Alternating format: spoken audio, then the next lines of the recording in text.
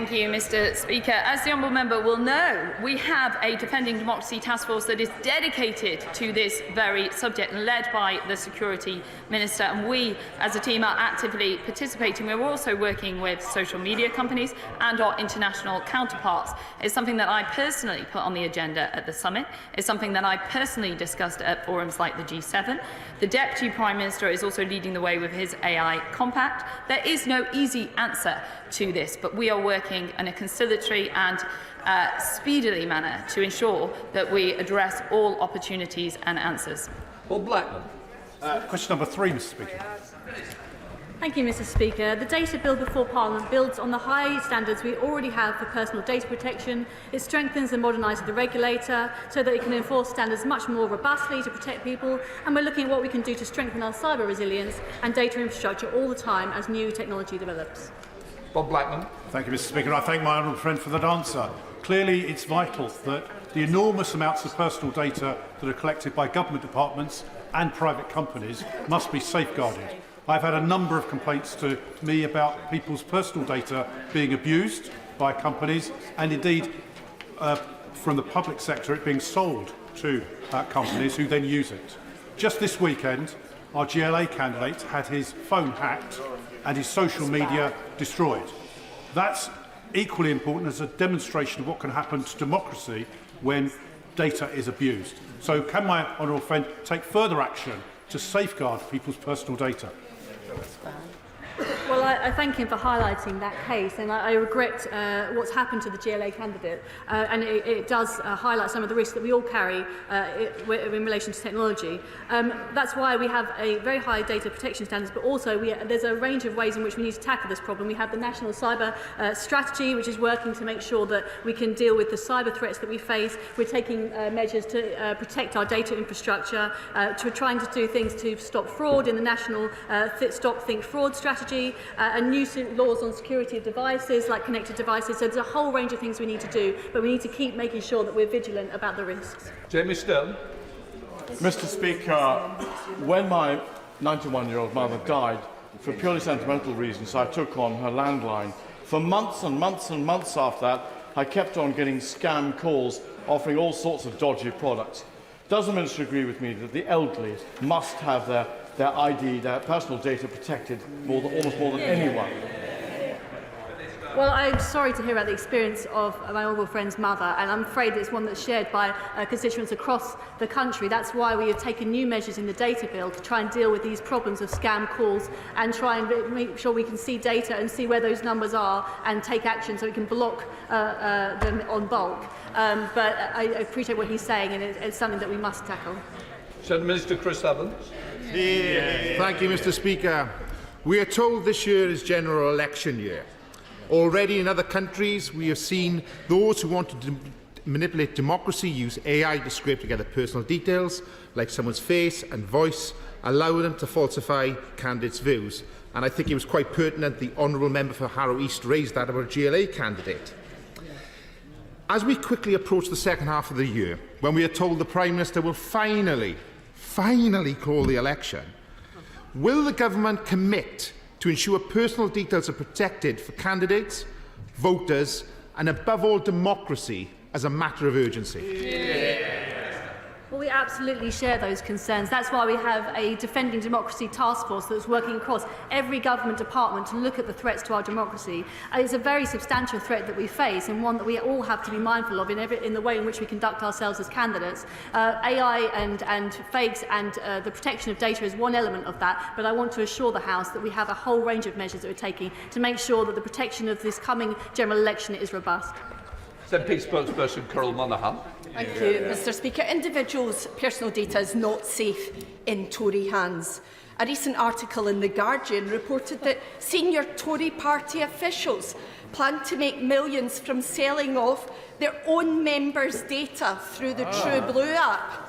Now, if the Tory party is happy to sell off personal data of their own members, how can the public possibly have confidence that their data is safe under this government? The allegations that the lady has put forward, I mean, they were written in The Guardian. They're not any that I have seen myself. I'm presiding over the data bill. I've seen no evidence to suggest that we are trying to bring forward laws that would do such things. Thank you, Ford. Thank you, Mr. Speaker. Ofcom is the independent regulator of the Online Safety Act. The government is working with them to implement the Act as quickly as possible, including the relevant secondary legislation. Ofcom is taking a phased approach to bringing the duties into effect and is consulting on guidance and codes of practice. Offences around serious online abuse came into effect the 31st of January this year. Vicky Ford. The Online Safety Act did introduce many measures to keep children safe online, but given the increased concerns about children's online safety, does she agree it is now time to go even further and introduce a child-safe phone, thus ensuring that at a minimum all phones intended for children are properly fitted with parental controls to stop children from accessing harmful content? Thank you, Mr. Speaker. Indeed, the government did produce world-leading legislation when it comes to online safety, which puts the onus on social media companies and not the parents. I know that my honourable friend has spoken about information before, which is particularly important in making it as easy as possible for parents. She does raise an important point regarding device-level controls, and I can assure her that I'm listening not just to members of this House, but also to parents too. Alex Davis-Jones. Yesterday, the government finally backed Labour's calls and announced they would be making the creation of deepfake porn a criminal offence. However, it is disappointing that the government continue to adopt an intent-based approach over one of consent in relation to these crimes. Why are ministers prioritising a man's right to have banter over a woman's right to feel safe? And will the government look at the regulation of the AI apps such as Nudify and Cloth Off, which are freely available, easy to use, and exist only to humiliate and violate women? Thank you, Mr. Speaker. I share the honourable member's passion for this area. It's why we put it in the Online Safety Act in regards to the sharing of this content. And now we have gone one step further and made it illegal, well, we're in the process of making it illegal to create this content in the first place. Stuart C. MacDonald. Number 7, please, Mr. Speaker. Thank you, Mr. Speaker. The government is clear that artificial intelligence is the defining technology of our time, with the potential to transform humanity positively. But it also recognises the challenges that AI can pose. As has already been said, we are working to ensure that we respond to the full range of threats to our democratic processes, including through the DEFDEM task force. DCIT is engaging with social media platforms, civil society groups, academia and international partners to tackle the risks AI can pose to democracy. Stuart C. MacDonald. Thank you, Mr. Speaker. In the longer term, I absolutely agree AI has enormous potential to support participation in politics, and we should seek to harness that. But in the short term, disinformation and deepfakes, often put together by foreign actors, threaten to have the most immediate impact on democracy. So what risk does he believe that AI poses to this year's election in particular, and what steps is he taking to alleviate those risks? Mr. Speaker, let me be very, very clear. The UK will not tolerate malicious cyber activity targeting our democratic institutions. We've already had the Deputy Prime Minister come to this dispatch box and take definitive action where that has happened. DEFDEM and government teams are working collaboratively to ensure that we can respond to threats to our democratic processes, including digitally manipulated content. And the Online Safety Act will also force companies to take proactive, preventative action against illegal state-sponsored content online via the foreign interference offence, including deepfakes and other AI-generated content in scope of the Act. In 2 short sentences, will the Minister reassure us that AI is not going to destroy not just destroy democracy, but the human race as well?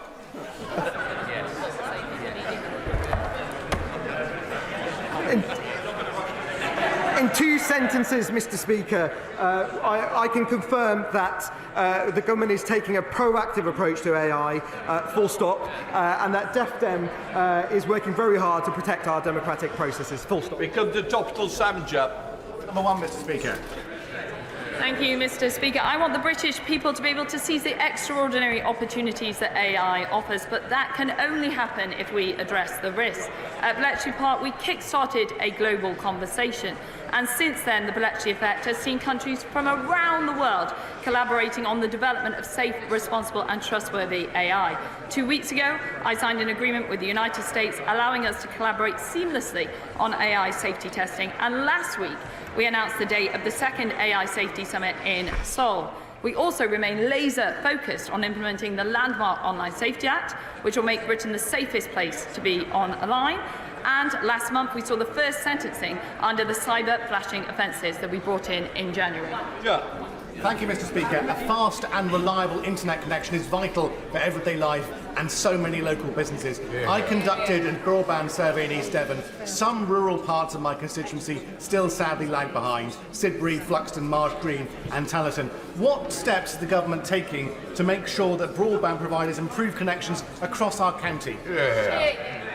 Well, I'm glad to say that over 75% of premises in his constituency can access gigabit-capable broadband. That's up from 6% in 2019. But we want to do more, so we've included Mid and East Devon in our cross-regional framework for Project Gigabit, and that's currently undertaking pre-procurement market engagement, and we hope to be given the news very soon. Shadow Secretary Peter Kyle. Thank you, Mr. Speaker. The first act of this Prime Minister was to promise a government of professionalism and integrity.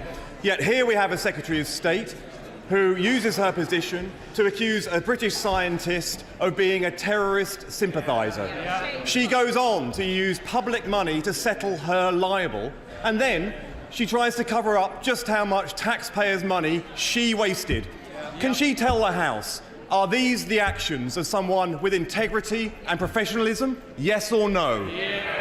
Thank you, Mr. Speaker. As the Minister responsible for UKRI, officials in my department alerted me to a tweet which stated, "This is disturbing. Suella Braverman urges police to crack down on Hamas support in the UK," with no further context or wording.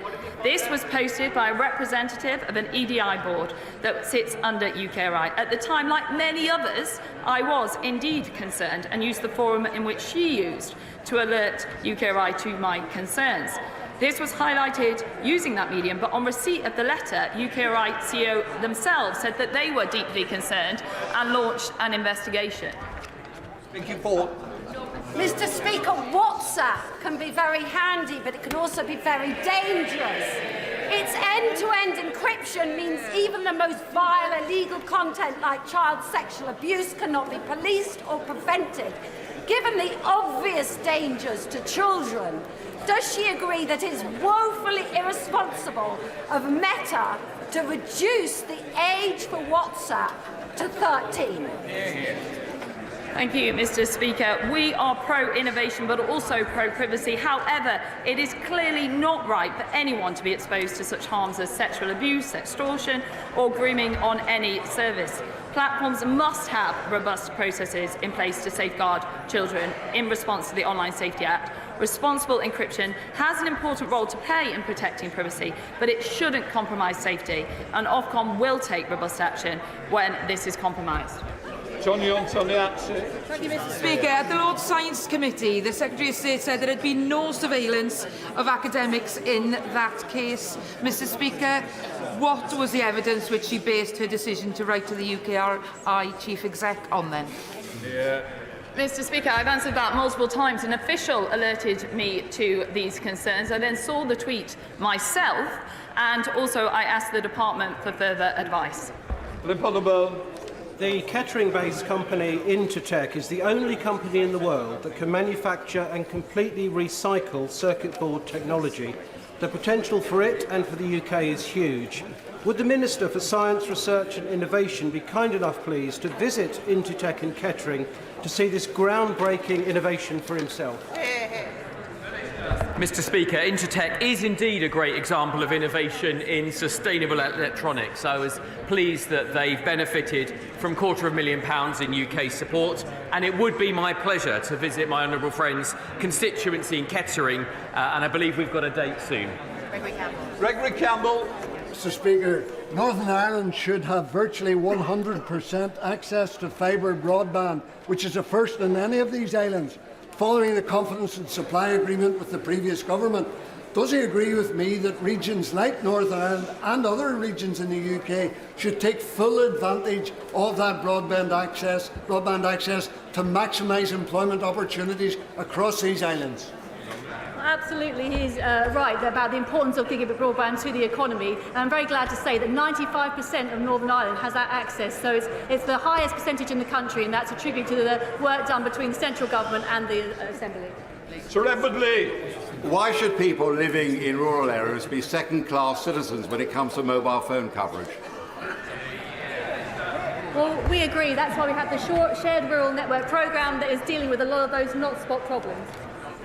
Tim Johnson. Thank you, Mr Speaker. Minister, the number of black students entering into STEM are leaving in great numbers. So can you say what you're doing to identify the challenges and what you're doing to help progression of black students in STEM? Mr Speaker, the government is absolutely committed to expanding STEM opportunities. A key way of doing that is building mathematical capabilities, helping girls and minorities stick with maths. That's why the Prime Minister announced our ambition to see all young people receive maths education until aged 18. No question, Nigel Mills. Amber Valley has a high incidence of respiratory disease, so what more can the government do to increase investment in research into respiratory conditions in the areas that need that research the most? I'm clinging on the Medical Research Council is benefiting from the highest ever level of research spend. I'd be very happy to meet with my honourable friend to talk about what more we can do in this important area. We now come to Prime Minister's questions. Sir Lane Saxby. Question 1, please, Mr Speaker. Aye, Minister. Mr Speaker, we are joined today in the gallery by postmasters caught up in the Horizon IT scandal. It is one of the greatest miscarriages of justice in our history, and that is why we've introduced a bill to quash convictions, delivered schemes to ensure swift compensation, and established an independent inquiry. Mr Speaker, this morning I had meetings with ministerial colleagues and others. In addition to my duties in this House, I shall have further such meetings later today. Sir Lane Saxby. Mr Speaker, does my right honourable friend agree towns like Barnstaple, the main transport hub in North Devon serving hundreds of square miles, should have a fully functioning bus station, as Lib Dem run North Devon Council has not reopened ours since the pandemic, leaving residents out in the cold with no public facilities? As people start to feel the difference with tax cuts and falling inflation, does he agree we should be making it easier for people to use the bus, come to town and support Barnstable's local economy? And will my right honourable friend join me in calling on the Lib Dems to get on with reopening the bus station? Well, Mr Speaker, we know how vital bus services are for communities right across the country. That's why we're providing Devon with £17 million to deliver better bus services, and we introduced the £2 fare bus cap. But I know my honourable friend, the Secretary of State for Transport, was recently visiting my honourable friend, seeing the benefits of reopening Barnstable bus station, and it's clear that the local Liberal Democrats should just get on and do it. We now come to the Leader of the Opposition, Keir Starmer. Can I too welcome the postmasters in the gallery in their quest for justice? And Mr Speaker, this week we marked 35 years since the disaster at Hillsborough, and the enduring courage and determination of the families must be marked by the passing of a Hillsborough law. Mr Speaker, we also lost Lord Richard Rosser, a lifelong member of the Labour Party. He will be greatly missed, and our thoughts are with his wife Sheena, his family and friends. Mr Speaker, I'm privileged to be the proud owner of a copy of the former Prime Minister's new book. It's a rare, unsigned copy. It's the only unsigned copy. It's quite the read. She claims the Tory party's disastrous kamikaze budget that triggered chaos for millions was, her words, the happiest moment of her premiership. Has the Prime Minister met anyone with a mortgage who agrees? Well, Mr Speaker, all I'd say is he ought to spend a bit less time reading that book and a bit more time reading the Deputy Leader's tax advice.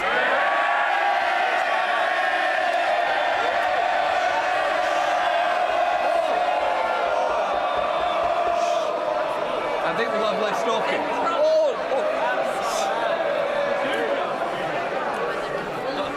I want to get through PMQs.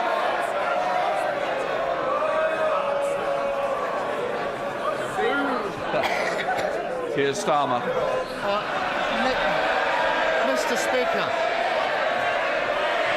Speaker, we've got a billionaire Prime Minister and a billionaire Prime Minister. Both whose families have used schemes to avoid millions of pounds of tax, smearing a working-class woman.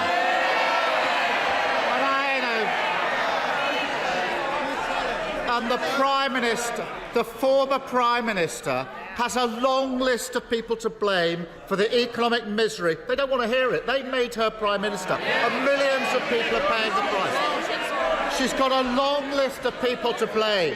She blames the Governor of the Bank of England, the Treasury, the Office for Budget Responsibility. The American President is blamed at one point. We even learned that the poor old lettuce was part of the deep state. Does the Prime Minister agree with me that it's actually much simpler than that? It was the Tories' unfunded tax cuts, tens of billions of pounds of unfunded tax cut, that crashed the economy and left millions paying more on their mortgages, wasn't it? Mr. Speaker, everyone knows that 2 years ago I wasn't afraid to repeatedly warn about what her economic policies would lead to, even if it wasn't what people wanted to hear at the time. Mr. Speaker, I was right then, but I'm also right now when I say that his economic policies would be a disaster for Britain. He would send inflation up, mortgages up and taxes up, and working people would pay the price. Well, I appreciate the Prime Minister having the stomach to say it out loud, but everyone knows it's the Tory party's obsession with wild, unfunded tax cut that crashed the economy. We know it, he knows it, they know it, and the whole country is living it. So when is he finally going to learn the lesson from his predecessor's mistakes and explain where the money is coming from for his own completely unfunded £46 billion promise to scrap national insurance? Mr. Speaker, when my predecessor was running for leader, to use his words, I did have the stomach to argue out loud about her economic policies, had the conviction to say that they were wrong. But not once, but twice, he tried to make his predecessor Prime Minister. Despite him opposing NATO and Trident, ignoring anti-Semitism and siding with our enemies. It's clear what he did. He put his own interests ahead of Britain's. I think actually when he was running for Prime Minister, for leader, he was explaining how he's funneling money from poor areas to pay it into richer areas. We know what his record is. I notice he's not denying the £46 billion promise to scrap the national insurance, but he's refusing to say where the money will come from. And we've been trying for months to get to the bottom of this. So now's his chance. No more spin, no more waffle, no more diversion. I know that'll be difficult. He can either, Mr. Speaker, this is the choice, he can either cut state pension or the NHS that national insurance funds, that's route one, or he can put up income tax. Which one is it? Prime Minister. Mr. Speaker, we've just cut taxes by £900 for a typical worker. We've delivered the biggest tax cut for businesses since the 1980s. But while we're cutting taxes, Labour is already putting them up. In Wales, putting up taxes right now for small businesses. In Birmingham, putting up council tax by 21%. And in London, his mayor has put up taxes by 70%, Mr. Speaker. And this is just a glimpse of what they'd do if they got in power. A few weeks ago, he finally admitted it to The Sun. What would he say he would do? I quote, he said, "We would put up taxes." It's always the same, Mr. Speaker. Higher taxes and working people paying the price. No single politician has ever put tax up more times than he has. But Mr. Speaker, just hang on, because he was given the chance. He was just given the chance to rule out cutting the NHS or state pensions to pay for scrapping this. No, I was a lawyer long enough to know when someone's avoiding the question. So I'm going to give him another chance. Will he now rule out cuts the NHS, cuts the state pension, or putting up taxes to pay for his unfunded £46 billion promise to scrap national insurance? Which is it? Mr. Speaker, I make absolutely no apology about wanting to end the unfairness of the double taxation on work, Mr. Speaker. The NHS is receiving record funding under this Conservative government. Pensioners have just received a £900 increase under this government. But if he wants to talk about tax, let's have a look at what Labour's brand newly appointed tax advisor has to say. This advisor thinks that supporting pensioners is a complete disgrace, Mr. Speaker. He believes their free TV licences are ridiculous. And if it wasn't bad enough, this advisor has called for increases in income tax, in national insurance and VAT. It all makes sense now. That's who the Shadow Chancellor's been copying and pasting from. So this is genuinely extraordinary. Two chances to rule out, Mr. Speaker, two chances to rule out cuts to state pension, cuts to the NHS, or income tax rises to fund his promise to abolish national insurance. Order. Mr. Hull, I want you to set a good example, not a bad one. Keir Starmer. Mr. Speaker, this really matters. He's had two chances to rule out these cuts to NHS, cuts to tax or pensions or tax rises. This matters to millions of people watching who want to know what's going to happen to their NHS and pensions. It really does matter to millions of people who are watching. So I'll be really generous now and give him one last chance. Very simple, very clear. Is his £46 billion promise to abolish national insurance being paid for by cuts to the NHS, cuts to the state pension, or yet another Tory tax rise? Mr. Speaker, he's really got to keep up, Mr. Speaker. Right? It's this government that's just delivered a £900 increase to the state pension. It's this government that's already committed to the triple lock for the next Parliament. He had 6 opportunities. I didn't think I heard him say that, Mr. Speaker. And when it comes to the NHS, you'd much rather be treated in Conservative-run NHS in England, not the Labour-run NHS in Wales, Mr. Speaker. But it's another week where all we heard is political sniping, Mr. Speaker, not a word about their plans for the country. He's failed to acknowledge that since we last met, taxes have been cut by £900, state pensions gone up, free childcare has been expanded, wages have risen for 9 months in a row, Mr. Speaker, and just today, inflation down again to 3.2%. Our plan is working and the Conservatives are delivering a brighter future for Britain.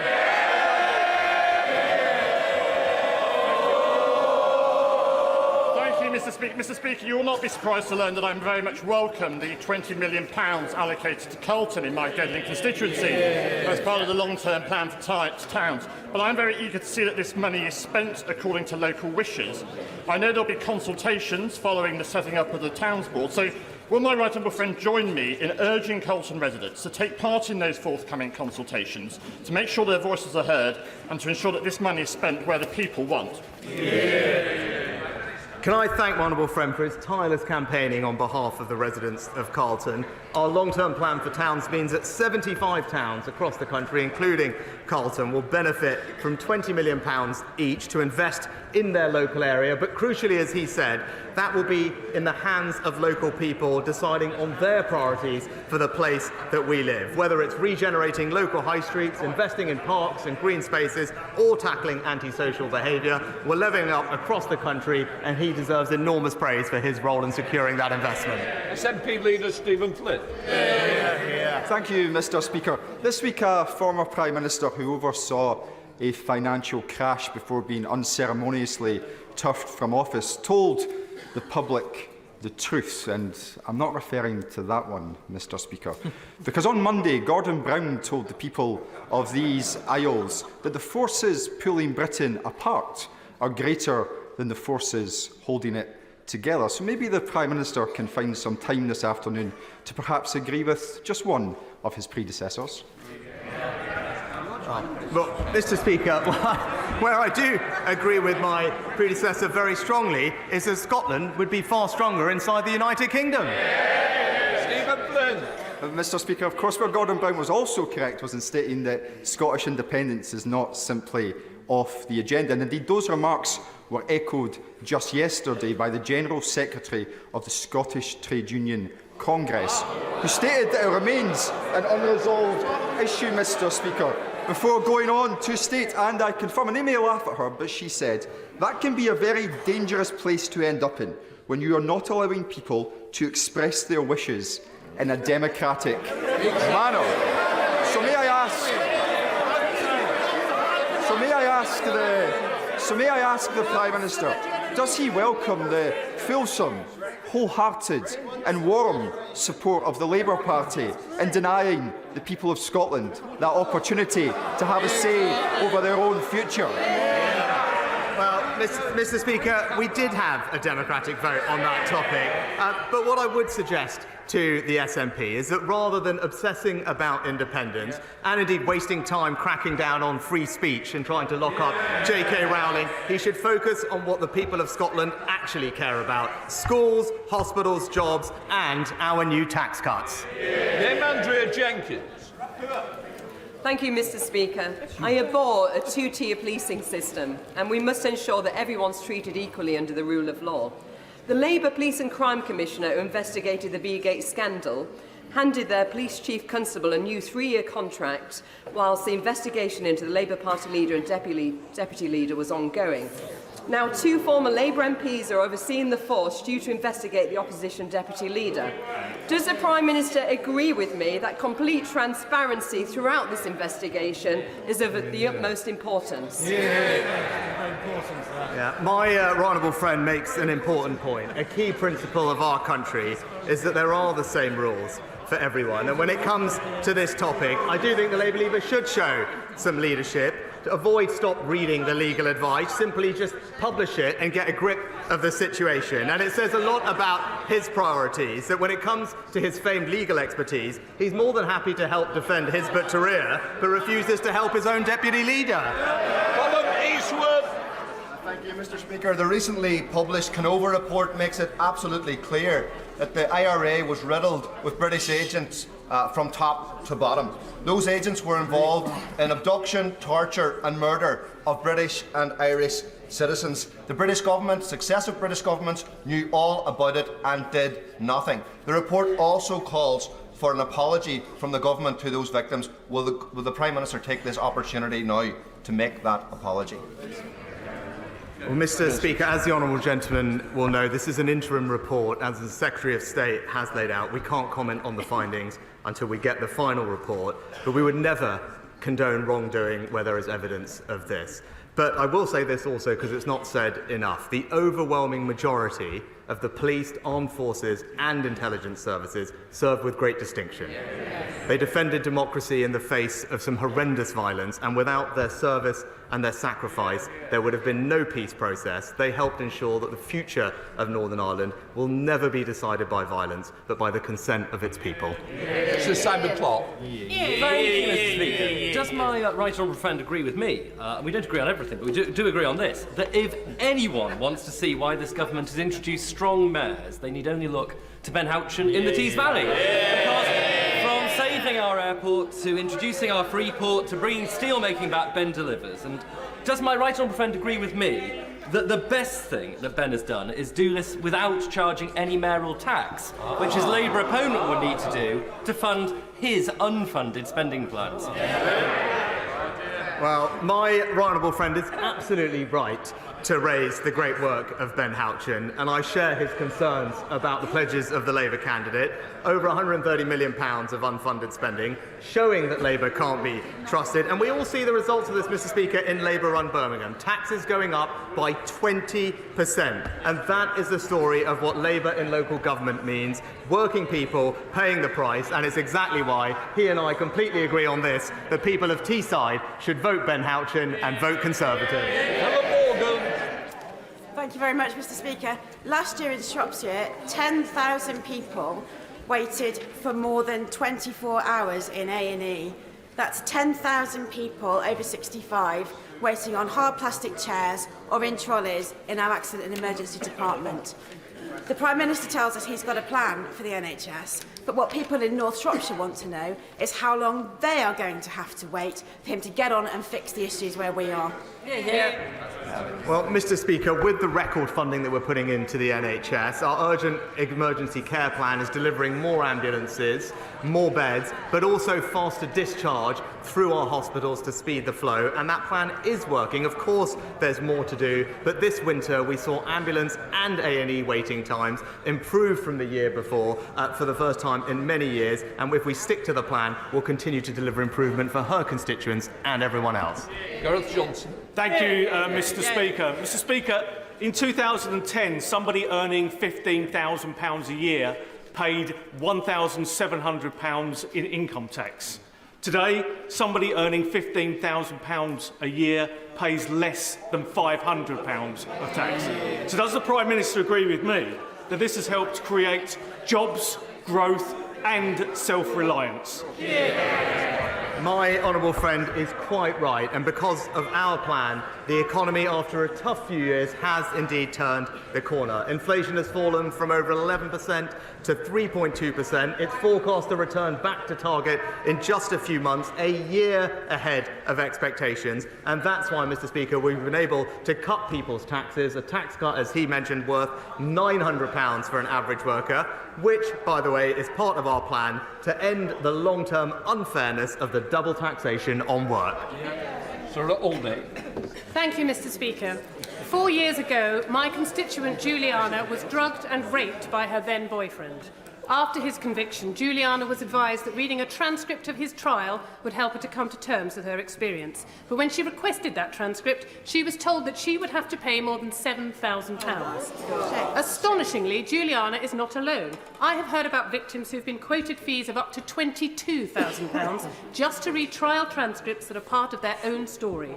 Mr. Speaker, justice should not have a price tag. The Liberal Democrats' amendment to the Victims' Bill would give all victims the right to read sentencing remarks and summings up free of charge.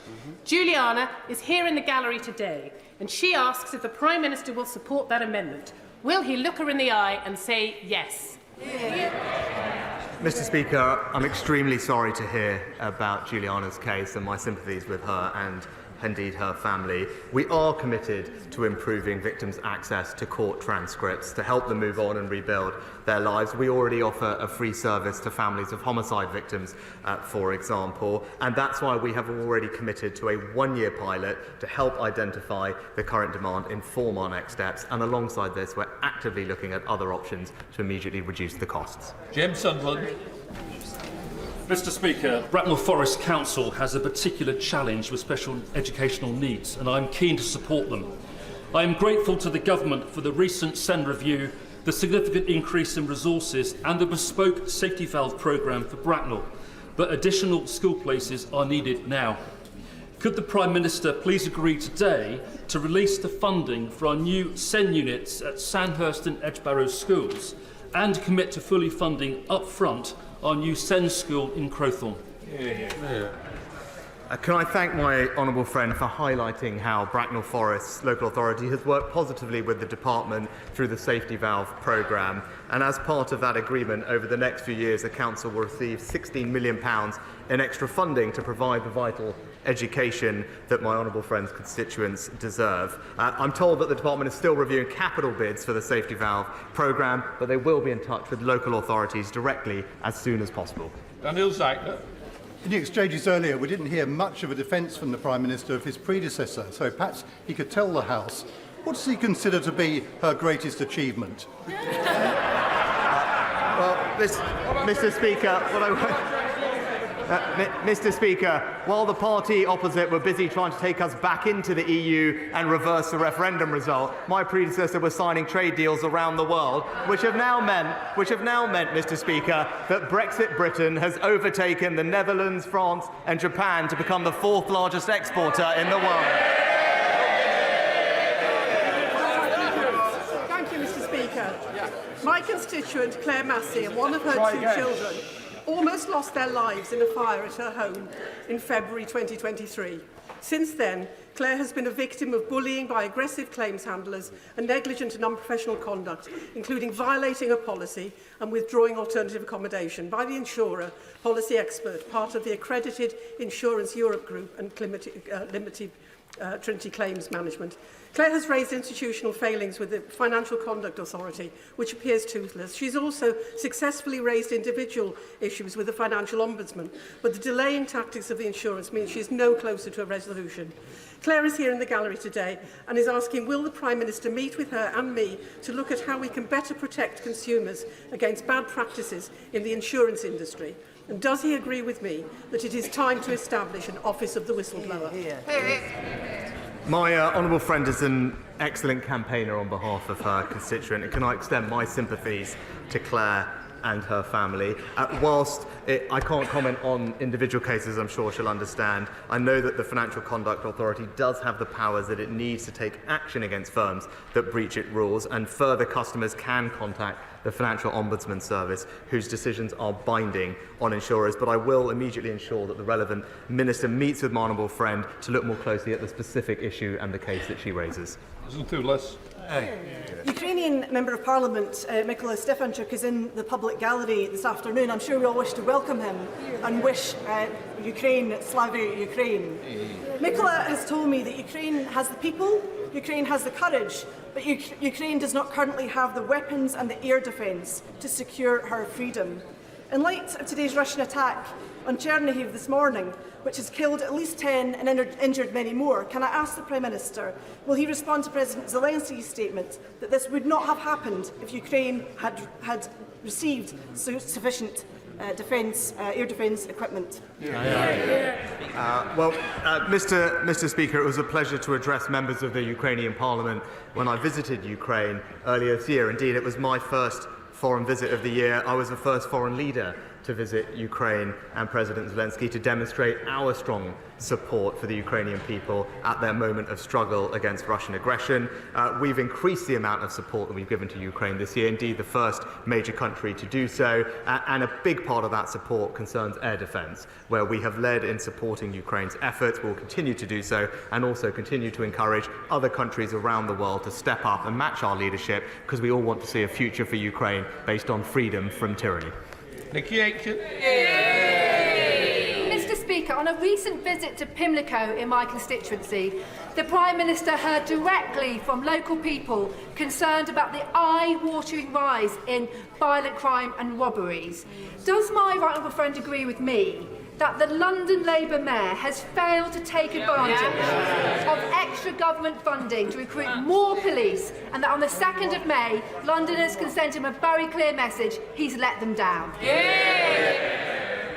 Mr. Speaker, Sadiq Khan is failing London. While burglary is down across England, it's up in London. Violent crime down across England, but up in London. And the Labour Mayor is the only one of 43 police and crime commissioners to have missed his police recruitment target. Londoners will have a chance, Mr. Speaker, to cast their vote on the 2nd of May, and I hope that they kick him out, because we all know they'll be safer with Susan Hall. Thank you, Mr. Speaker. My local community is reeling from the discovery of 35 bodies and unidentifiable cremated ashes at a local funeral home. Their pain has been made worse when they realise the funeral plans they'd used their life savings for were fake. Does the Prime Minister agree that in these unique and limited circumstances, banks should offer discretion when deciding if chargeback applies to payment refunds? Can I express my sympathies to the families affected by the case that the Honourable Lady raises? I believe that Ministry of Justice are urgently looking at the matter that she's raised. I'll ensure that someone gets in touch with her as soon as possible. Derek Thomas. Thank you, Mr. Speaker. Robotic surgery allows laparoscopic surgery to be performed with increased precision, flexibility and control. This can result in reduced patient complication rates, reduced length of stay in hospital and reduced hospital readmissions. However, there is currently no robotic surgery provision in Cornwall. As a result, residents of Cornwall have to travel to Devon for robotic procedures, a journey of more than 80 miles, 120 miles if you're from Ellerslie, for West Cornwall and Ellerslie residents. Will my friend the PM the Prime Minister commit to ring-fence capital funding for Cornwall to establish a robotic surgery service and address the health inequalities our constituents have lived with for far too long? Can I thank my honourable friend for highlighting the potential of this innovative technology for patient care. I'm delighted to see that more generally Cornwall is benefiting from our new hospital programme, providing a new women's and children's hospital in the centre of Royal Cornwall, which he and I discussed when I was last with him. But I can also tell him that NHS England are actively exploring opportunities to expand robotic-assisted surgery. Any decisions on funding new allocations will factor in health inequalities, such as areas with less access to robots today, and I will ensure that the current access to robotic surgery in my honourable friend's local community is appropriately considered by the relevant Health Minister. George Galloway. Mr. Speaker, the Prime Minister told us on Monday that he was off to make a telephone call to Mr. Netanyahu to urge restraint on a government that has killed and maimed well over 100,000 people in 6 months, 72% of them women and children. Can you tell us how the telephone call went and what he will do if his advice is not taken and an unrestrained war begins? Mr. Speaker, I was pleased to speak with Prime Minister Netanyahu, who thanked the UK for their support of Israel's security over the weekend. We also discussed the situation and how Iran is isolated on the world stage, and also I made the point to him that significant escalation is not in anyone's interest, and it's a time for calm heads to prevail. I also reiterated our concerns about the humanitarian situation in Gaza, where I welcome the statements and commitments that the Israeli government have made about significantly increasing aid into Gaza, and now we need to see those commitments delivered. Nigel Mills. Thank you. The residents in Smalley and Denby are now faced by two huge solar farm applications with only a 500-metre gap between them. And both sites are wholly in the Greenbelt. So would the Prime Minister agree we should change planning guidance to make it absolutely clear that productive farms in the Greenbelt are not the right place for solar farms, and the investment and the time being spent should go on sites that might be appropriate, like car parks or brownfield land or roofs of industrial buildings, rather than wasting people's time and causing fear like this? Well, Mr. Speaker, my honourable friend is right that particularly at a time of increased geopolitical risk, we must protect our nation's food security and therefore our most valuable agricultural land. We do want to see more solar, which is one of the cheapest forms of energy, but, as he said, on brownfield sites, rooftops, and away from our best agricultural land. And that's why our recently published National Infrastructure Planning Rules set out the requirement for solar not to be placed on what is described as best and most valuable versatile land where possible. The Energy and Environment Secretaries are ensuring that developers and planning authorities strike the right balance so that we can deliver what he wants, which is more British food grown here at home. That's from McKinnell. Out recently with Chris McEwen, the mayoral candidate in Teesside, it was clear that residents are really worried about crime. Levels in Tory-run Teesside are some of the highest in the country. Residential burglary rate is 52% higher than anywhere else in the country. When will the Prime Minister realise that he's not only lost control of his party, but of crime in this country too? Mr. Speaker, what a joke, right? But we've got police and crime commissioner elections across the country, and the honourable lady really should look at the record. Under this government, crime has been cut by 50%. 20,000 more police officers. But here are the facts, and this is why it's so extraordinary to hear what she said. People with a Labour police and crime commissioner are more likely to be victims of burglary and twice as likely to be victims of robbery. The facts completely speak for themselves. Vote Conservatives for safer streets. Thank you, Mr. Speaker. Every month, my constituents see the Labour-run Warrington Council spend nearly £4.5 million on interest payments to cover their £1.8 billion debt. Borrowing they've used to spend on an energy company that went bust, offices in Birmingham and Manchester, and even a business park that they purchased through an offshore company, presumably to avoid paying tax. Does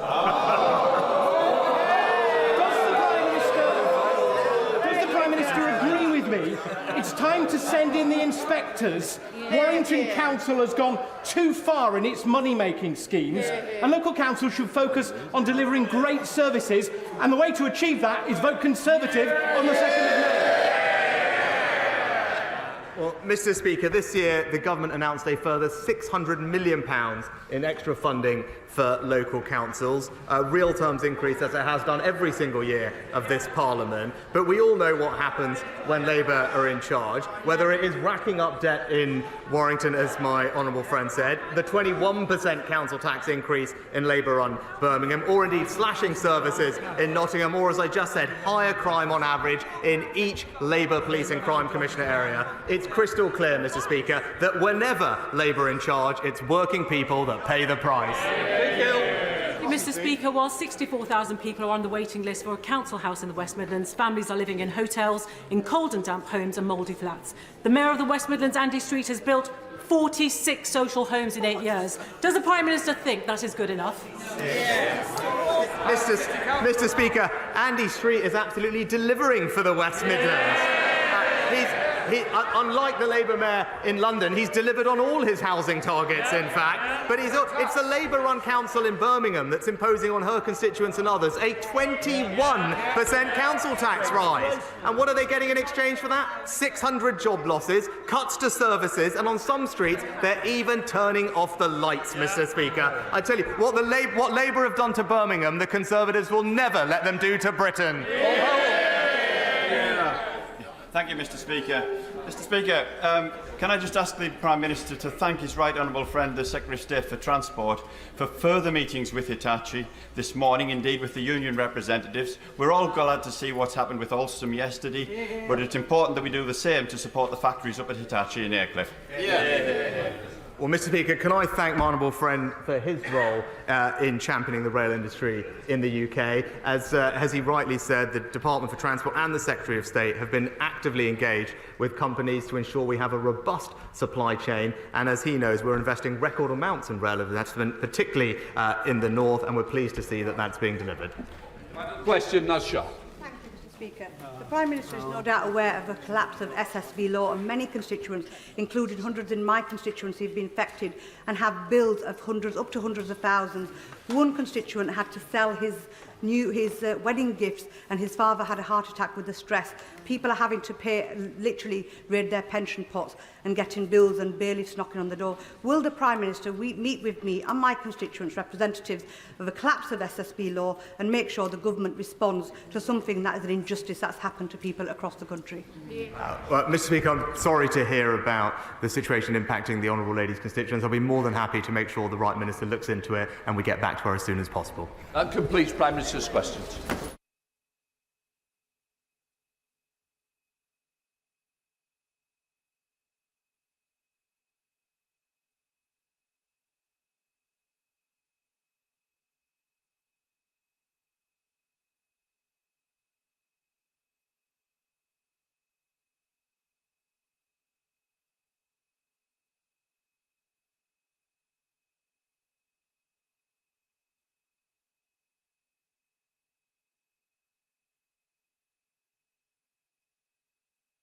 Right, the Chamber's now cleared. We now come to the urgent question. Shadow Secretary of State, David Lammy for... Mr. Speaker, I ask an urgent question to ask the Secretary of State if he will make a statement on the humanitarian situation in Gaza. Minister. Thank you, Mr. Speaker. The Deputy Foreign Secretary is regrettably unable to respond to this question in person, as he is in the World Bank Spring meetings in Washington. I will respond on his behalf. Earlier this month, we passed a grim milestone, 6 months since Hamas's horrific terrorist attack on Israel. The UK government has been working with partners across the region to secure the release of hostages, including British nationals. We want to see the release of all hostages. Palestinian civilians have spent these months suffering, with conditions worsening by the day. The humanitarian situation in Gaza is dire. The Iran attack and our support for Israel have not changed our focus on ensuring Israel meets its commitments to enable at least 500 aid trucks a day to enter Gaza.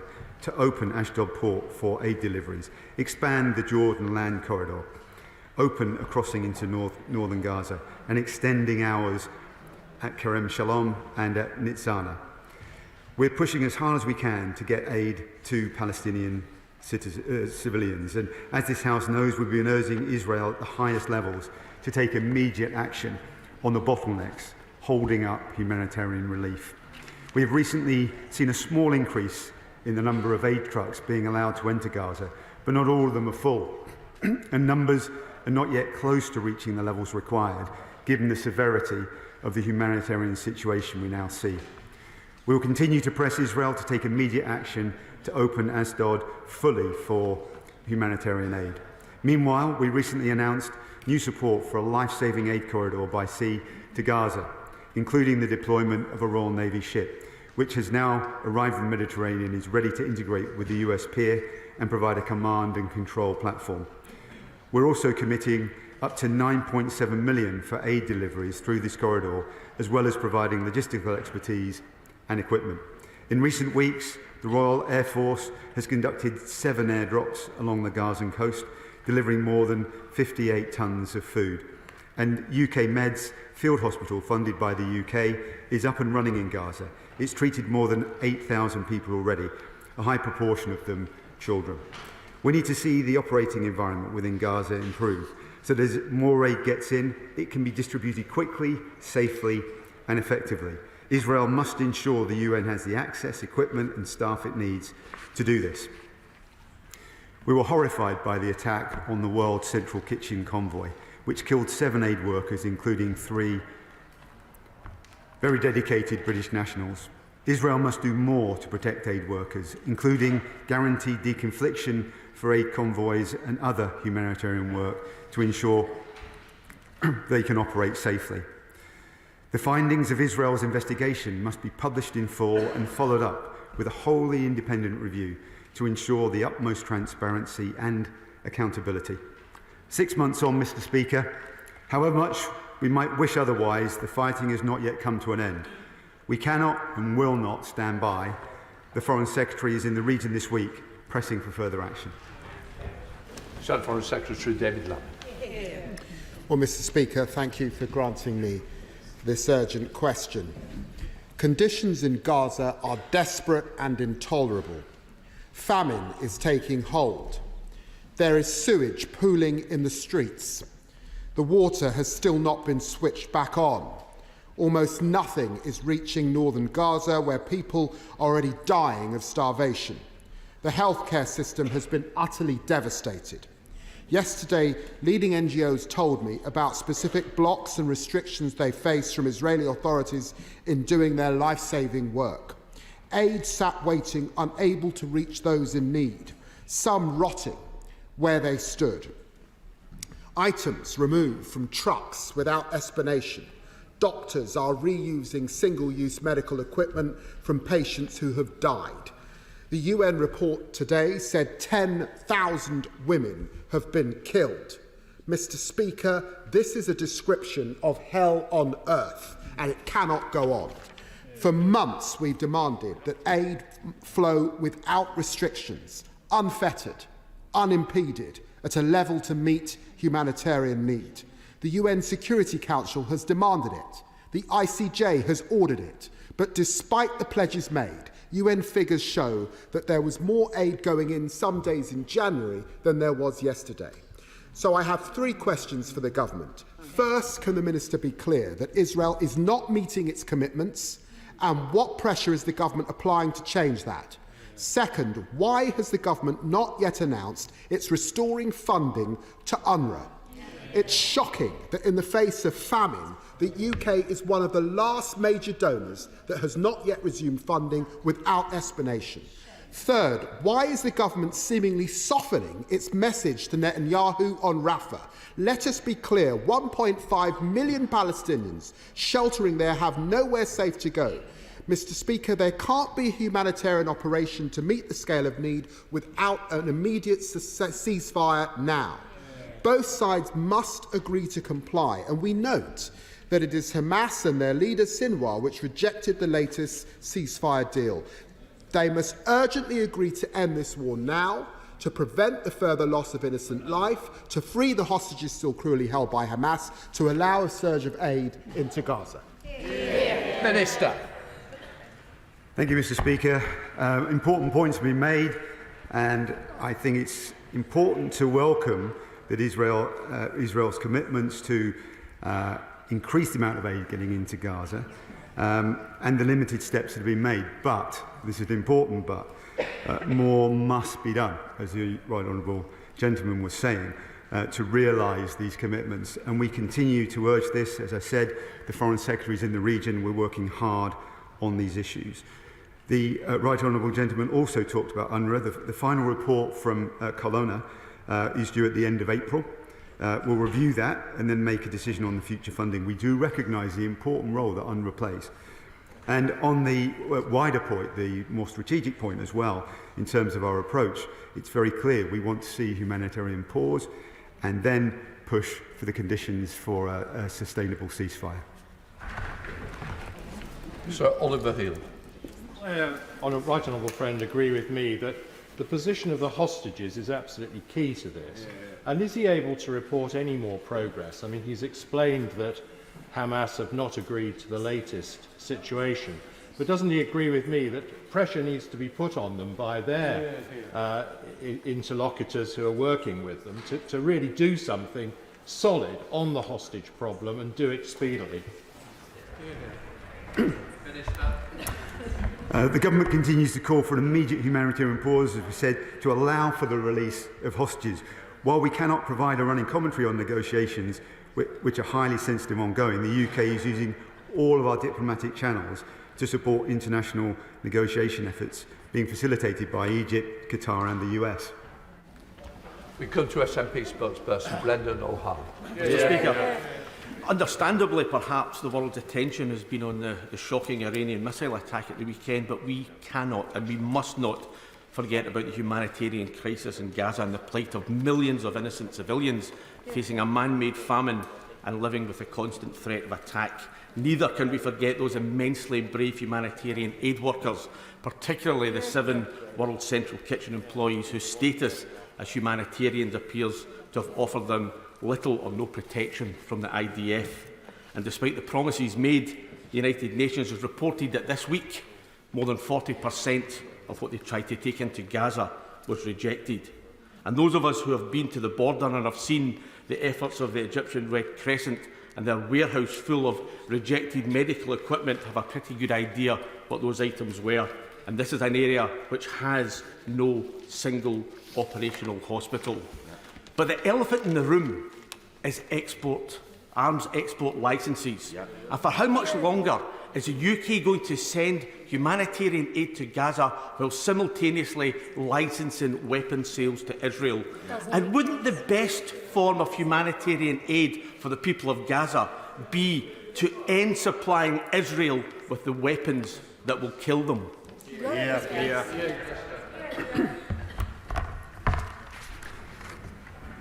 The honourable gentleman is right to highlight what happened in Iran recently, and of course we mustn't forget the humanitarian situation on the ground in Gaza. We're working very hard to make sure that aid can come through that he talked about. I highlighted that in my opening remarks. He also talked about exports. The latest assessment carried out by the Foreign Secretary leaves our position on export licences unchanged. This is consistent with the advice ministers have received, and will continue to keep this position under review. But he should remember his opening point about Iran and what's happened recently, and I'll leave it there on export controls. Humanitarian aid getting into the Gaza Strip is very important. And has my right honourable friend noticed in that regard that the White House National Security spokesman said in an interview with NBC in the last couple of days that aid getting into Gaza has increased by a large amount in the last few days. More than 2,000 trucks have been able to get in, about 100 trucks in the last 24 hours alone. 3 bakeries have reopened in northern Gaza in the past week, producing some 3 million pita breads daily, and food aid convoys are now continuing via the newly opened northern crossing. There's always more to do, of course, and as I said, it's very important. but will he accept that there are significant improvements, considering this is still an active war zone? I'm grateful for the comments from my right honourable friend. As I said in my response to the opposition previously,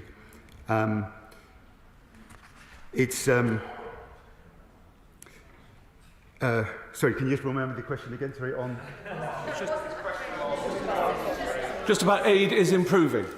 Excuse me. Sorry. So we've seen a limited improvement. He says it's been significant. It has, but from a low base. And clearly our aspirations are a lot higher, as I set out before.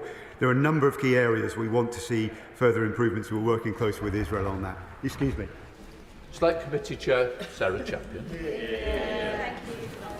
Speaker, Minister, airdrops, promises of harbours, promises of money to come. These are not even touching the sides of the scale of the problem. People are starving to death. Yes. At the beginning of March, my committee published a report for the UK government to press for more than 500 trucks of humanitarian aid a day to be allowed into Gaza, for all of the crossings to open, for the Israeli military to cooperate better with aid agencies to deconfliction, so that humanitarian workers can live but also safely carry out their vital work. And despite the Foreign Secretary's optimism of greater humanitarian flows, the weekly average is just over 1,100 trucks a week.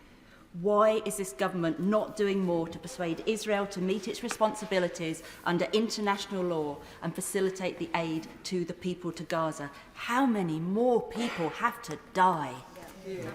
Minister. I understand the honourable member's concerns, particularly in her position as chair of the Select Committee, but I have highlighted already that we are pressing incredibly hard with Israel. We are pressing incredibly hard with Israel to make further progress. There has been limited progress, but the Foreign Secretary is in the region and he continues to press for these cases, as does my right honourable friend, the Minister for Development, who's doing important work in this area as well. Maltos. Mr. Speaker, I'm sorry to question the Minister again on the same theme, but he will start to appreciate the frustration in the House that over the last 6 months we've heard the government beg, plead, press, have telephone calls, meetings, have conversations, even the RAF in the sky to rightly defend Israel from Iran. And yet it's occurring to many of us that the Israeli government cares little for what we say. To the extent that Medical Aid for Palestinians now report that a famine is all but inevitable over the next few weeks in Gaza. When are we going to realise that saying things is making no difference and we actually have to act, not least to take steps to enforce the judgment of the International Court of Justice? When will we actually do something concrete to save these lives? Minister. As I said, we are pressing incredibly hard to make sure that we see further progress in this vital area. And as I highlighted before, one of the key things that we're doing is committing 9.7 million for aid deliveries through the life-saving aid corridor by sea to Gaza. This is a material step. This is action that's being taken. But clearly, we will continue to put pressure on the Israelis. They've made commitments. We want them to stand up and realise, or allow agencies to realise those commitments. Julie Elliott. Thank you, Mr. Speaker. Crossings are still not open. Trucks are going in half empty. 41% of requests from the UN to send in aid to northern Gaza are being refused by the Israeli government. That's the reality on the ground. The Colonna report comes out this Saturday, the 20th of April, not the end of the month. When will the government come to this House to tell us when it will reinstate funding to UNRWA, the only aid organisation with the infrastructure on the ground to deliver aid at scale? As I said, we will be reviewing that report, and when we've received it, we'll make our final decision. We'll come and explain to Parliament what that decision is. And as I also highlighted, and more importantly, as the Development Minister has highlighted, we recognise the vital role that UNRWA plays. Manchester. Speaker, the Foreign Secretary was very proud to announce that the United Kingdom has set up a contact group for the Middle East, which has members from Europe, it has from the Middle East and the United States. A key part of that link to the humanitarian situation in Palestine and Gaza is this. The European Commission and some of those members, all those members, have decided to fund UNRWA. They have, and they're part of the contact group to find a solution to the Middle East. And therefore, why is it taking us so long when our European counterparts have made that decision? And linked to that, I asked the Minister to ask the Foreign Secretary, I raised it with him and the Prime Minister to set up an international donors conference for Palestine. We did it with Friends of Syria. We now need to urgently move forward and show our leadership in this matter as the situation is getting very, very, very critical. Minister. As I said, I'll say it again, we wait for the final colonial report before we make the decision on UNRWA. The situation around this was particularly concerning, so we need that report to make the decision. And my honourable friend will remember that we have also trebled the amount of aid that we provided to occupied Palestinian territories, and now our task is to make sure that we can and find ways to get that aid in. Leila Moran.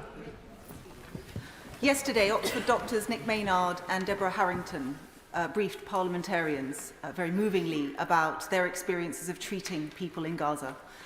They impressed on us how important it was that they were kept safe, how many of their colleagues had died, and I'm sure the Minister and the whole House will thank them for their tireless work, and other aid workers and anyone who gives over their safety to save others. They also pointed out that the malnutrition that we are seeing now is making patients more vulnerable to infectious disease. And there is a report released by the London School of Hygiene and Tropical Medicine that has projected that if it continues as it is, 74,000 excess deaths, that's beyond those who have died by bombs, will die if something isn't done. So will the Minister agree with me that the only thing that needs to happen now is that immediate bilateral ceasefire, but also a rebuilding of the medical situation in Gaza now, not later, because that is what's stopping people from getting the life-saving treatment they desperately need. Minister. I join her in praising the vital work of aid workers in the most challenging of circumstances and highlight the courage and bravery that they demonstrate. And obviously we want to make sure that we create the conditions in which they can operate more safely. She calls for a ceasefire. We call for a pause that can lead to a sustainable ceasefire, which will enable that to happen. And of course, as we move to that situation, then some of the issues she talked about, particularly around providing that extra medical support, can be provided. Thanks very much, Mr. Speaker. Access to the north of Gaza for humanitarian aid is still dire. 28 children reported to have died of malnutrition and dehydration. UNRWA continues to be disproportionately affected by access restrictions and was last able to deliver food to northern Gaza at the end of January. Other countries, as we've heard, are restoring funding to UNRWA, including the United States. So why are we taking so long? Minister. We want to see the report and we'll make our final decision. We recognise the important role of UNRWA. We also recognise the importance of opening a crossing in northern Gaza, which she highlighted in her opening point, and we are pressing Israel to make sure that they stand up to their commitments. Richard Burgon. Thank you, Mr. Speaker. Yesterday, I attended a meeting of British doctors who've recently been in Gaza, and they described the systematic targeting of healthcare in Gaza. Let's be clear, that is a war crime. A UN Special Rapporteur recently warned a meeting of MPs organised that government ministers and officials involved in arms exports to Israel should be absolutely clear that they could be individually criminally liable for aiding and abetting war crimes in Gaza. So will the Minister say, on the record, in this House and ahead of next week's High Court hearing, that the legal advice the government has received has confirmed that there is no such risk and that arms sales are in line with international law? Minister. These assessments we've made on our position on export licences remain unchanged, and this is consistent with the advice that ministers have received. We'll continue to keep this position under review. Thank you, Mr. Speaker. As was referenced earlier, our close allies in the United States have commended Israel for stepping up the amount of aid getting into Gaza. Yet once those aid trucks are on the Gazan side of the border, Hamas has sought to hijack the trucks and seek to cynically use the distribution of aid as a political weapon, as recognised by this government. So, can I ask my right honourable friend what assessment he has made of the level of control exercised by Hamas on UNRWA and the distribution of aid? He makes important points, and that's why we're waiting for this final report, as I've said repeatedly, so we can make a final decision. The underlying situation relating to UNRWA was very, very challenging, and we need to make sure this aid is used for the appropriate purposes. He makes a very important point. Absolutely. The government rightly condemned Iran for risking destabilization in the region and demonstrating intent on sowing chaos in its own backyard. Yet we have had 6 months of Israel killing civilians, doctors and aid workers, destroying almost all civilian infrastructure in Gaza, cutting off water, fuel and electricity, and severely limiting the supply of aid. This is all in clear violation of international law, has destabilized the region and sown chaos in Israel's own backyard. So will the Minister condemn the action of Israel then too? Minister. Look, we recognise that Israel has the right to defend itself, and we're calling for an immediate pause to get aid in and get the hostages out, as we said. We also recognise the destabilising action of Iran and its acolytes, and we have to make sure we push back and seek to de-escalate the whole situation. Blackman. Speaker, by now there could be a humanitarian pause. Aid could be flowing into Gaza to help those poor individuals who are threatened with famine and the war. But of course, just as the last humanitarian pause was breached by Hamas, Hamas refused to accept to having a ceasefire on the terms that have been agreed. That could mean that the hostages could be coming back now. That could mean that the people of Gaza could be receiving the aid. Does he agree with me that Hamas are clearly the obstacle to peace in the Middle East? Minister. Clearly, Hamas are an obstacle to peace. Their actions provoked terrible atrocities in Israel back in October, and we find that abhorrent. We do now, though, want to make sure that we can find a way of tackling these terrible humanitarian situation, as I've described, and find a way to destabilize, to tackling destabilising activity, further destabilising activity by Iran. Paul Williams. Thank you, Mr. Speaker. Replying to my written question on the 15th of April, the Minister said, "We want UNRWA to give detailed undertakings about changes in personnel, policy and precedents." Has the Minister or any of his other colleagues actively sought these undertakings and changes from UNRWA by contacting them directly? And if so, on what date was that request last made? Minister. The broader issue about UNRWA, obviously, is we're waiting for this final report, and then we can make decisions on the detailed points he's made. I'll raise them with the Development Minister and get back to him. Nigel Mills. On the UNRWA funding issue again, would the Minister confirm that it is inconceivable that the money we would earmark for them will not be given this year? So could he either set out what alternative agencies he thinks on the ground could do the same work and achieve the same outcomes, or would he just confirm we're going to have to give them the money anyway, so we may as well get on with it? Minister. Look, I've already said that UNRWA do and carry out important work and have a vital role, but the situation, the concerns around their activities mean that we have to have this report, and we want to then look at our approach and our funding in relation to it. Rachel Hopkins. Thank you, Mr. Speaker. Oxfam has reported that 1.1 million people are projected to be facing catastrophic levels of food insecurity in Gaza, and children are now starving. Samantha Power, Administrator of the USAID, told US Congress last week that northern Gaza is now experiencing famine. Does the government share that assessment, and how will aid get there? Minister. We continue to be very concerned about the humanitarian challenges that are in place in Gaza. And as I've highlighted to the House, we are pressing really hard. We're taking steps ourselves. We've increased the amount of aid that we're committing to the region. And we're focusing laser-like to seek Israel to step up to the commitments they've made. They've already made some limited progress. We need to see more. Jameson. Mr. Speaker, thank you. Israel's right to self-defence comes with clear responsibility. Gaza has become a conflict hellhole, and the delivery of more humanitarian aid from the international community, including the UN, is non-discretionary. But could the Minister please confirm to the House that everything possible is being done with the Israeli government to ensure that non-combatants are being supported and are not being inadvertently targeted or hit? We've highlighted this with the Israeli government, and I can confirm to my honourable friend that we are pushing incredibly hard. Not only are we increasing the amount of aid that we've given to the region, highlighted to the region, but we want to make sure that that gets through as well. And we've already deployed a number of airdrops which have helped, but there's a lot more that needs to be done. Imran Hussain. Thank you, Mr. Speaker. As has been said, over 33,000 killed, 70% of whom are women and children.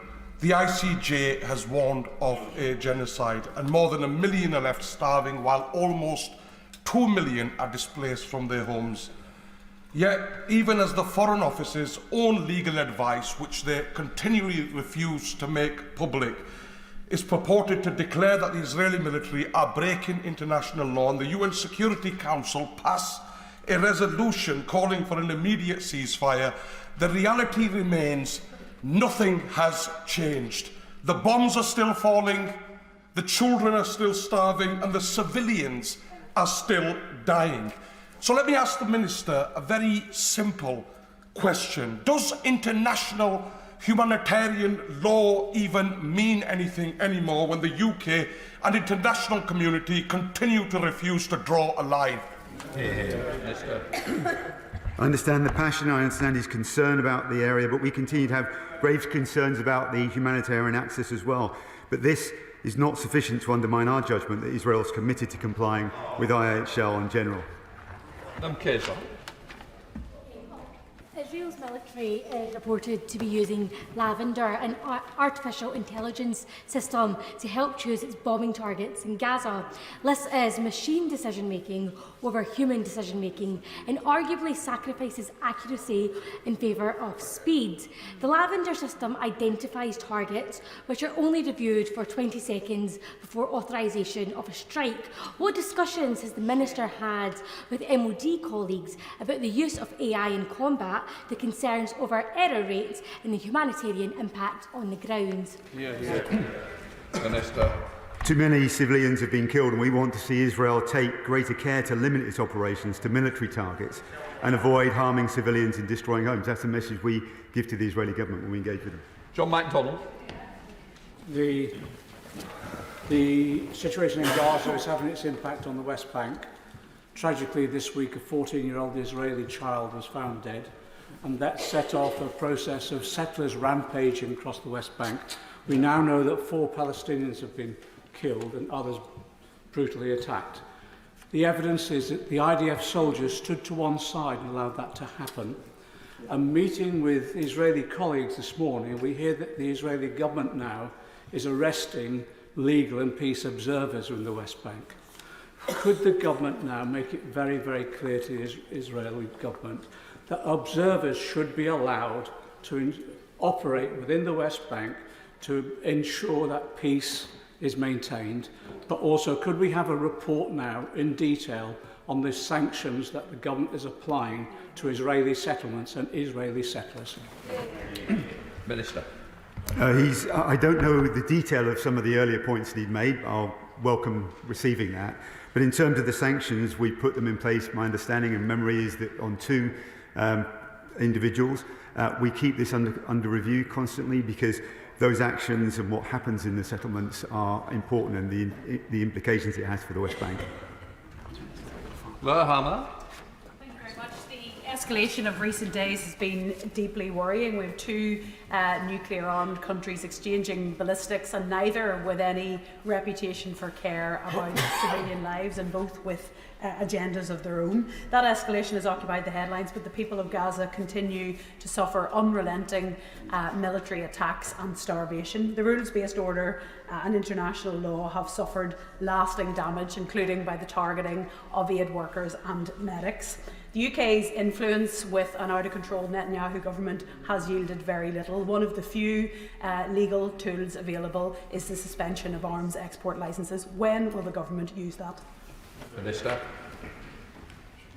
As I said in previous answer, our assessment on export license remain unchanged. We've got one of the world's most robust export systems in the world, enshrined in law through the Export Control Act and implemented through our strategic export licensing criteria. I think it's really important that she recalls and notes not just the humanitarian situation in Gaza, but also what's happening through Iran's destabilising activities as well. Thank you, Mr. Speaker. Humanitarian agencies have concluded that we have passed the point of being able to avert famine in Gaza. Whatever we do now, it will be too late for those people who will have starved to death by the time the aid arrives. That is a stain on the international community. Can the Minister update the House on what specific steps this government has taken to bring about the full implementation of Resolution 2728 passed by the UN Security Council over 3 weeks ago? Pleading, pressuring, pressing the Israeli government clearly is not a strategy that is working. So why doesn't the UK government recognise that consequences and concrete actions can start with the stopping of arms sales to Israel? Minister. We are urging, we're pleading, we're doing everything that we can. We're doing everything that we can to make our case. And we're also tripling the amount of aid that we have to 100 million. And, as I said as well, we're taking action to have this life-saving aid corridor by sea to Gaza. These are important actions that we're taking forward. Colin Lockhart. Thank you. Having seen the drone attacks in Israel at the weekend, it is disappointing to watch the government and US administration basically telling the Israelis to roll over and accept this aggression by Iran. It was, however, encouraging to see an alliance of air forces assist the Israelis to protect their people. I do wonder why there is little condemnation of this aggression against Israel and continued acknowledgement. Had October the 7th never happened, there would be none of this happening.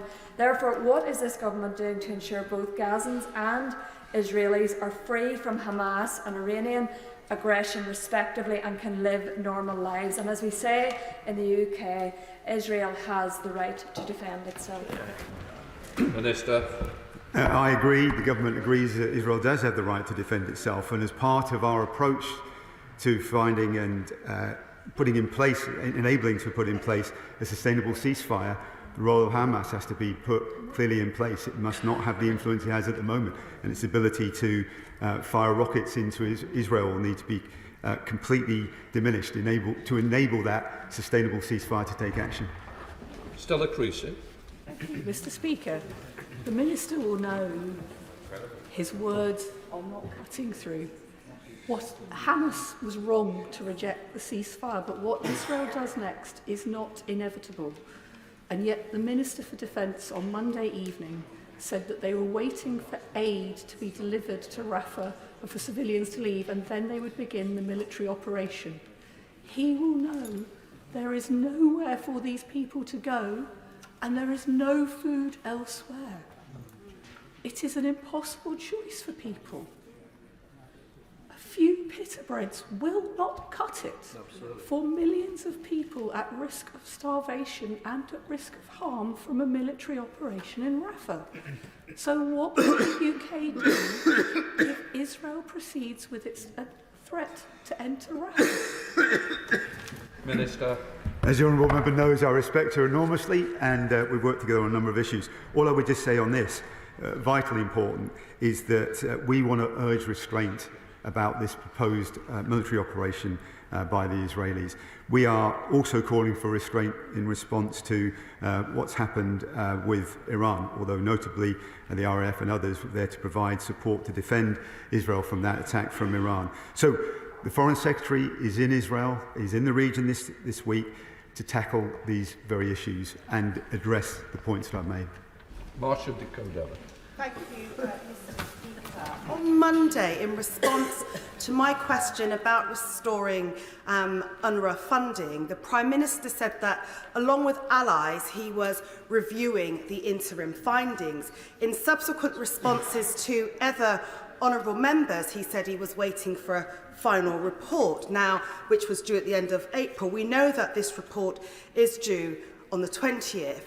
Can we have a government statement on Monday where the government sets out a clear pathway back to restoring funding? The UK is the only major donor, aside from the United States, that have not restored their funding. Time is running out and lives are being lost.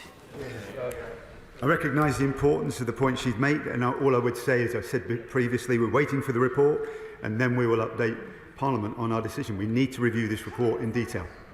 George Galloway. 17 repetitions of "we're waiting for the report" will become the new definition of complacency. The more I listen, Mr. Speaker, to both front benches describing the bloody, putrid sea of misery that is Gaza, the more I was amazed that both of them continue to support the supply of British arms and military components to the country that's doing all this. No one could understand that.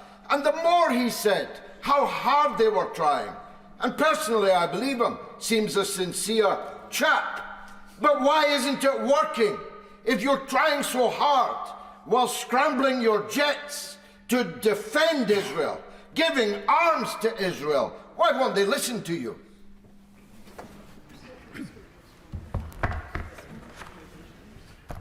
What I say with respect is that the questions that have been asked to me, I think, are entirely appropriate and understandable given the circumstances. I've responded as best I can from the government's perspective. I think the honourable gentleman knows from his extensive experience that the situation on the ground is hugely, hugely complex.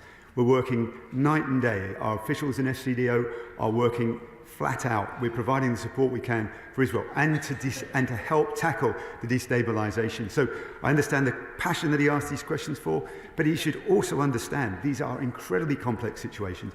We're endeavouring to do everything we can with Israel to make our case, but they are also having to think about the implications of what's happening and act after a terrible, tragic attack by Hamas and responses by Iran as well. Olivia Blake. Thank you, Mr. Speaker. I'm concerned to hear from the Minister that the allegations that have been made by several organisations that the trucks are half full or less going in makes counting the amount of aid getting into Gaza by truck a difficult statistic to use. Can I ask the Minister what he is doing to ensure that tonnage of aid is getting to the right places? Because quite clearly Israel authorities seem to not be able to deliver on their duties under international law to get aid to the right places. And what more can the Minister do to put pressure on Israeli authorities to do what is legally binding and right to do? Minister. So it's an important point. We need to not just think about the trucks but the tonnage as well. I will speak to Minister Mitchell, the Development Minister on this particular issue as well, and make sure we have extra focus on it. We do need the trucks, we do need the tonnage as well. It's vitally important. Newland. Mr. Speaker, it's good to finally hear the Labour frontbench seemingly find its voice on this issue after months and tens of thousands of deaths of shameful prevarication, yet still willing to potentially sell Israeli arms. And on the UK government's policy, own policy regarding sales, the criteria for halting arms sales does not require a legal confirmation that breaches of international humanitarian law has occurred, only that it might have occurred. Does the Minister not consider the ongoing investigation by the ICC of war crimes and crimes against humanity and the consideration by the ICJ of potential genocide as an indication that breaches of international law might have occurred? In any event, why would we be so keen to sell arms to someone we've been pressing so hard to cease operations?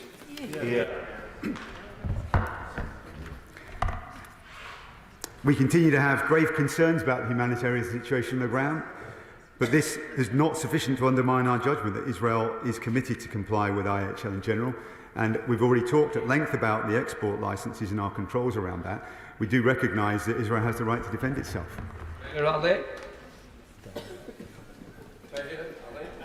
Thank you, Mr. Speaker. The Belgian Foreign Minister stated Israel was engaging in tactics of starvation. Last month, the Foreign Minister of the Republic of Ireland stated the use of starvation as a weapon of war is a blatant violation of international humanitarian law. This month, Belgium's Minister of Development Cooperation stated Israel's use of hunger as a weapon of war was a flagrant violation of international law. The Israeli Defence Minister was on record as saying, "I have ordered a complete siege on the Gaza Strip. There will be no electricity, no food, no water, no fuel. Everything is closed. We are fighting human animals and we are acting accordingly." When will this government wake up to the reality that innocent Palestinians are dying and take actions to stop them from dying from hunger and starvation? We're working hard to get the aid in, as I've already highlighted. That's absolutely critical. And we're also calling out the Israeli government to make sure that, recognising that too many civilians have been killed, we want to see Israel take greater care to limit its operation to the military targets and avoid harming the civilians and destroying homes, as he's indicated. Curran Buck.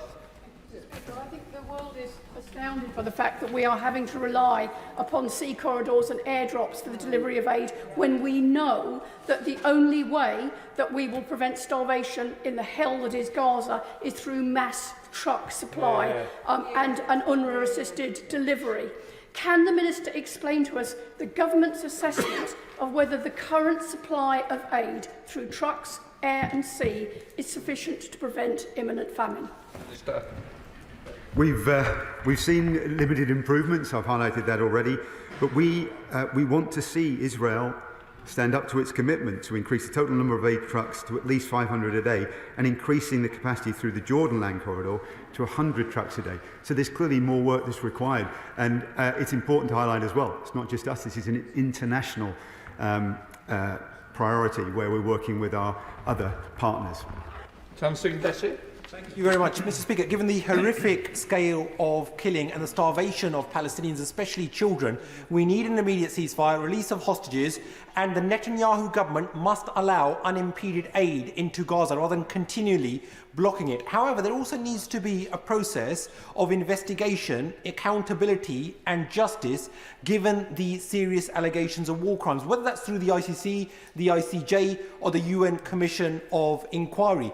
But the UK government presently doesn't find any of these routes acceptable. So for the record, Minister, could he please highlight which of these accountability mechanisms does the UK Conservative government find acceptable?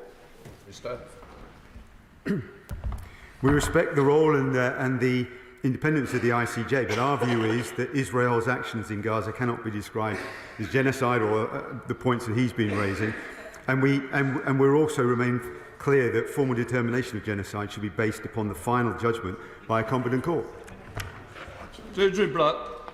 Mr. Speaker, could he just explain to me the rationale, this is something that's puzzled me for some time, behind advocating a humanitarian pause in the bombing, allowing medical aid, food, water, basic supplies into Gaza, and then presumably just permitting the killing to start up again? I mean, bombing civilians is a crime against humanity. Isn't it time for humanity to be reasserted here and for the immediate ceasefire that so many have called for to be started now? Our position, the government's position, is that we need a pause, we need to get aid in, we need to get hostages out, and then work for the conditions for a lasting peace. And we have to recognise Hamas's role in getting to this point as well. And in that, in those conditions, we need to remove Hamas's capacity to launch attacks against Israel and make sure that it's no longer in charge in Gaza. That's sharp. Can I just say thank you to my constituents who organised a gathering for the Palestinians in the north in my constituency this weekend for Eid gathering. which I attended, and there I met Palestinian Gaza health aid workers, and I heard lots of stories, and one of them, similar to the one which is a lady who had given birth to triplets, Nuzza Awad. Her babies should have weighed approximately 6 to 8 pounds each, but actually they weighed just 2 pounds each, and they haven't even developed their thighs because of malnutrition. Now, we know that 27 children have died so far, according to confirmed reports of malnutrition. We send the RAF jets in to support Israel when they are attacked, yet Israel does not heed the British government's warnings to get humanitarian aid in. So rightfully, people are asking, why is our government so weak when it concerns saving the lives of children? Minister.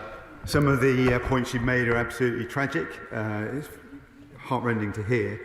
But I just want to reiterate that we do want to see change. We're pushing for change, and we're taking the action to make sure there's more aid available. We just need to get those conditions now to enable the aid to come forward and get through to the people that need it on the ground in Gaza. Clive Bethel. Mr. Speaker, I wasn't a bigger part of not standing.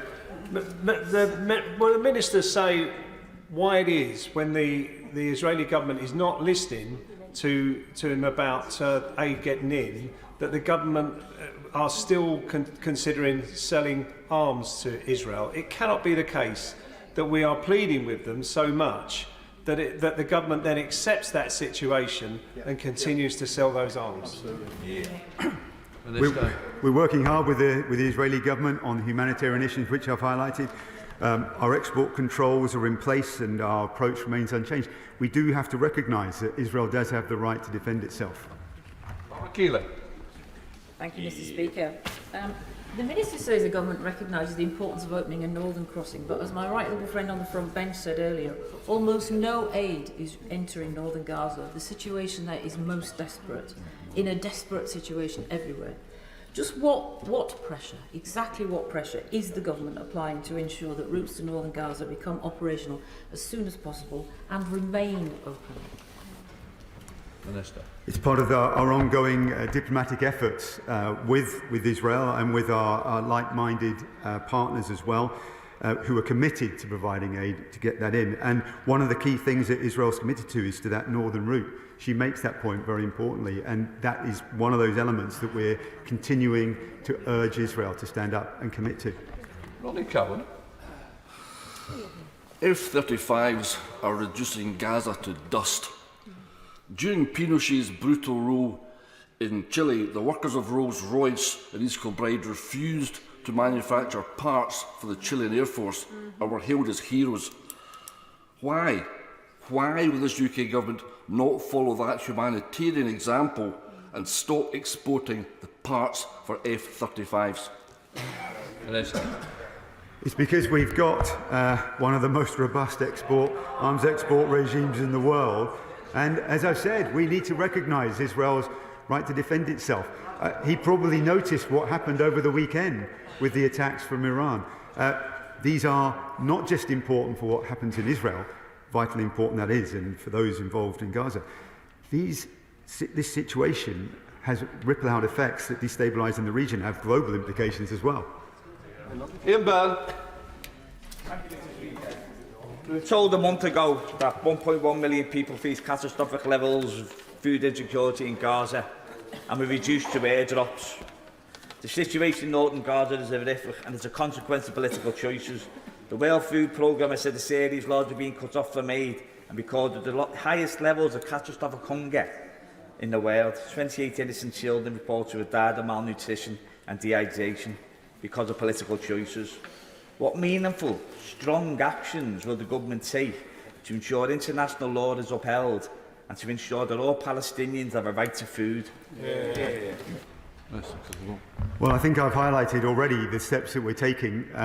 We also highlighted the commitments that Israel have made, and that's what we're asking Israel to do, is to step up to its commitments. It's made limited progress. We want to see much further progress to help those people on the ground. Thank you, Mr. Speaker. According to UNICEF, one child in Gaza is killed or injured on average every 10 minutes. Yesterday, Israeli occupying forces struck a playground in the Maghazi refugee camp, in central Gaza, massacring at least 11 people and injuring many more. The Deputy Foreign Secretary has boasted about how proud his government is to be supplying Israel with arms, even while it commits such crimes against humanity, and has been found by the ICJ to be plausibly committing genocide against the Palestinian people. So can the Minister tell us categorically whether or not arms exported from Britain were used in the strike on the Benghazi refugee camp, and for that matter, whether the three British aid workers who were killed at the beginning of the month were killed by weapons manufactured in Britain? As already highlighted, we have strong export controls, and the point that he makes, an important point, is we've asked Israel for a assessment and an investigation to take place, and an independent investigation to take place as to what happened in that situation. Debbie Abrahams. Thank you, Mr. Speaker. We continue to call for the immediate release of all hostages, for an immediate ceasefire, unhindered humanitarian aid, adherence to international law and accountability for any breaches, and an immediate international efforts for a two-state solution.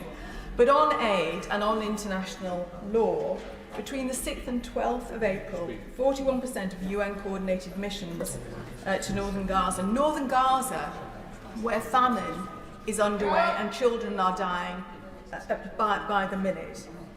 And the obligation the Israeli authorities have to facilitate humanitarian war is a matter of law. It's not just about access, they have to get to where it's needed. I appreciate the difficulties that the Minister has found himself in today, but I push again on why the government is so ineffective in getting support. We've had months upon months of saying that things are going to happen, and it never has. Why have they been so ineffective? And what are they going to do to make sure Israel adheres to our requests? Minister. I've highlighted that there has been limited progress, so that we have made some progress in our arguments, along with international partners with Israel. And now we're pressing for those other areas to be dealt with, including northern access. It's a vital priority, and we're pushing hard. And as I said, the Foreign Secretary is once again in the region this week to address these issues. Matt Weston. Thank you, Madam Deputy Speaker. Last week, Samantha Power of US Aid told Congress that they were witnessing famine in northern Gaza. Let's be honest here. To the wider global population, it appears Israel is using starvation as a weapon of war, whether it be the supply into the country or intimidating and killing those workers who should be distributing it. So does he share the US assessment of the situation, and will he commit to supporting and restoring the funding of UNRWA? Minister. We remain concerned about the implications and the targeting of civilians. Too many have been killed, and we want Israel to make sure they take greater care to limit its operations to military targets. And as I said repeatedly, we await this report from Kelowna about the UNRWA situation, and then we can examine our response. Andy Slaughter. Thank you very much, Madam Deputy Speaker. Some 500 healthcare workers have been killed in Gaza in the past 6 months. That's more than the total number of healthcare workers killed in all conflicts around the world in the previous 2 years. Does the Minister agree with Professor Nick Maynard, the British surgeon recently returned from Gaza, that healthcare workers are being deliberately targeted? And if so, why is the UK still supplying arms to Israel? Minister. I've addressed the point about arms, but I think it's important, the point he makes about protecting aid workers, and we believe they need to do much more to protect them, and that includes the guaranteed deconfliction of aid convoys and other humanitarian work to ensure that they can operate safely. Clive Betts. Thank you, Madam Speaker. I've heard the Minister repeatedly, in answer to questions, talk about pressure on Israel, encouraging Israel. I hope that Israel will respond. When will he actually stand at the dispatch box and accept that for all the government's urging and encouraging, the situation is actually getting worse? So what is he going to say in concrete terms that the government is going to do now to get aid through, to make sure Israel lives up to the promise it makes and doesn't deliver on? And just additionally to that point, please don't give me an answer about the strength of our arms sales licence regime. How can it be morally right to provide arms to Israel being used in the killing of women and children and worsening the humanitarian crisis? Minister. As I've highlighted, we've trebled the amount of aid that we are putting into to support those people. We recognise as well that Israel is an occupying power, so we have to urge, we have to work with them to enable these things to happen. And the important thing is we are seeing limited progress, and as I've said, now we're pushing and pressing to see further progress in achieving the aims and the commitments that Israel has already set out. Chiomura. Thank you, Madam Deputy Speaker. The Minister, I hope, remembers Hind Rajab, the 6-year-old Palestinian girl who was trapped in a car with nothing but a mobile phone, her own cries for help, and a paramedic queue struggling to get to her. They and Hind were all killed that day. An IDF investigation concluded that its forces were not present near the vehicle within firing range. A subsequent Washington Post investigation disagrees.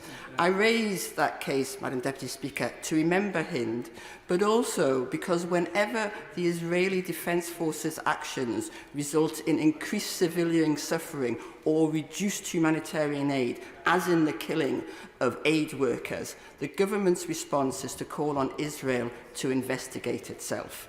Is that really the only way to ensure accountability and reduce suffering? On the specific point about aid workers, I did highlight that we also want to have an independent review as well. It's really important that they're protected. We need to understand the situation that happened on the ground. And she highlights, importantly, that we are also urging Israel to take greater care in limiting its operations and the impact it has on civilians. Jonathan Edwards. Madam Deputy Speaker. Following the Iranian attacks of the weekend, we are one step away from the precipice of a regional war. And the comments of the Foreign Secretary this afternoon following his meetings with the Israeli government that he believes Israel is minded to act should worry us all. The British government rightly emphasised the need for de-escalation, but does it recognise that de-escalation must begin in Gaza? Minister. We need to de-escalate the whole situation and do everything we can to use our influence in that task. We've highlighted already what we're asking Israel to do and urging them to do as a humanitarian perspective in terms of their stated aims to carry out further military action in Rafah. And then there's the wider area as well. So we're working along with our partners in the region, around the world, to find ways to de-escalate the situation more widely. It is multifaceted, really complicated, but we're finding ways to bring that influence to bear because we do not want this to escalate any further. Barry Gardner. Thank you, Madam Deputy Speaker. Every member of this House knows that it was that great conservative statesman who said that all it takes for evil to prevail is for good people to stand by and do nothing.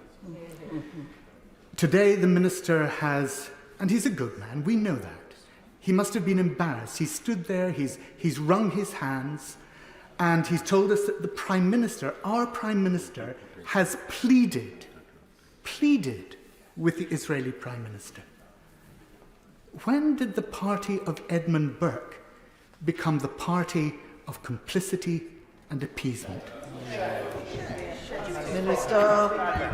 I'm not really sure that question deserves an answer, to be honest. Look, we've already highlighted cross-party these situations are complex.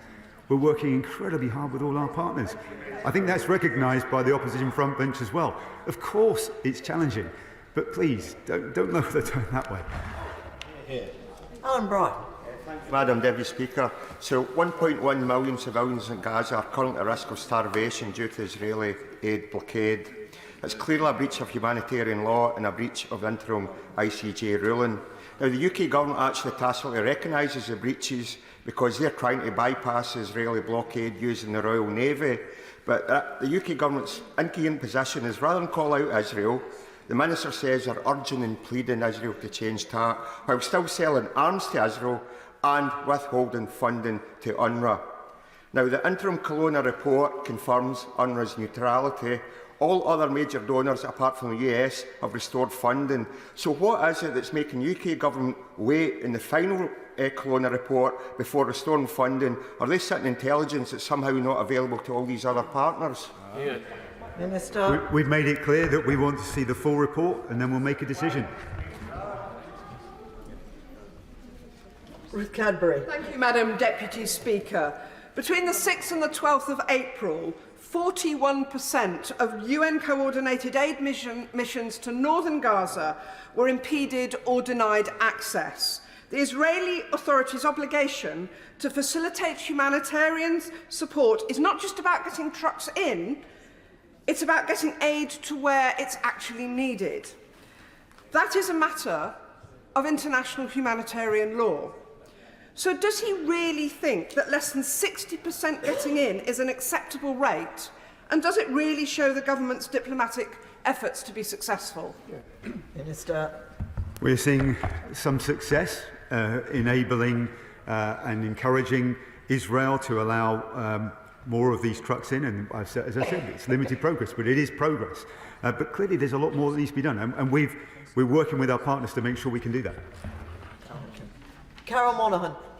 Madam Deputy Speaker, testimony from an Israeli intelligence officer reveals that IDF soldiers were authorised to kill 20 uninvolved civilians for a single Hamas operative.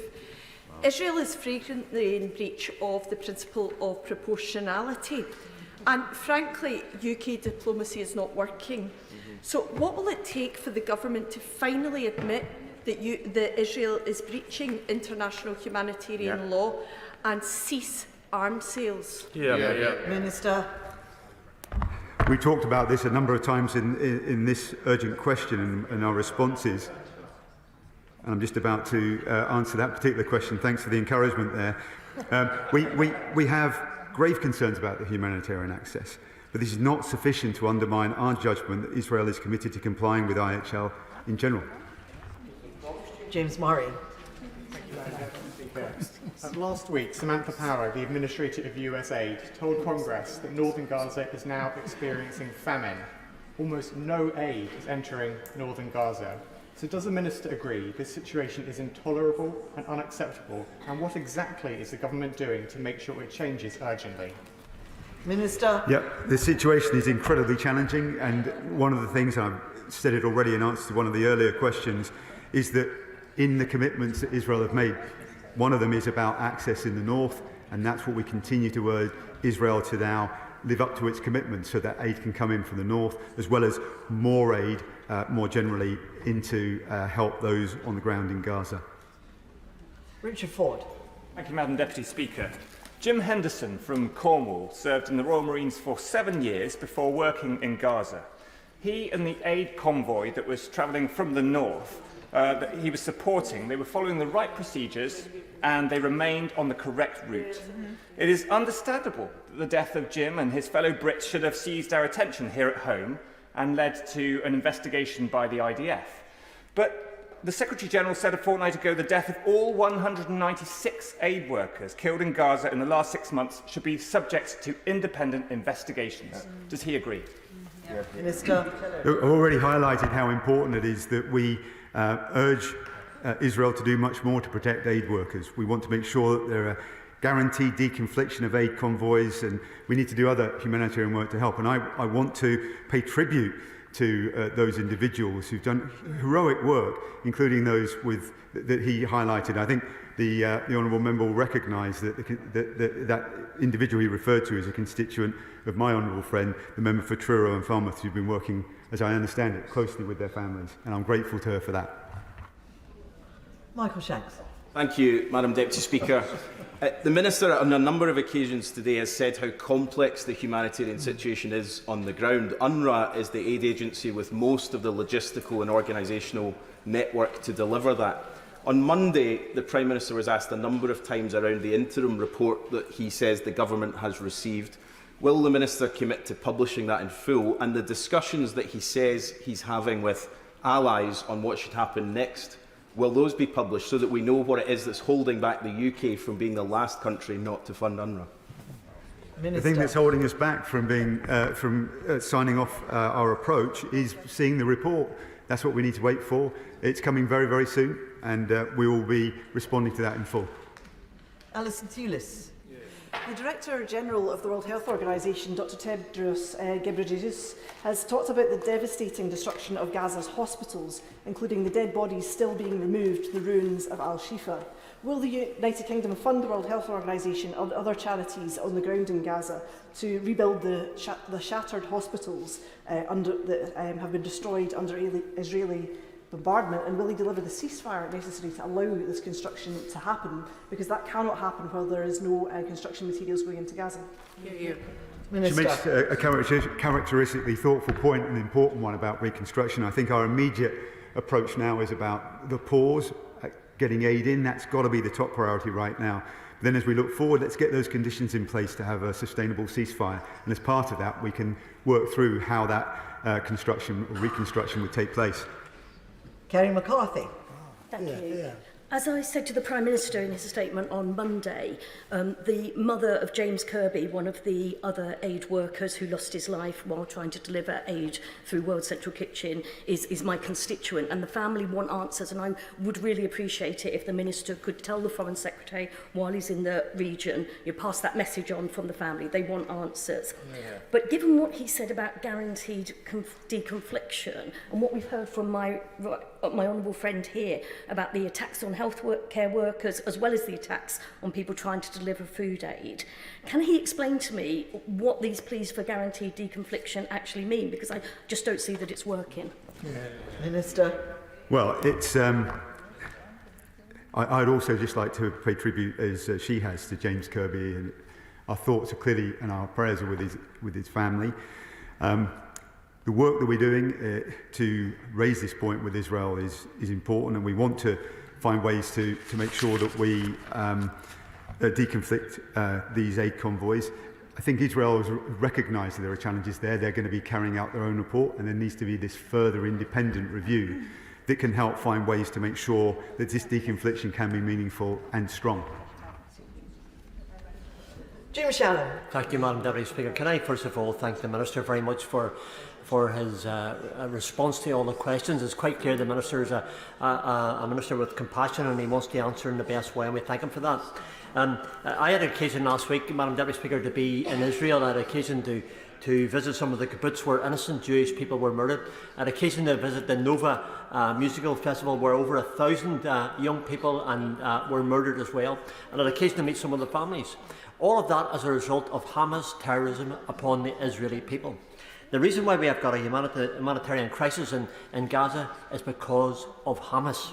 So can the Minister confirm what discussions have taken place to open wider channels to allow medical aid in and to allow ill people to come out to have medical interventions free from harassment and intervention from Hamas? I thank the Honourable Member for Strangford for his comments, and I regard him as a very good friend. He's right to highlight the role in Hamas and what they've done to get to this situation, and now we are working collectively to figure out how we can best address these situations. Medical supplies are key. We will be providing those. We're providing support in terms of shelter. We've been helping with airdrops. We know there's more that needs to be done. That's clear across the House. There's frustration in this task, and I'm grateful to all the colleagues here across the House for, on most of the occasions, measured comments, and I understand their concerns. I'm also pleased that people haven't resorted to cheap party politics here. These are incredibly difficult challenges, and I'm very grateful for the questions and the challenge that's being provided. It's constructive. We'll use that to help make the case to those on the ground that need to hear it. Thank you. Thank you. Thank you. I thank the Minister. That concludes proceedings on the urgent question. Points of order come after statements, after urgent questions and statements, unless it's directly related to the statement, the UQ we've just had. It is a point of order, Chair McCrory. Thank you, Madam Deputy Speaker, and I apologise for not giving you forward notice of my point of order, but it is something that has just occurred. The member for Tiverton and Honiton just referred to the death of one of my constituents, which has just recently happened in relation to this urgent question, without notifying me. And the reason I raise this today, Madam Deputy Speaker, is this is an incredibly sensitive time, and I have connected with the family through the Foreign Office and Development Consular Service, which is the right and proper thing to do, and I am nervous that his name is being taken to score points across the chamber when it is completely inappropriate to do so. And I wonder if you could advise me how we can avoid this in the future. I thank the Honourable Lady for her point of order. I noted the exchanges to which she refers, and it did occur to me as the exchanges were taking place that the Honourable Member for Tiverton and Honiton should have thought twice before mentioning the name in very, very, very sensitive, sad, indeed tragic circumstances of the constituent of another Member of Parliament. I wonder if he would like to apologise. Point of order, Madam Deputy Speaker. My point of order is that I'd firstly like to pay tribute to the Honourable Member for her work on behalf of her constituents. I think that it is the duty of everybody in this chamber to work with sensitive casework as close as we can, and clearly she has done that. I should add that I used my point about an individual who has unfortunately suffered a terrible, awful circumstance, and I think draws a parallel to the 196 aid workers who've been killed in this awful, terrible war. I thank the Honourable Gentleman for responding, and we must be very careful because this is as sensitive as a subject possibly can be, and there are bereaved people who will be watching our proceedings. My heart goes out to them, and I'm sure the whole House feels like that. But I understand the Honourable Lady's point, and I think the Honourable Gentleman has said that he will be more careful in future. Thank you. We now proceed to the next urgent question. Wendy Chamberlain. Thank you, Madam Deputy Speaker. To ask the Secretary of State for the Foreign, Commonwealth and Development Office if he will make a statement on the deportation of Afghan refugees from Pakistan to Afghanistan. Minister Trevelyan. Thank you, Madam Deputy Speaker. The UK has a long-standing and close relationship with Pakistan. We engage regularly with the government of Pakistan to advance key priorities and interests, including on human rights and adherence to international law. We are closely monitoring Pakistan's policy on the deportation of Afghanistan's citizens from Pakistan, and we are working with the UNHCR and with IOM to ensure that Pakistan adheres to its international human rights obligations with respect to those affected. We understand that the recently elected government of Pakistan intends to resume their programme of deportations from mid-April following a winter pause, although this has not yet been formally announced. And whilst we respect Pakistan's sovereign right to control its borders, the UK, alongside the international and donor community, are urging Pakistan to do so in accordance with their international obligations. The UK has committed £18.5 million to the International Organisation for Migration, IOM, in Afghanistan to support vulnerable, undocumented returnees from Pakistan and Iran.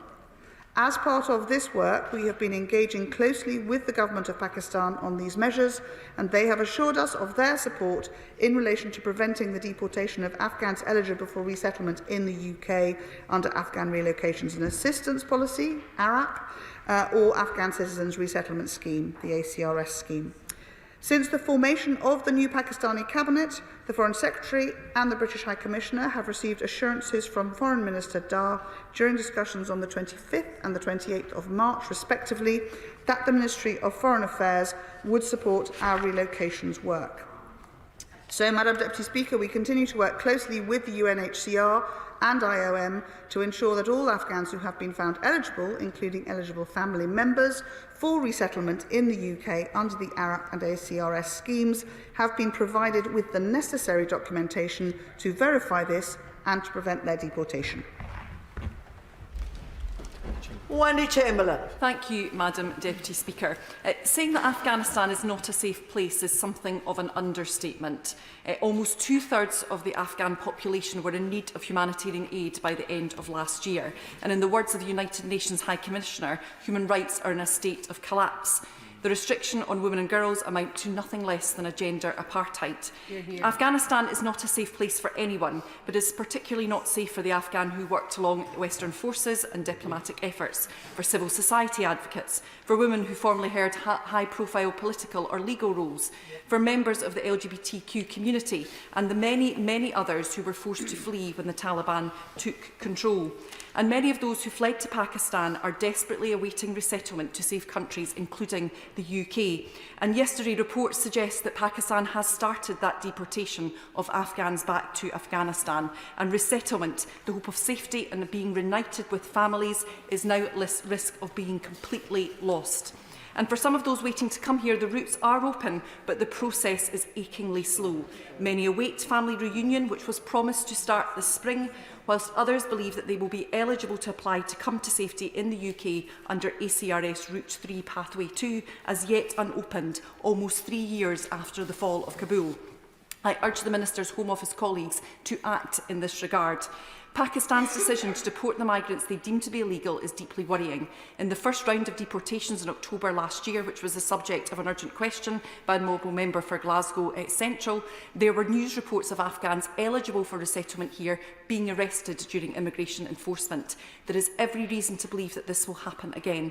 And indeed, this round, Madam Deputy Speaker, puts even more people at risk. Afghans in Pakistan are meant to hold a Pakistan-issued Afghan citizen card. However, there are reports of long delays for applications being processed, leaving people undocumented through no fault of their own. And more concerningly, it has been reported that the latest round of deportations will even include those carrying cards. And effectively, this puts at risk every Afghan in Pakistan, no matter their reason for being there.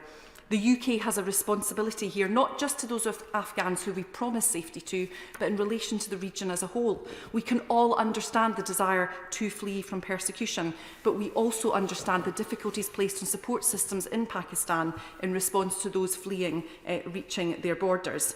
If we want to show the UK as a global power and a global force for good, then we must act. So I ask the Minister what steps the Department is taking to ensure that all individuals eligible for resettlement or reunification in the UK are able to register themselves as being legally in Pakistan, what steps the Department is taking to prevent deportations of Afghans in Pakistan if they are likely to be eligible to settle in the UK, what steps they are taking with foreign allies to encourage Pakistan to halt these repatriations, and finally what steps the UK can take to assist Pakistan in supporting that refugee population. People are being sent back to Afghanistan now, and all the dangers that entails. We must act. Thank you. Minister. Thank you, Madam Deputy Speaker. And it's good to have the opportunity to discuss this issue. The Honourable Lady raises an important question, but I can repeat the assurances that we have now had from this newly elected Pakistani government. They have repeated assurances that we had from the previous government that all Afghans who are eligible for our UK resettlement schemes, various, will be exempt from deportation. We have had 2 instances of temporary detentions where the British High Commission has intervened to secure those, and that has gone well. And since November, all those eligible Afghans eligible for resettlement in the UK are provided with identification, a letter by the British High Commission, and that is being considered acceptable by the Government of Pakistan. None of those have been detained or deported as a result of that letter, which is that commitment from us through the High Commission to assure them that our commitment to those eligible Afghans to come to the UK are under our umbrella of protection. James Heapy. Gosh, Madam Speaker, 5 years since my last question, but the first time ever being called first. Madam Speaker, it seems curious that we're having a question on the sovereign decision of another government, and whilst the Honourable Lady wants to challenge the front bench on our representations to that government, I thought it important to reflect that throughout my time owning the Arab scheme, at least the MOD, the Pakistan government was extraordinarily supportive of everything we asked them. So would the Right Honourable Lady join me in paying tribute to both our High Commissioner and her brilliant team at post in Islamabad, but also in making clear our continued gratitude to the government of Pakistan for the incredible flexibility they show in facilitating both Arab and ACRS. Minister. Madam Deputy Speaker, it's a pleasure to be able to discuss this issue in a new way with my right honourable friend.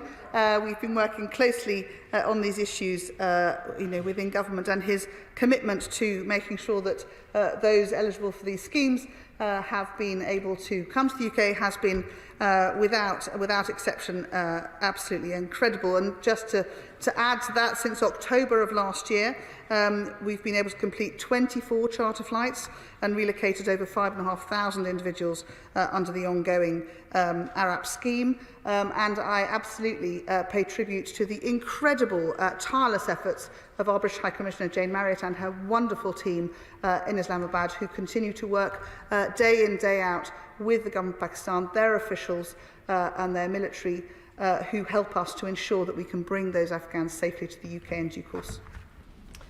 Shadow Minister Catherine West. Thank you very much, Madam Deputy Speaker, and I congratulate the Honourable Member for North East Fife for bringing forward this urgent question and for her work across the House on women particularly suffering in these circumstances.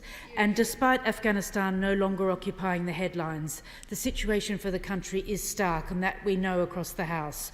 Women in particular living under a gender apartheid, and the men and women who fought bravely for a better Afghanistan alongside British armed services, often targeted and killed by the Taliban, as confirmed by the United Nations Assistance Mission in Afghanistan. Labour's always been clear that we owe many Afghans a debt of gratitude for supporting British aims in Afghanistan. Now, she mentioned the figure 5,500, but could she say how many she estimates now require protection so that they're not repatriated back across the border? And would she answer 3 other brief questions for the information of the House? Firstly, could she detail the discussion she's had with the Pakistani government to halt or at least limit the returns to Afghanistan?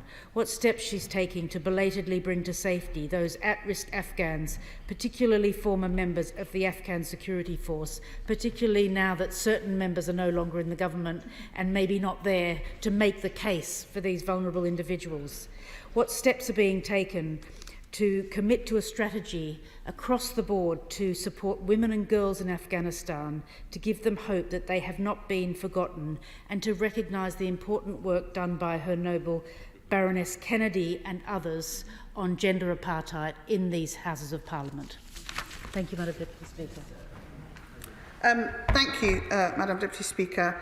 And as the Honourable Lady highlights, my right honourable friend has been a stalwart in making sure that those who are eligible for ARAP, and indeed from the wider cohort, the ACRS schemes, have been moving forwards. I say we have an agreement, and the government of Pakistan, the new government, are supporting it, that where we indicate from the High Commission that these are people who are eligible for the scheme, they are comfortable that we are therefore going to bring them across. And as I say, that number since October illustrates that continuing repatriation of these people across here. So those discussions are daily between the High Commission and various parts of the government of Pakistan as required to ensure and make progress on all of those issues. And we continue to bring those across. The Honourable Lady is absolutely right. My right honourable friend has been an absolute champion for making sure that those are eligible go through the system. I can reassure her that my other right honourable friend, who has now taken over that brief in the Ministry of Defence, will, I know, continue to ensure that as the programme rolls out, it goes at the pace and indeed the assurance that those who are in Pakistan looking to come to the UK for safety are expecting. Sir Oliver Heald. As honourable friend knows, there are people who, in the process of making their way to Pakistan from Afghanistan, became undocumented, but who nonetheless are entitled to resettlement here, either because they helped us in our military or because of their work in the legal system. And would she agree with me? It is important, if possible, for the Pakistani government to continue to show enough flexibility so that while somebody is showing that they are entitled to come here and that becomes documented, that during that process they're protected. Thank you. Honourable friend is absolutely right. The importance of making sure that all those who are eligible, who have applied and are being processed or have been processed through the scheme, who may still be in Pakistan and not yet made it here to the UK, they have this support literally controlled by the team at the High Commission, and they have these letters of support so that the government of Pakistan knows that they are within our ARAP eligible umbrella, and that will continue to be the case until such time as we've been able to bring them all to the UK. SNP spokesman Martin Doherty-Hughes. Thank you, Madam Deputy Speaker, and I think it's only right and proper that the member for North East Fife who's bringing this urgent question today, so congratulations to them. And I've noted in a reference from the recent joint committee on the human rights, I note that the learned member for Edinburgh South West, who's the chair, is actually in their place. The committee report highlights that the Prime Minister of Pakistan has referenced the Rwanda scheme as their justification for actually deporting Afghans back into the hands of the Taliban. I wonder if the Minister agrees that the Afghans who fought with British forces, the men and women who fought with British forces, and were not brought out of safety with Operation Pitting, yet managed to flee the Taliban and use small boats to cross the channel to get to the UK, should not be sent to Rwanda, or as a message from the present British government to our allies, we'll use you, we'll drop you when we've had our way with you. Minister. Madam Deputy Speaker, as we have discussed, of course, the question of Rwanda a lot in recent weeks. We consider, as does the international community, Rwanda is a safe country. I don't think it's comparable in that sense to Afghanistan. But importantly, as I say, for all those who have, as the honourable gentleman highlights, worked alongside British forces and who have applied and are eligible for ARAP, or indeed those not in the military space but more widely applied and are eligible for the ACRS scheme, we are continuing to ensure that they are able to have that protection through the letter from the High Commission in Pakistan whilst they're there, whilst we look to bring them to the UK in due course, and that will continue to be the case until that programme is completed. Alexander Stafford. Thank you very much indeed, Madam Deputy Speaker. Of the estimated 1.7 million refugees on the border, many of those are going to be members of Christians or other minority religious sects. What safeguards is the UK government putting in place or having conversations with the Pakistan government to make sure those Christians are not returned to Afghanistan where they will be persecuted and that faith can shine through? Minister. Honourable friend raises an important point, and one that is important to raise, and as I said in my statement earlier, we will continue always to remind the new government of Pakistan, as we had the previous one, of their international obligations around some of these incredibly difficult issues, and that's a conversation, as I say, because we have a very good relationship with the government of Pakistan that we continue to do daily. Naz Shah. Thank you, Madam Deputy Speaker. I'm a really proud foster parent to an Afghan refugee who came over, and I'm actually a grandmother by that standard now. So I am really grateful for the urgent question, and I am really concerned about those that have been forcibly taken out of Pakistan, and particularly the reports about those that were actually born in Pakistan. But it does smack me of a bit of a sick joke, if you like, if that on one hand we're talking about bringing Afghan refugees here, but on the other hand, tonight, this government will be voting down the Noble Lord Brown's amendment for Afghans who actually supported us, our British armed forces, that could be packed off to Rwanda. So my question is really simple. How do we show a moral stance on the issue today when the government will be voting down that amendment for Afghans who are at risk? Minister. Madam Secretary, first of all, I think how lovely to hear of that personal commitment to refugee from the Honourable Member's family. I think so many stories like that are so important. It's lovely to hear them brought here, because I think to champion and show that the commitment is much more than just words is lovely to hear, and congratulations on becoming, as it were, a granny. It's a lovely story to share. I think really importantly, and the Honourable Lady raises the question of those who worked and served alongside our armed forces or in other areas. Those two schemes, incredibly generous schemes, Arab and ACRS, are there precisely to be able to provide the opportunity for those who wish to apply, who are eligible, to come and have safe harbour in the UK. And that's a scheme, particularly Arab, which will continue for as long as is needed, and we encourage those who perhaps haven't, though the numbers suggest that very large numbers have already applied to do so, and it is a long-standing, as I say, very generous scheme which we will continue to do, and week in, week out, we are able to bring these incredibly brave people who served and supported our armed forces to the UK. Mark Logan. Thank you, Madam Deputy Speaker. And my Afghan diaspora in Bolton takes this matter very seriously under the leadership of Dr. Aziz, who I should also note is opening a new medical centre next week in Bolton. What we'd like to ask is what discussions has government had with the Pakistani High Commissioner to the UK to make sure that those who are eligible won't be adversely affected by this 15th of April deadline that the Pakistani government is now working to deport Afghans from the country. Minister.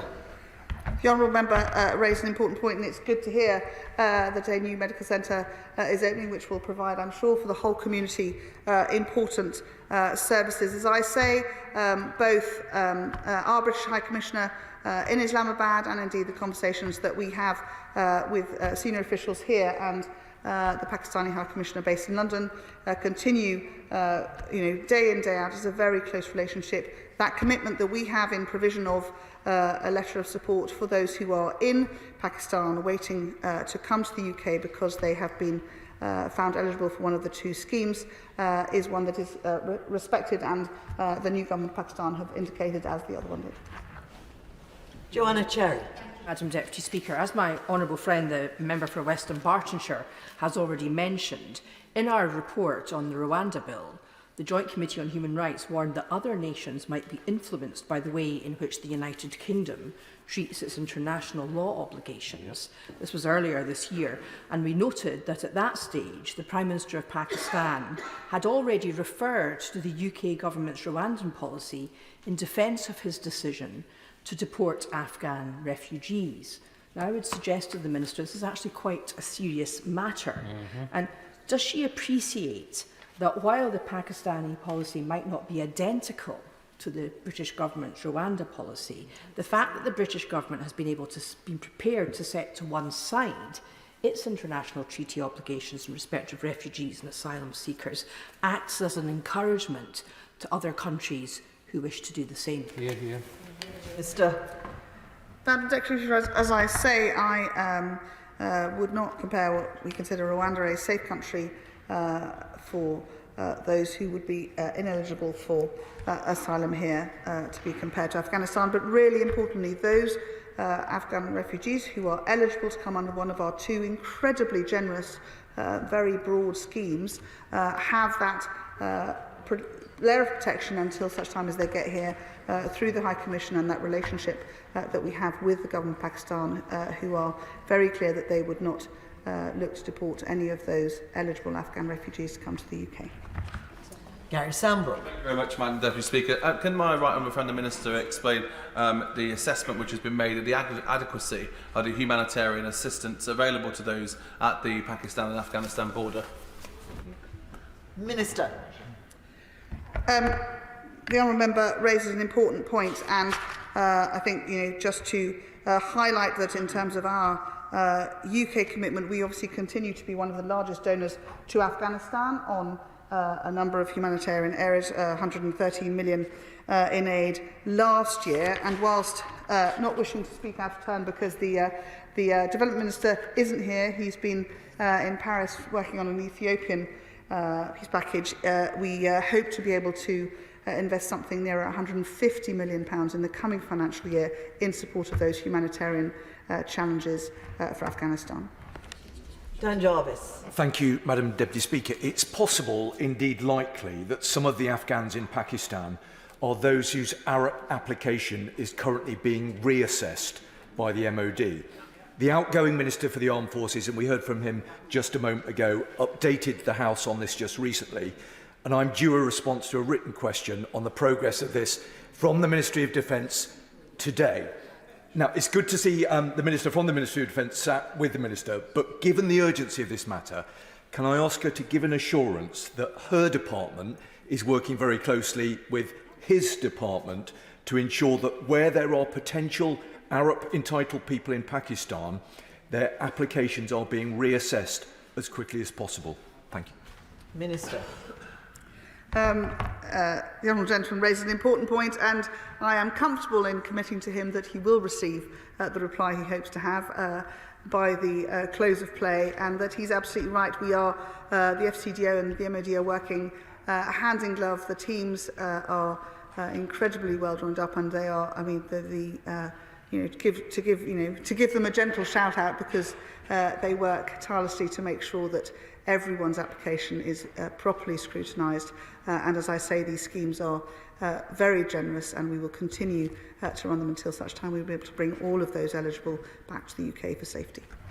Alison Thewlis. Thank you, Madam Deputy Speaker. Madam Deputy Speaker, it is absolutely ludicrous that after 3 years since the fall of Afghanistan, that we are still talking about people that the UK government has left behind.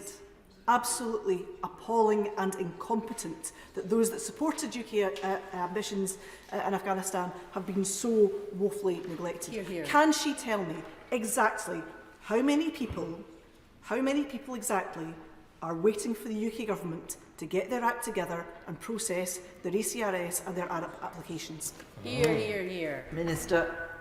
Thank you, Madam Deputy Speaker.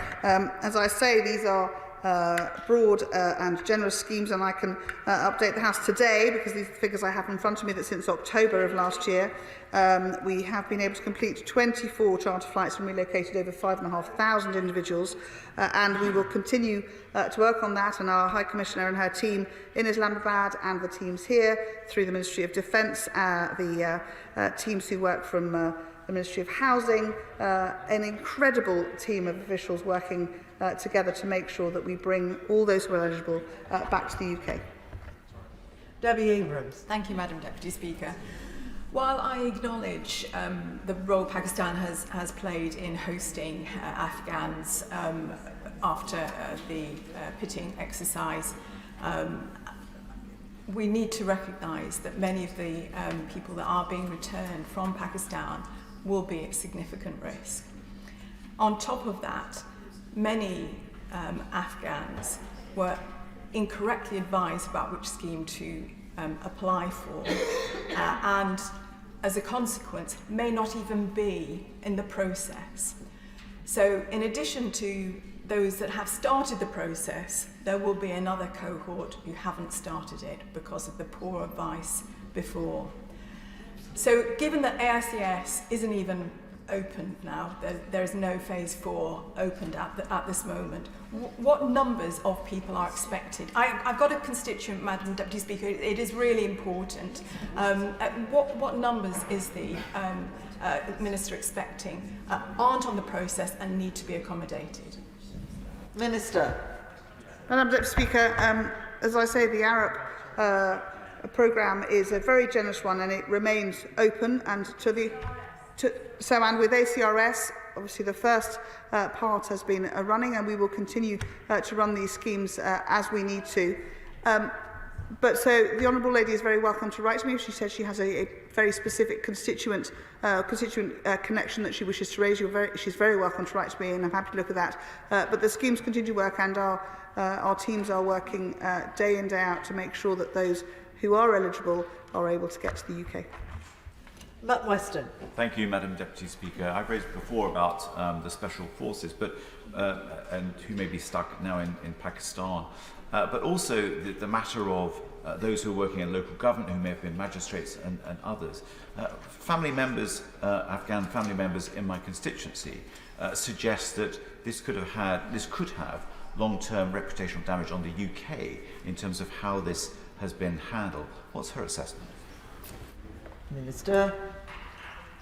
Madam Speaker, the honourable gentleman highlights the fact that the review of further potential eligible applicants is ongoing by the Ministry of Defence, and as decisions on eligibility are determined, they will of course have the support of those who are already in the scheme and eligible to come to the UK. I'm very proud of what is a very broad and generous scheme, and it will continue to run for some time, I have no doubt, whilst we bring many of these refugees to the UK. Jim Shannon. Thank you, Madam Deputy Speaker, and I thank the Minister, as always, for her responses.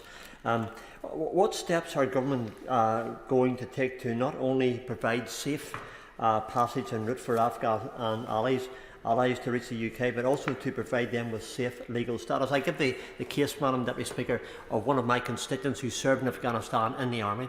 Alongside of him served an Afghani. That Afghani had to leave with his family Afghanistan and flee to Pakistan. I met him in Pakistan 2.5 or almost 3 years ago. The point I want to make is, if we get that gentleman and his family, his wife and his 4 children, to Strangford constituency, we'll get him a job, we'll get him a house, we'll make sure that his children are educated. What we need, Minister, is a visa to ensure that he gets here. And if you can do that, if you can process his application, if the Minister can process his application correctly, then the good people of Strangford will do the rest. Minister.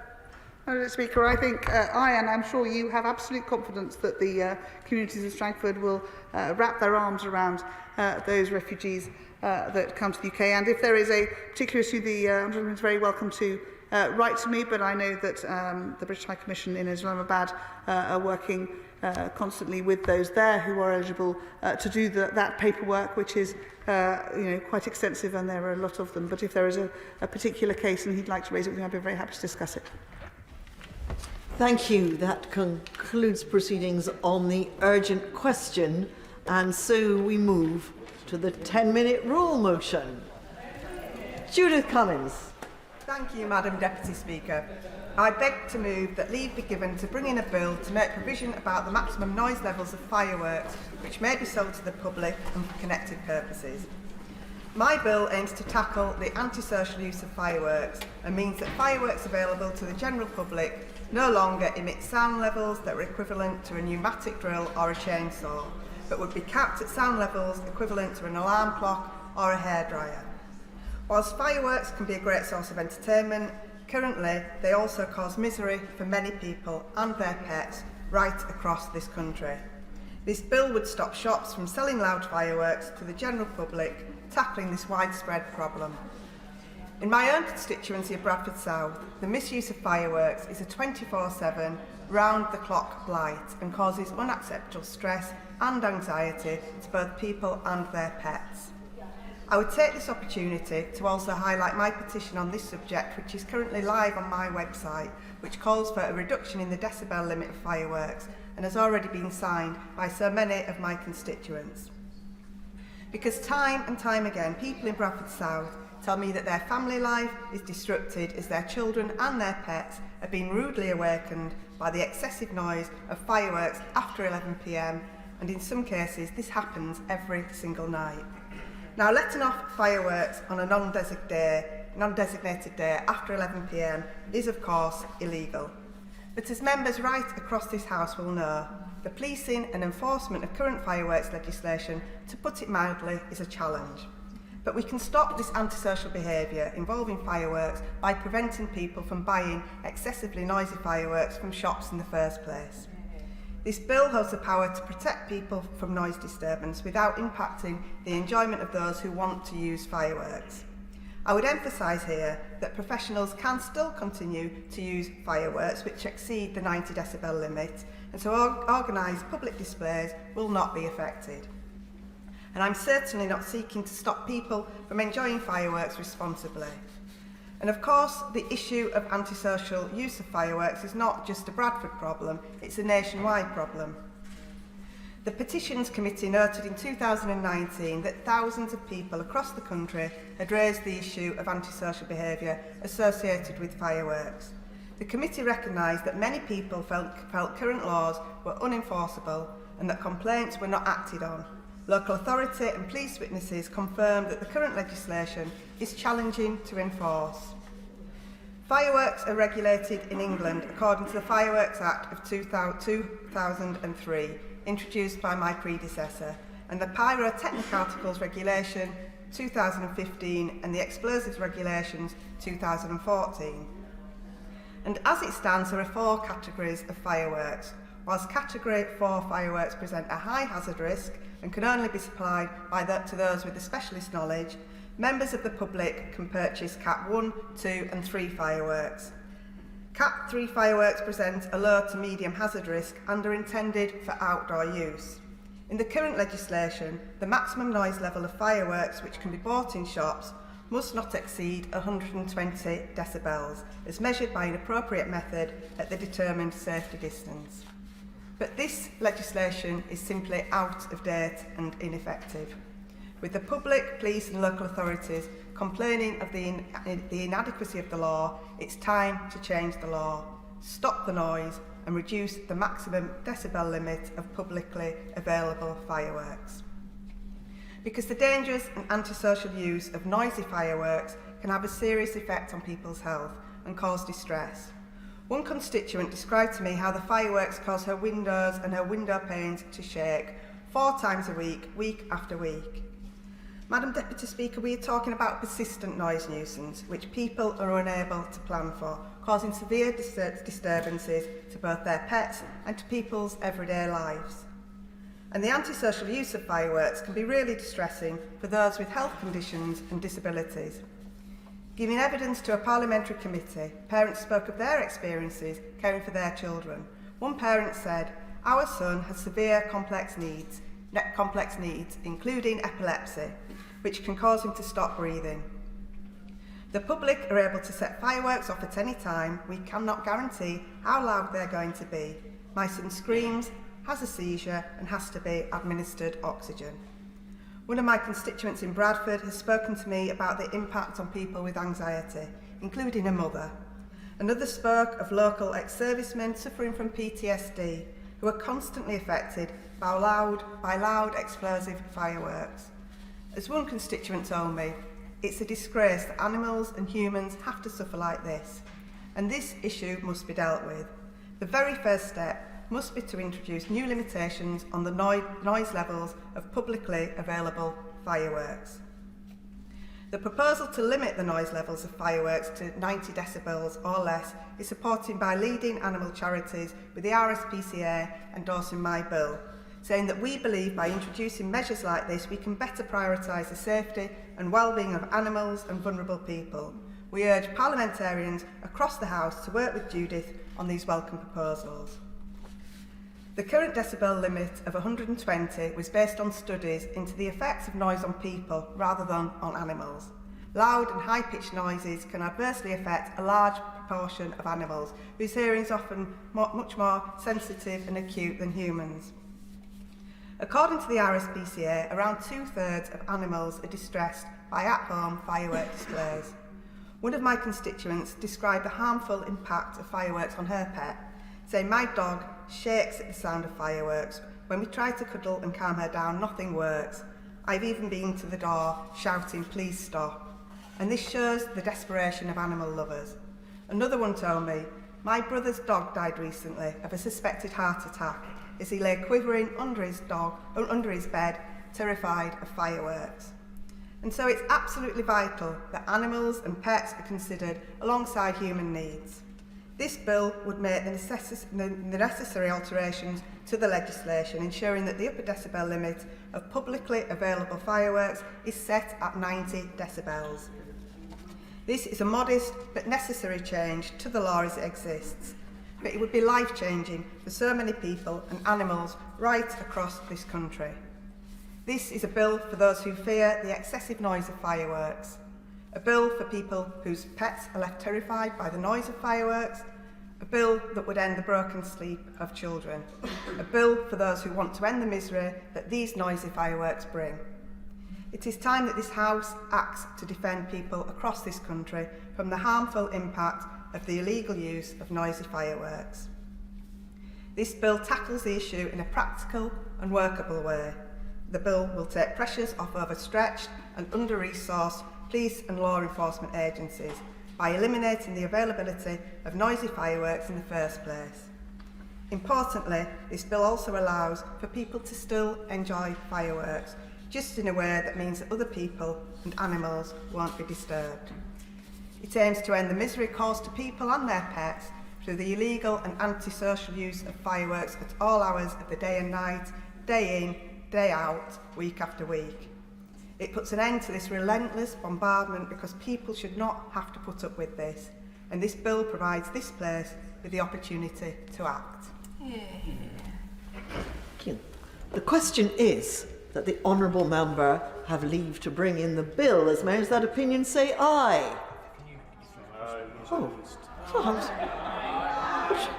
As many as of that opinion say aye. Aye. Of the contrary, no. I think the ayes have it. The ayes have it. Who will prepare and bring in the bill? Kirsten Oswald, Marco Longi, Mr Clive Betts, Peter Dowd, Rachel Maskell, Naz Shah, Imran Hussain and myself, Madam Deputy Speaker.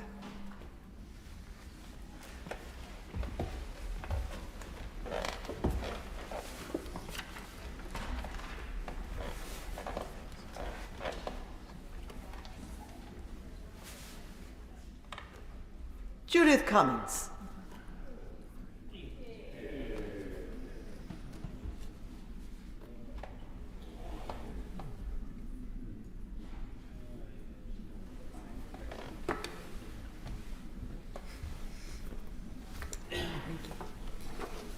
Fireworks, noise limits bill. Second reading what day? Friday the 26th of April, Madam Deputy Speaker. Friday the 26th of April. Thank you. The clerk will now proceed to read the orders of the day. Safety of Rwanda, asylum and immigration bill, consideration of Lord's message. Now. Before we move to consideration of the Lord's message, I can confirm that nothing in the Lord's message engages Commons financial privilege. We will begin with the government motion to disagree with Lord's Amendment 1D, with which we will consider the other government motions as listed on the selection paper. I call the Minister to move the motion to disagree with Lord's Amendment 1D. Michael Tomlinson. Madam Deputy Speaker, here we are again. Thank you very much indeed, and I beg to move that this House disagrees with the Lords in their amendments. Madam Deputy Speaker, you were in the chair on the last occasion, and this House has now voted several times, not to mention the strong endorsement of the bill at second and third readings. We need to bring this process to a conclusion, to get the bill onto the statute book, and to get the flights off the ground as soon as possible. Turning to the first amendment, the Lord's Amendment in New Amendment 1D has added in a number of Acts of Parliament and is simply not necessary. 3 lines, 3 acts have been added. So we should have due regard for the Children Act, the Human Rights Act, the Modern Slavery Act. Why stop there? Why not the Equality Act? Why not the Data Protection Act? Why not any other acts? Why not have the whole statute book listed out there on the face of the document? The answer is because it is not necessary. The treaty, the bill and the evidence together demonstrates that Rwanda is safe for relocated individuals, that the government's approach is tough but fair, that it's lawful, it has justification and it seeks to uphold our international obligations. As I've set out in our earlier debates, the government respects the decision of the Supreme Court, and it's precisely to address those concerns of the Supreme Court that this government has brought forward the treaty with the Republic of Rwanda, as well as preparing an evidence pack on what has changed and how those concerns are being addressed. The government is now... Of course I'll give way to somebody. I was struck listening to Lord Hope's amendment earlier today, that how reasonable it seemed setting up an independent body to assert what the Minister is saying, that Rwanda is a safe place. What could possibly be wrong with that? Well, I'll turn to that amendment in a few minutes, but there already is an independent body. It's the Monitoring Committee, it's there, it's part of the treaty. That's not this amendment that I'm speaking to. I hope to allay some of her concerns, and I hope to see her in the division lobby in a few minutes. The short answer to her question is there already is an independent body. It's the Monitoring Committee, and hopefully she'll hear that in a few minutes' time, but I'm grateful to her for her intervention, because what the government is now doing is inviting Parliament, having considered the lengthy and extensive exchanges, Madam Deputy Speaker, throughout the passage of this bill, to agree with our assessment that the Supreme Court's concerns have indeed been properly addressed, and to enact the measures in this bill accordingly. Of course I give way. Thank the Minister for we as a party will, with the exception of one of the amendments, probably indeed we will support the party tonight.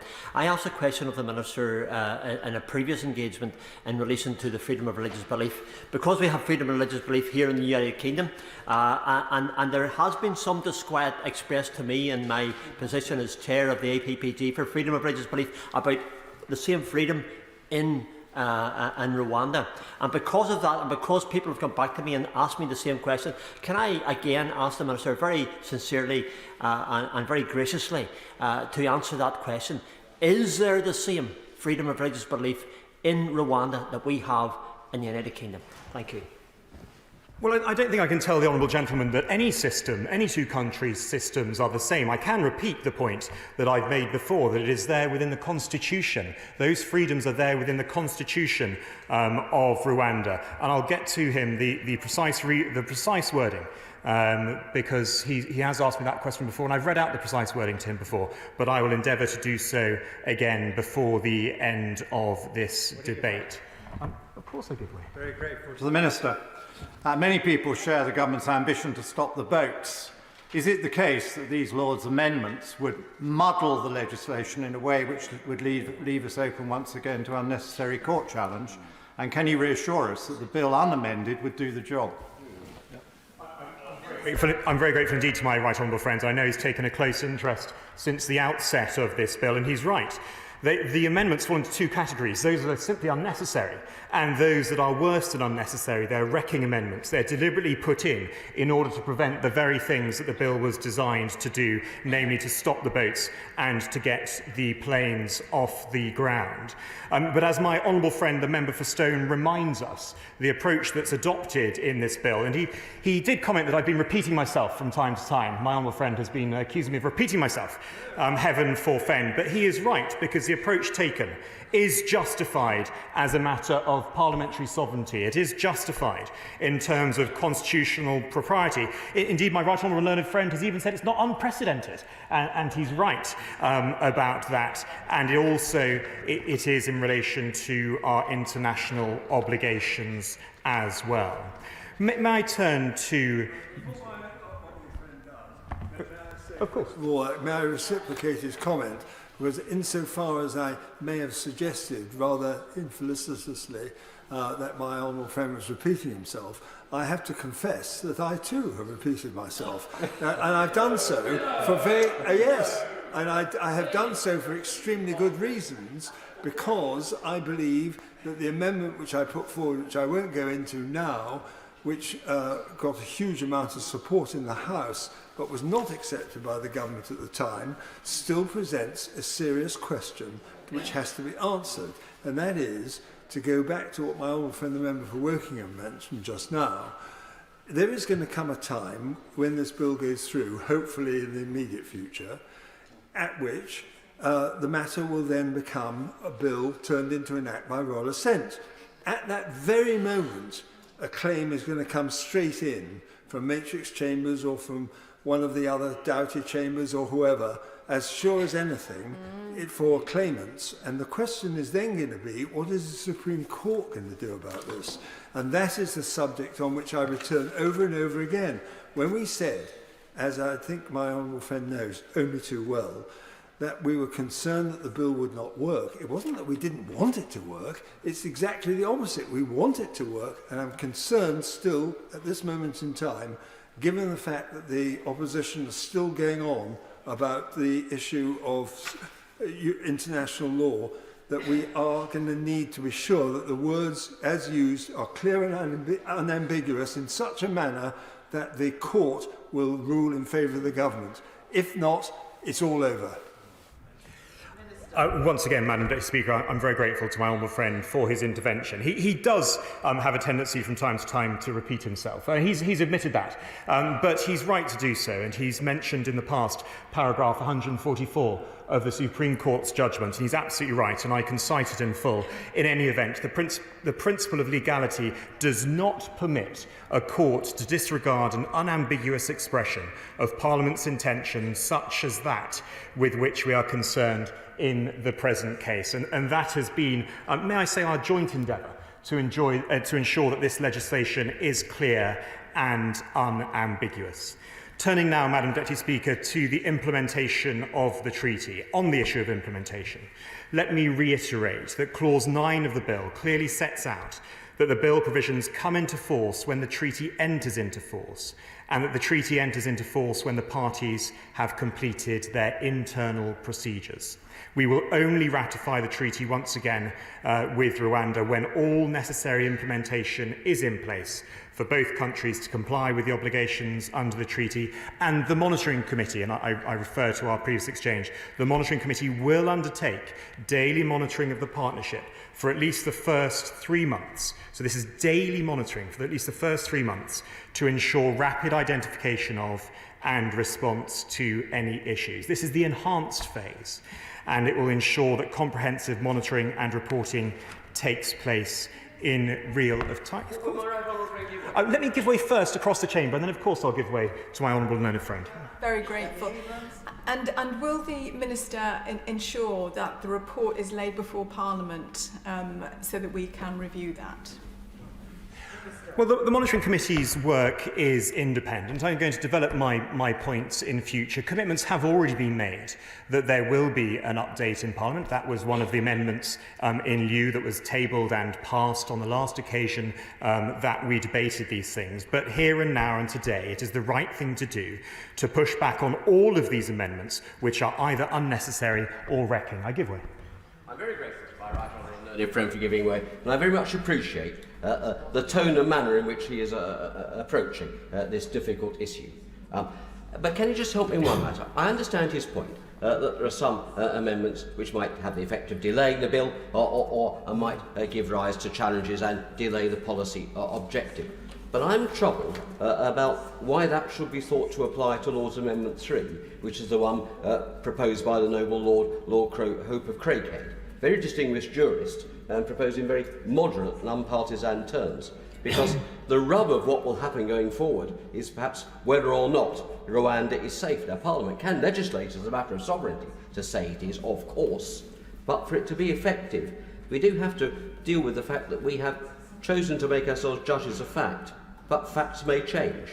And given that we have put in place the mechanism with the Monitoring Committee and the enhanced arrangements, all to the government's credit, I struggle to see what there is in the Hope Amendment that actually undermines the operationality of the bill, rather than perhaps helping it. Because if facts did change, wouldn't it be helpful to have a mechanism of that kind for us to be able to review it upon an informed basis?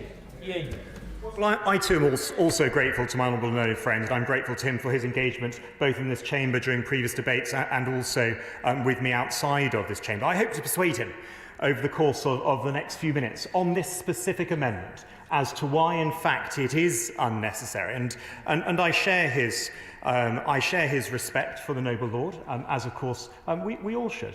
But I respectfully disagree with him that this amendment is necessary. And let me explain why. Because the implementation of these provisions will be kept under review by that independent monitoring committee that we have been discussing. That role was enhanced by the treaty, enhanced from that originally as envisaged. And the commitment from our friends and allies in Rwanda is evident given the progress that has already been made. And let me set out 2 or 3 concrete pieces of evidence to help my honourable and learned friend. On Thursday, the 21st of March, the Rwandan Senate passed their legislation ratifying the treaty. Secondly, the domestic legislation to implement the new asylum system has been approved by the Cabinet and is now with Parliament for consideration, and a complaints process has also been set up. This, plus the wider assurances around the training process, which will ensure the quality of decision-making and building capability within Rwanda's asylum system, all reaffirm and point to the fact that we have confidence in Rwanda's commitment to delivering this partnership and their status as a safe country. As is evident, Madam Deputy Speaker, from our numerous debates, Rwanda has a strong track record of welcoming asylum seekers and looking after refugees. And it's also been internationally recognised as generally safe and stable. May I just turn to a further piece of evidence, and that's in the world rankings. Because Rwanda's overall score in the World Justice Project's Rule of Law score has increased consistently. It's first in sub-Saharan Africa and it's 41st globally. In fact, it's higher than both Georgia and India that this Parliament has, over the very recent past, confirmed are safe countries as well. Those who are relocated to Rwanda will be given safety and extensive support as detailed and set out in the treaty. And I'm grateful to all the officials in Rwanda who have been working so hard on this. May I turn next to the Amendment 6D? And this is one that I do characterise as a wrecking amendment. It would simply encourage illegal migrants to continue to frustrate the system through lengthy legal challenges in order to prevent their removal. And it runs contrary to the core purpose of this bill. This bill strikes the appropriate balance of limiting unnecessary challenges that frustrate removal whilst maintaining the principle of access to the courts. And taken as a whole, the limited availability of domestic remedies maintains the right constitutional balance, the balance that we've all been seeking in this chamber between Parliament being able to legislate as it sees necessary and the power of the courts in order to hold the government to account. May I turn to the final amendment, Amendment 10D? Can I acknowledge, as I acknowledged during our last exchange, that this government recognises the commitment and responsibility that comes with combat veterans, whether our own or those who have shown courage by serving alongside us. I repeat, we will not let them down. Section 4 of the Illegal Migration Act enables the Secretary of State to specify categories of persons to whom the duty of remove will not apply. And once the United Kingdom's Special Forces ARAP review, which was announced on the 19th of February, once that has concluded, the government will consider how to revisit our immigration legislation and how to ensure that and how it will apply to those who will be eligible as a result of the review. Yes, of course, I'll give way. It's one thing to hear the Minister give the assurances he's given today, but the fact remains that we have been out of Afghanistan now for some time. There are and is considerable evidence that those who helped us and put themselves in danger as a result have not been able to get easy access to the United Kingdom and get immigration status. And therefore, why, if in the past, when the difficulty is quite clear that these people are facing, why, if the government has not dealt with it then, should we take assurances it will deal with them in the future? And this amendment is therefore necessary. The answer is this, because this Prime Minister has placed around his cabinet table, sitting at the cabinet, my right honourable friend, the member for Plymouth Moorview, a veterans minister sitting at the highest level. My right honourable friend, the Home Secretary, is somebody who has served our country, as there are many honourable and right honourable members across on both sides of this House. We will not let them down. That is the reassurance that has been given from this dispatch box and also in the other place by the noble Lord Sharp as well. Madam Deputy Speaker, I am an optimist as well. And I confess that despite the optimism expressed by the Honourable Member for Aberavon on Monday, I too am an optimist. May I take this opportunity, perhaps in the optimistic hope that this might be my last opportunity during the passage of this bill, to thank all of the bill team in the Home Office for their extraordinary work. It's a team effort, but may I praise one who has gone above and beyond, whose voice I hope it recovers, and she knows who I'm talking about.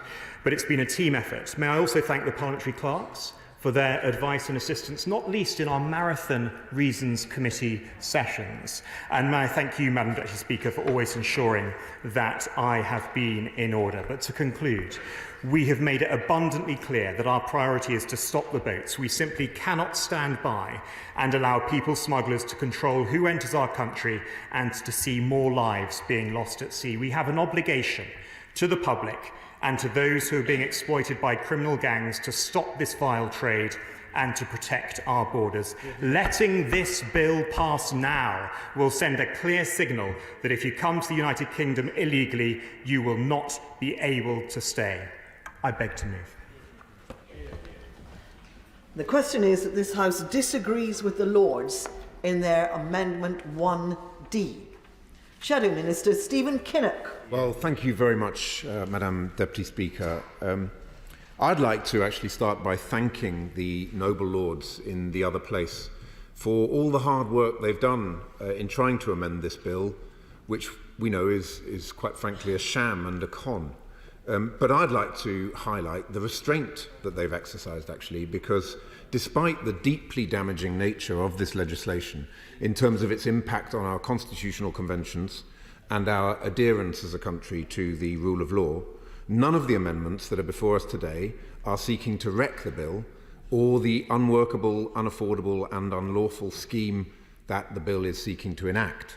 Not one of them would prevent flights to Rwanda taking off. Not one of them would stop the government flogging this dead horse of a policy. Instead, they seek only to commit the government to the promises it has already made about who will be sent to Rwanda and to clarify the mechanisms that will underpin that process. Now, I note that ministers have claimed that there is tremendous and pressing urgency in all of this. But if that is the case, then why did the government forego the opportunity to use Monday the 25th and Tuesday the 26th of March for debates and divisions on this bill? Could it be because they needed extra time to scramble high and low for an airline that wanted to be associated with this unworkable, unaffordable and unlawful scheme? Or could it be because the Home Secretary is unable to decide who should be exempted from deportation to Rwanda? Indeed, it has been reported that the entire harebrained scheme has been given a red risk rating in the Home Office because of his dithering.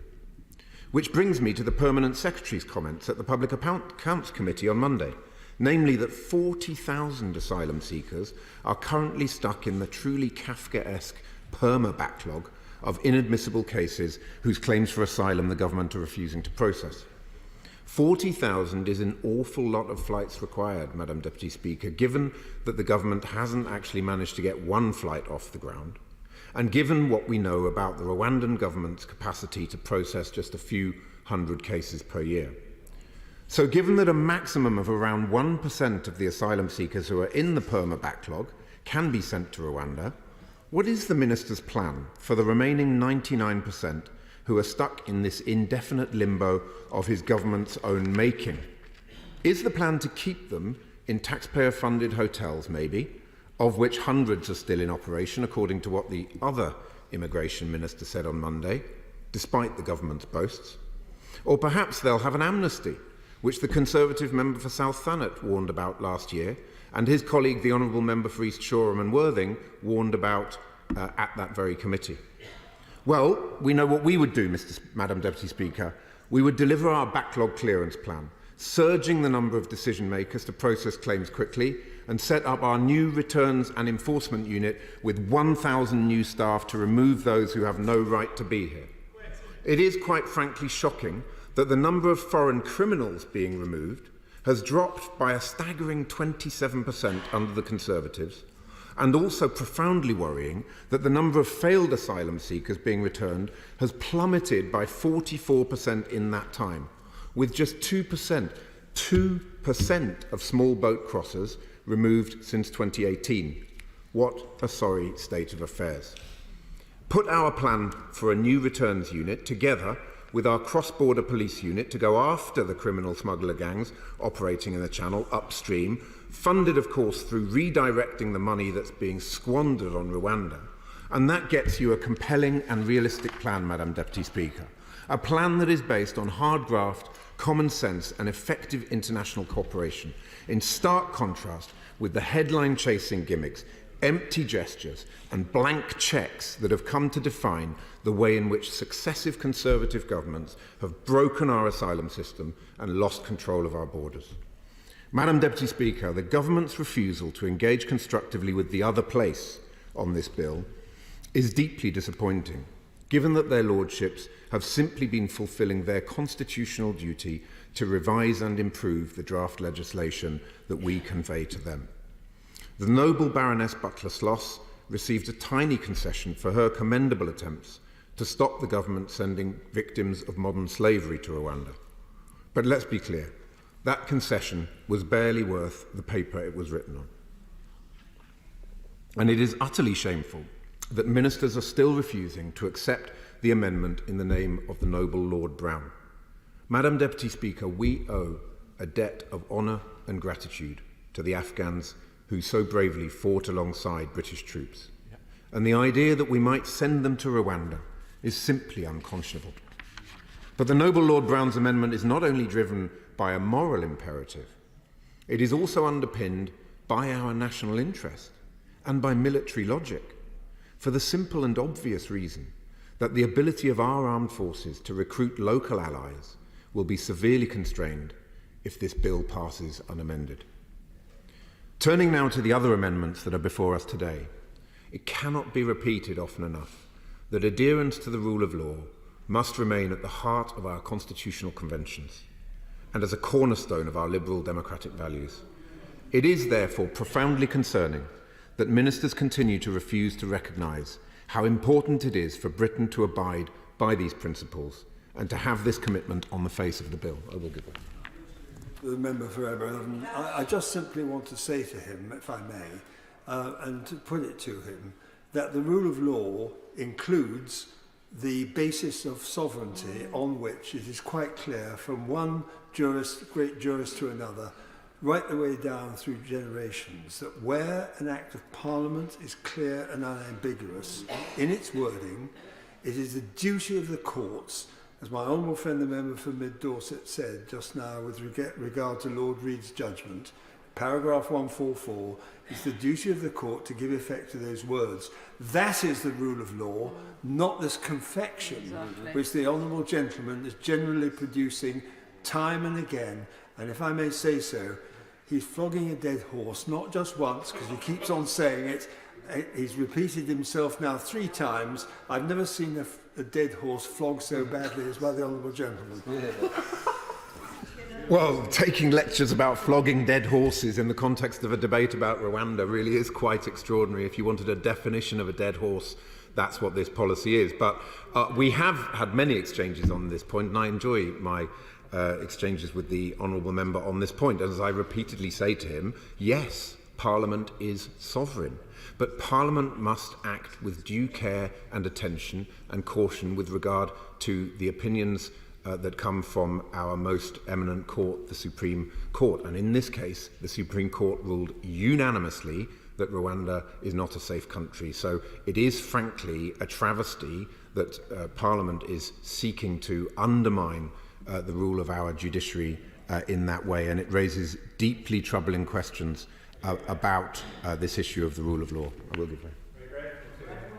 Where would the proposed returns unit send illegals to, and what if the countries concerned didn't want to receive them?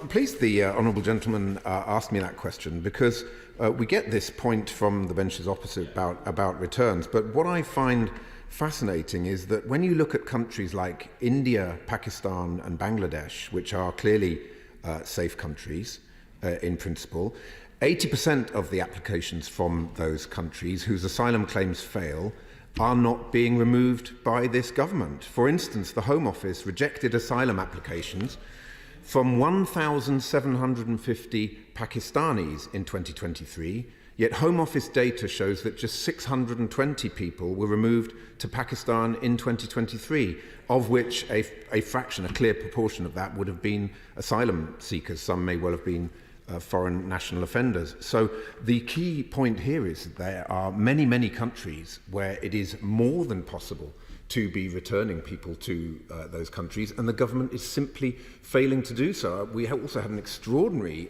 question from my colleague, the member for Newport East, in Home Office Orals on Monday, where she talked about someone in her constituent who is a foreign national offender, who's been convicted of a sexual offence, and has asked to be voluntarily returned to his country of origin, and the Home Office has not facilitated and not been allowing to make that happen. So there is something going seriously wrong in terms of returns. 44% plummeted number in terms of failed asylum seekers since 2010. And I think we should be focusing absolutely on those countries with low grant rates, because that is where you can clear some of this backlog and return people to their country of origin when they have no right to be here.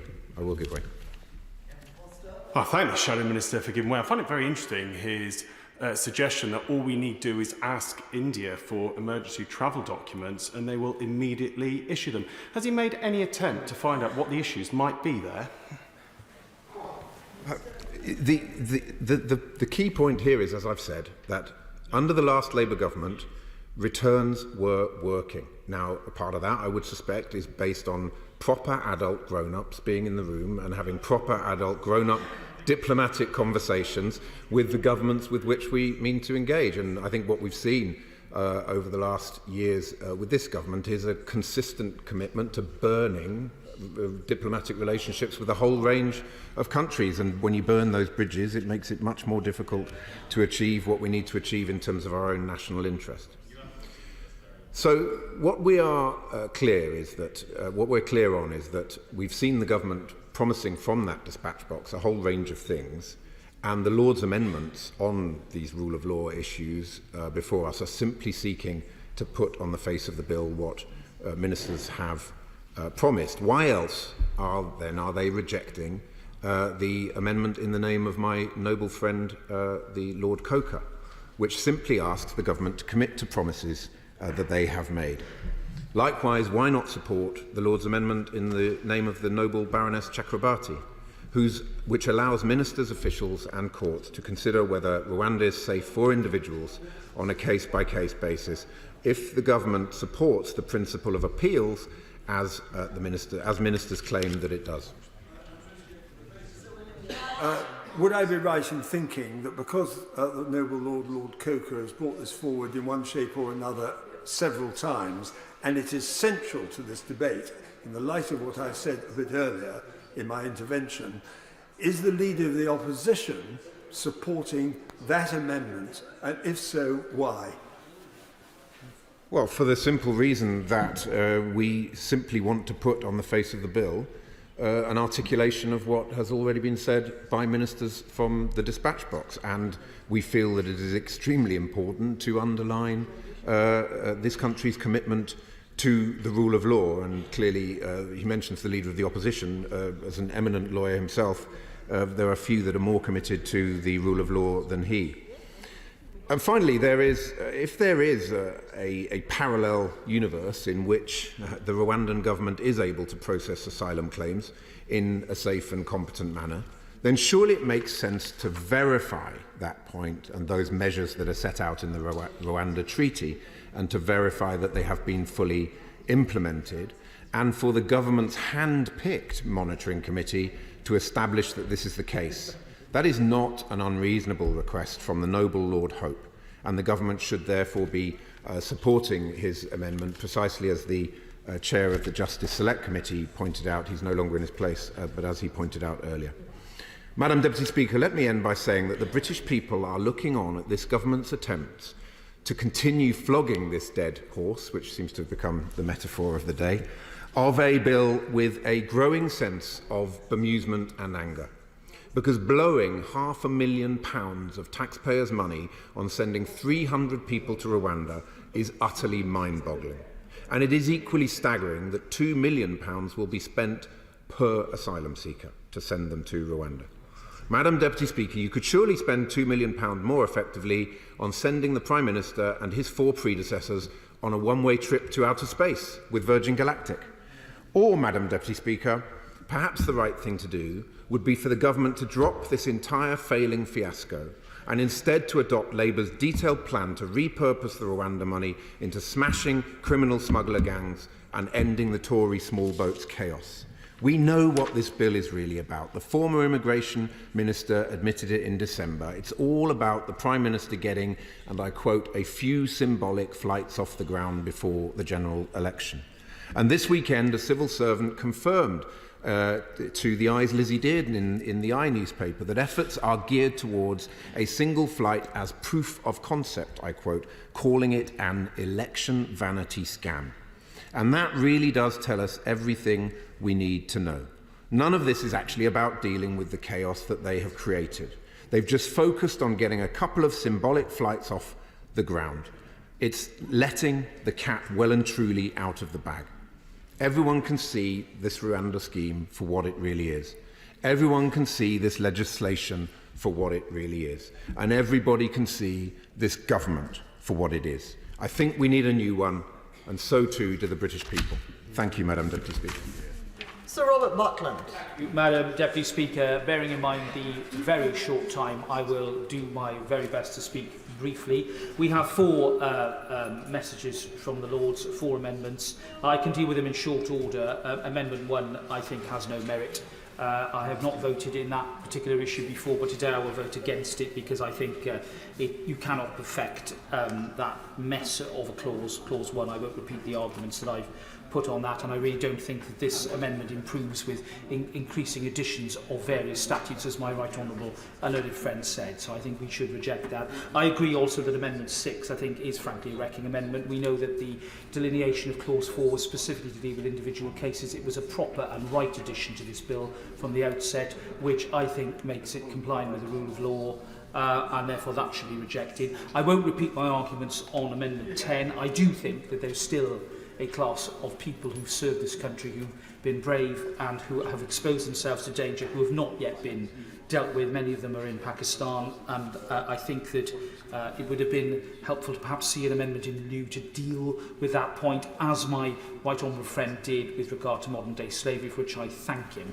Can I say that I was pleased to hear about the detailed reference he made to the progress being made by the government of Rwanda to implement the provisions under the treaty. That is clearly the issue at the heart when it comes to Amendment 3 and Clause 2. He knows my concern about deeming provisions and the desirability of them meeting the reality of the situation, which is why I welcome his statement and the statement of the Noble Lord, the Advocate General in the other place, to say that this bill will not come into force until the treaty has been implemented. But I say this to him. I think he's conceded this properly. The amendment in the name of the Noble Lord, Lord Hope, is not a wrecking amendment. It's designed to make sure that there is a mechanism through which this place can either deal with the fact that Rwanda is a safe country, or, God forbid, if it ever deteriorated to a situation where it wasn't, that we wouldn't need primary legislation to correct this situation. Because at the moment, we would. And that is why I think having a provision in the second subclause of Amendment 3 to allow this place to be involved in a situation where Rwanda might no longer be a third country, a safe country, on the advice of the Independent Monitoring Committee, which of course is a creature of the treaty itself, set up under the treaty, as he has described. It's not part of the Hope Amendment to set up a new body. That's not its intention. I will give way to my right honourable friend. I'm extremely grateful to my right honourable learned friend for giving way. He knows I share his reservations about the inability of this House to reconsider the matter of the safety of Rwanda under the current legislation.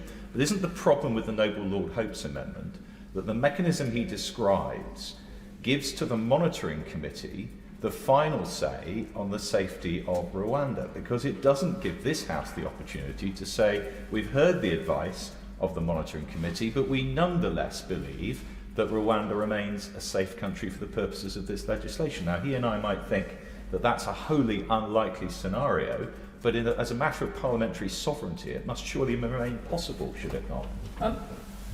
Up to a point, Lord Copper, I think on subclause 2, there will be leeway for the government to actually disagree with the advisory committee, which might advise that Rwanda is no longer a safe country, but in the opinion of the Secretary of State, it is. And then it would be a matter for Parliament to determine, and the trigger wouldn't come into place. On the first subclause 7, I think he's on stronger ground in the sense that the words of the Lord's Amendment does relate to a statement from the Independent Monitoring Committee. But I'll say this to him. I have no problem with an independent monitoring committee that has been set up by a treaty that has been agreed to by this government and by the government of Rwanda, which has come into force in our law through the constitutional, the CRAG provisions. And I think that, slightly inelegant though it is difficult to see perhaps another way to do this that could be conclusive and which could, I think, give certainty to all those who are involved in the operation of this scheme. My right honourable friend, an old friend at the dispatch box, knows that what I want to seek to do is to remove and reduce the possibility of legal challenge. I do not want to see this legislation becoming the subject of angst, sturm und drang, in either the High Court, the Court of Appeal, or, God forbid, the Supreme Court. We've been there, and we've seen the effects of what happened when the situation as of 2022 was determined on the evidence by the Supreme Court. He knows my views about that. However, whatever concerns I have about the Supreme Court, in effect, conducting a test on evidence, which I don't think is, frankly, what it should be doing, it is the Supreme Court to deal with the law of this country and to interpret the law of this country. That is the reality in which we operate. And I want to make sure that this bill doesn't end up in that same problem, which is why I think the Noble Lord Hope's amendment has strong merit. It clears up any doubt that there isn't a mechanism either for the executive or this place to either apply the provisions of the bill or to disapply them when the facts change. Let's make sure, Madam Deputy Speaker, that the reality keeps pace with the law and that deeming provisions, however attractive they might be, aren't used as a device to cut corners or to run ahead of ourselves in a way that will only, I think, cause problems, not just for the judicial system, but for the operation of this policy itself, which he knows I have consistently supported and will continue to support as an innovative and proper response to the unprecedented challenge of mass migration that the West is facing now. This is serious stuff. I want the government to get it right. SNP spokesman Alison Thewlis. Thank you, Madam Deputy Speaker. And I'll start in order here with Lord's Amendment 1D in the name of Lord Coker. And the Minister asked why these particular pieces of legislation are things that the government ought to have due regard for. Why would we want to have due regard for international law and various acts, including the Children's Act, the Human Rights Act and the Modern Slavery Act? Well, I think the reason why we want to have due regard for these things is found in the front piece of this bill, which says, in the name of the Home Secretary, I am unable to make a statement that, in my view, the provisions of the Safety of Rwanda Asylum and Immigration Bill are compatible with convention rights, but the government nevertheless wishes the House to proceed with the bill. The government is setting out to undermine our international obligations, so it is quite right for the Lords to insist that we should abide by our international obligations. That's the very least this government should be doing. And there are implications for children, for people who have been victims of slavery and trafficking, of people whose human rights are going to be abused. And the government should be paying far more due attention to this than it intends to do. Moving to Lord's Amendment 3E in the name of Lord Hope. I think there is significance in making sure that the Monitoring Committee can do its job and do its job properly, because it's not clear. It's not clear at all the circumstances in which Rwanda can be declared not safe. The Monitoring Committee is supposed to produce an annual report once a year, which then goes up the chain to the next committee, joint committee. But there is no mechanism within that for them to blow the whistle should something happen. There is no mechanism for them to say suddenly something has happened here and Rwanda is no longer safe. What happens in that circumstance? What happens to those recommendations? How does that become activated? And what then happens to those people that are in transit that the UK hopes to send to Rwanda? There is no mechanism within this legislation, or that I can see within the treaty, because there's a 3-month delay within the treaty as well before anything can be annulled within the treaty that both parties need to agree with. So what happens should something untoward happen in Rwanda? And I referred to the action of the M23 rebels in my remarks earlier on in the week, which the Minister didn't refer to at all in his summing up remarks. What happens if something goes awry? We don't know. We are beholden to the assertion of this government that Rwanda is safe in perpetuity. There is no mechanism to remove that perpetuity of Rwanda being safe. And I would highlight also the experience of the Irish journalist Sally Hayden, an author and journalist. She wrote the book My Fourth Time We Drowned, and she has raised concerns about the mechanisms of scrutiny in Rwanda itself. She has raised concerns in the past about the treatment of refugees in Rwanda. She has visited the country on several occasions, but she was denied entry last month as she went to cover the 30th anniversary of the Rwandan genocide. And she believes, despite having to try to resolve this with the Rwandan authorities, she believes that the reason for her refusal of entry is precisely because she has criticised the Rwandan authorities and their treatment of refugees. Is that not something that should alarm all of us about the scrutiny of this bill, both here and in Rwanda? Exactly. And she has said, and I quote, "Proper scrutiny of the consequences of this policy are not possible because it is not a country with freedom of media and freedom of speech." Exactly. That is something that we should be deeply concerned about, because without that independence and that scrutiny, we cannot be certain that what is happening is Rwanda is what the government intends to happen in Rwanda, or indeed what the Rwandan government is telling us that they intend to happen in Rwanda. That freedom of press is crucial to that level of scrutiny outside of the supposedly independent monitoring committee. So I support this amendment. Furthermore, the Amendment 16, in the name of Baroness Chakrabarti, I support this amendment also, because what this does is stand up for the rights of our own authorities here to make proper decisions. It empowers our decision makers, our courts, as they should be empowered, to look at the evidence in front of them and to make proper decisions. What this government does is ask the judiciary, ask the immigration officers, ask tribunals, everybody within the system to engage in a legal fantasy, that they should ignore all evidence in front of them and believe that the government, when it says that Rwanda is safe in perpetuity. And I would remind, with reference to 1C in here, around refoulement, that Rwanda engaged in the refoulement of several persons during the negotiation of the treaty. Never mind any other time. They were doing this during the negotiation of the treaty. So again, we should be worried about that. Hear, hear. Moving to clause 10D, and the exemption for agents, allies and employees of the UK overseas. Now, we had the urgent question earlier on people from Afghanistan who are currently being yeeted out of Pakistan, and the Pakistan government apparently pleading that using Rwanda as some kind of justification for this behaviour. Now, this really indicates the ripple effect of what the government is doing here, that other countries are praying in aid of this legislation when they look to do things that we also have concerns about. And the UK earlier on, I raised the point that we've been waiting for 3 years for the UK government to get their act together on ARAP and ACRS. People should not still be waiting with uncertainty, with fear, with the prospect of being executed by the Taliban should they be removed back to Afghanistan. This is unacceptable, absolutely unacceptable and unjustifiable that the government has done so little in 3 years to protect Afghans who served alongside our forces in Afghanistan. So I think the very least that the government could do is approve this clause, to say that those people that served with us deserve protection. The people that are coming on small boats because the government schemes have failed to protect them, that they should be exempt from being sent to Rwanda. The government is refusing to do so, and I think that is absolutely despicable. Now, with the best will in the world, these amendments are not enough.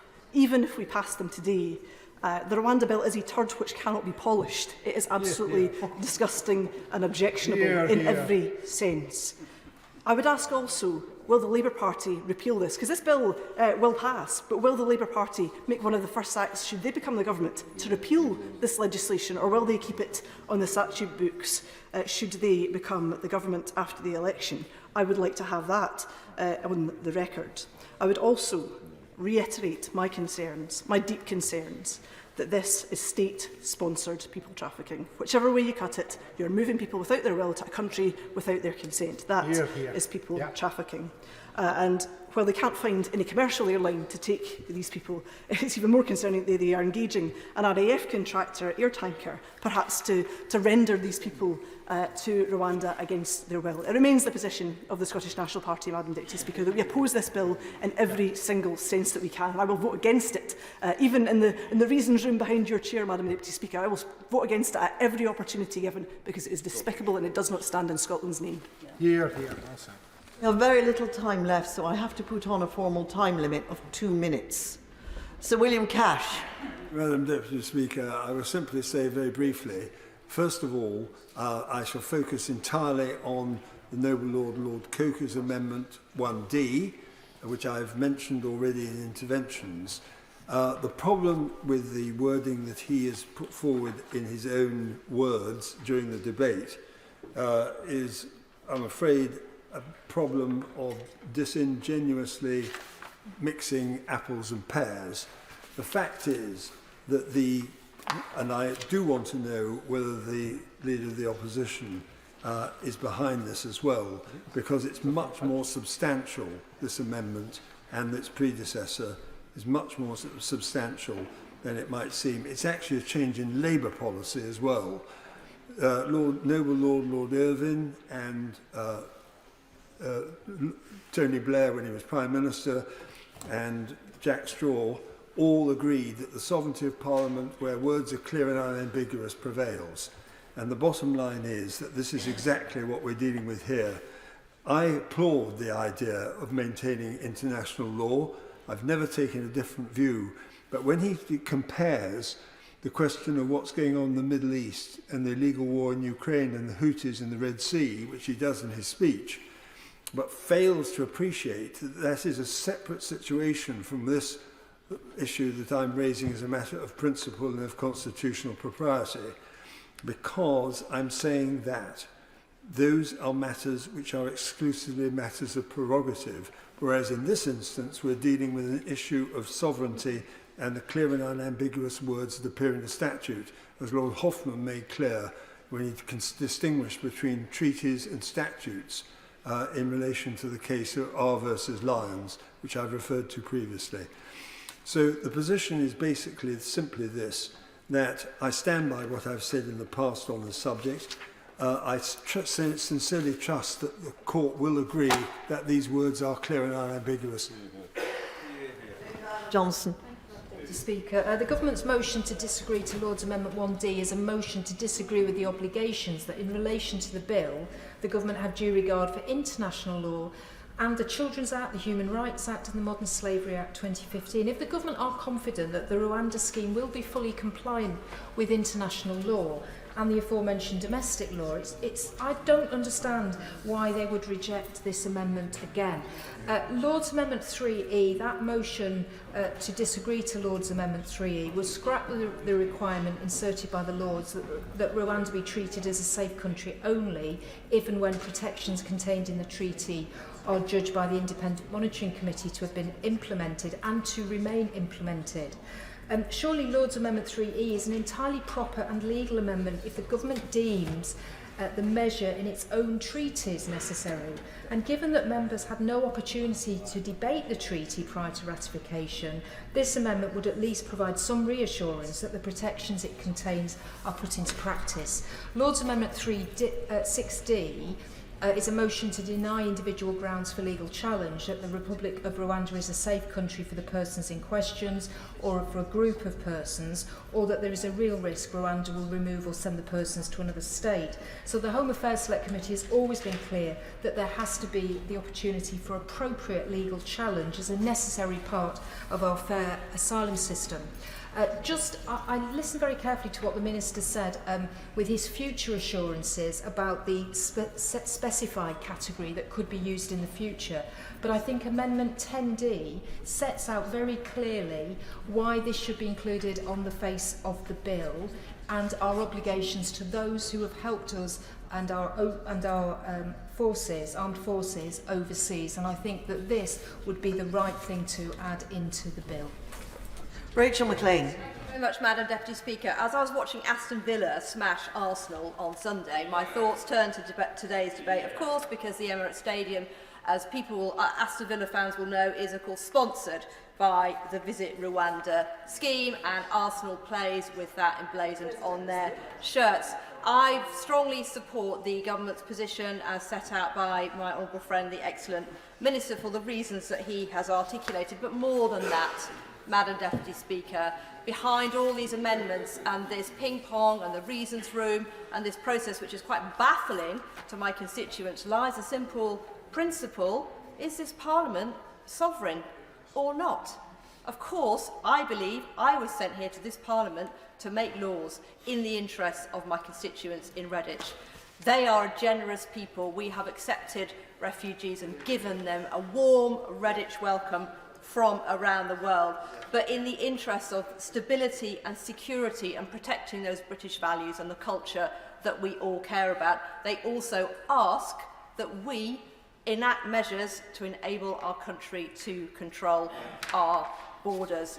And this whole debate is really summed up by this whole concept of, are we in the West able to control our borders or not? Because we all know this is going to get much worse. 100 million people are on the move. I listened to what the opposition spokesman talked about.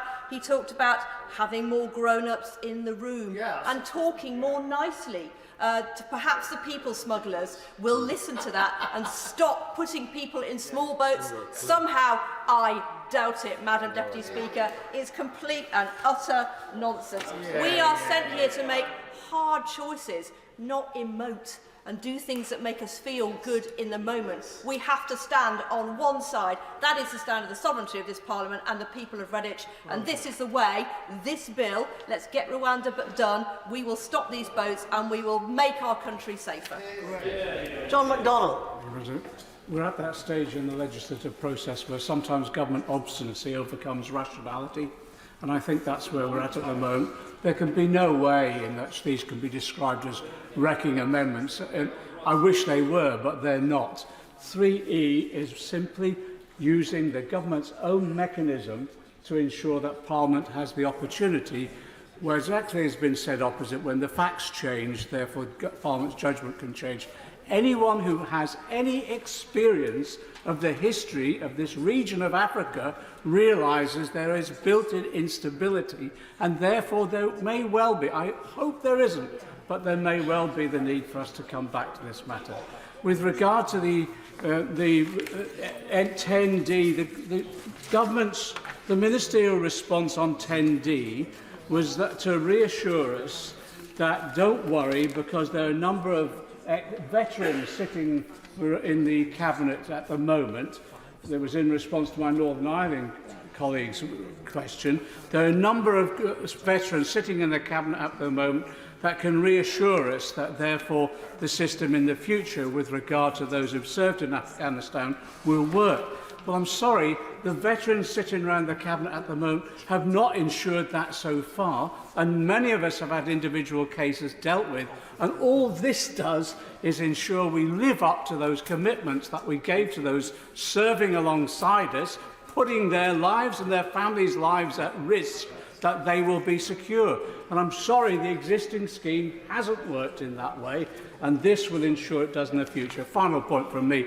I came here on the basis that Parliament was all about protecting its citizens and ensuring that they had safety but also access to law.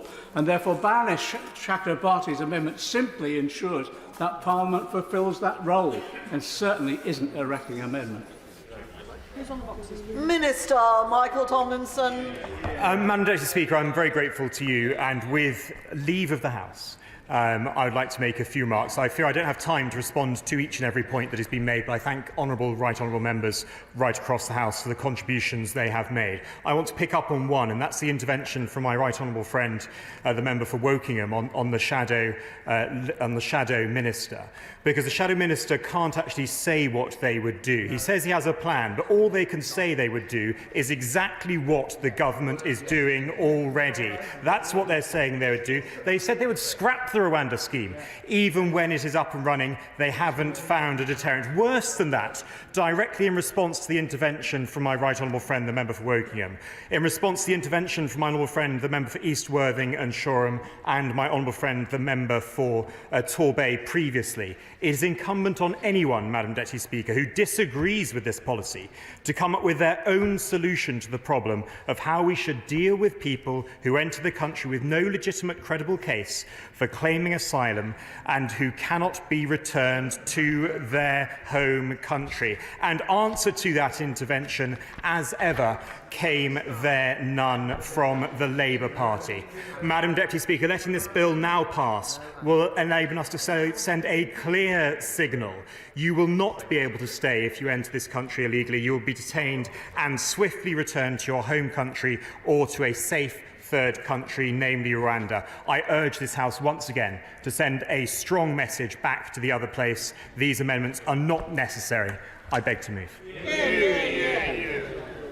The question is that this House disagrees with the Lords in their Amendment 1D. As members of that opinion say aye. Aye. Of the contrary, no. No. Division. Clear the lobby.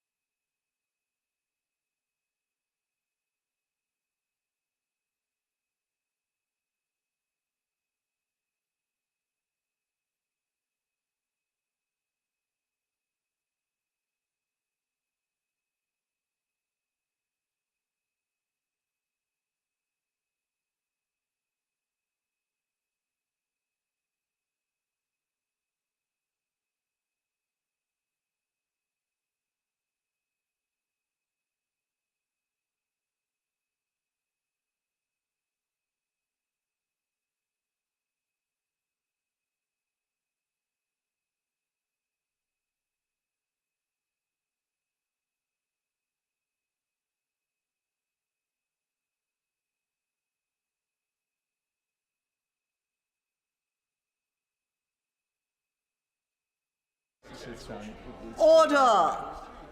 The question is that this House disagrees with the Lords in their Amendment 1D. As members of that opinion say aye. Aye. Of the contrary, no. No. Tellers for the ayes, Manda Soloway and Mike Wood. Tellers for the noes, Mary Glindon and Christian Wakeford.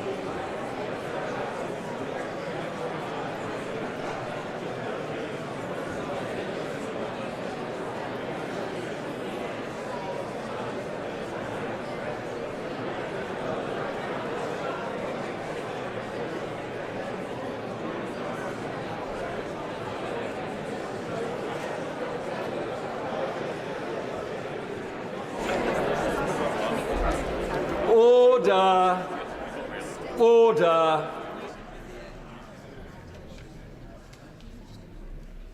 The ayes to the right, 306. The noes to the left, 240.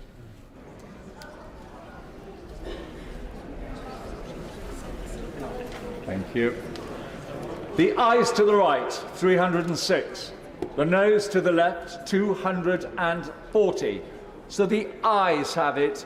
The ayes have it. Unlock. Order. Order. Under the programme order of the 18th of March, I must now put the questions necessary to bring to a conclusion proceedings on the Lord's message. We now come to Lord's Amendment 3E. Minister, to move the motion to disagree formally. The question is that this House disagrees with the Lords in their Amendment 3E. As many of that opinion say aye. Aye. Of the contrary, no. No. Vision, clear the lobby.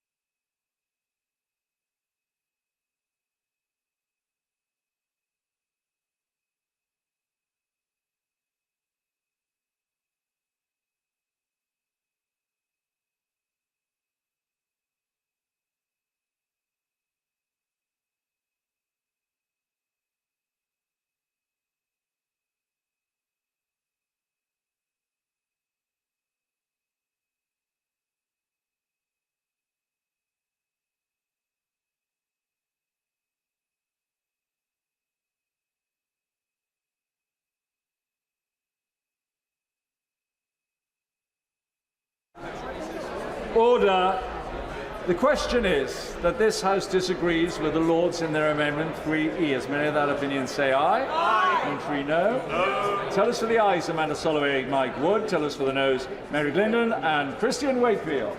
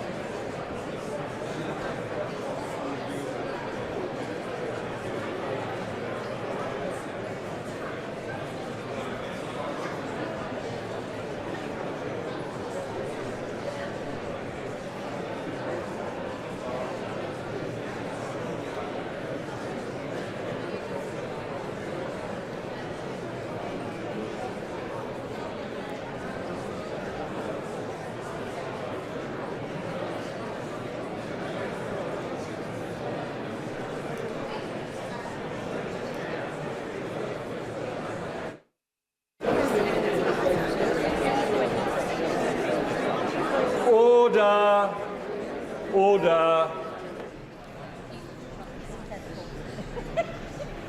The ayes to the right, 306. The noes to the left, 240.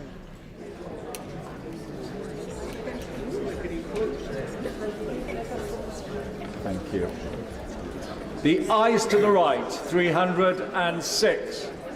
The noes to the left, 240. So the ayes have it. The ayes have it. Unlock. We now come to Lord's Amendment 6D. Minister to move the motion to disagree formally. I beg to move. The question is that this House disagrees with the Lords in their Amendment 6D. As many of that opinion say aye. Aye. Of the contrary, no. No. Television, clear the lobby.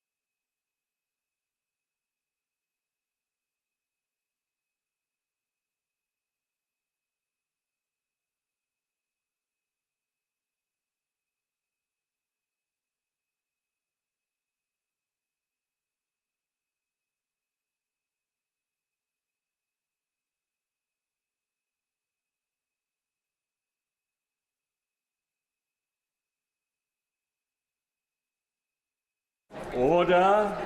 Order. The question is that this House disagrees with the Lords in their Amendment 6D. As many of that opinion say aye. Aye. Contrary, no. No. Tell us for the ayes, Mike Wood. Amanda Soloway. Tell us for the noes, Christian Wakefield and Mary Glendon.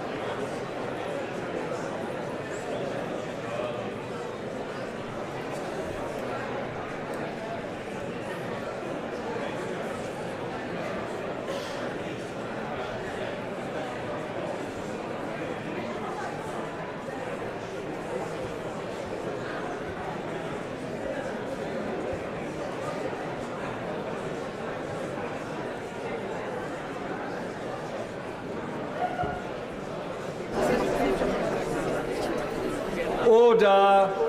Order. The ayes to the right, 310. The noes to the left, 240.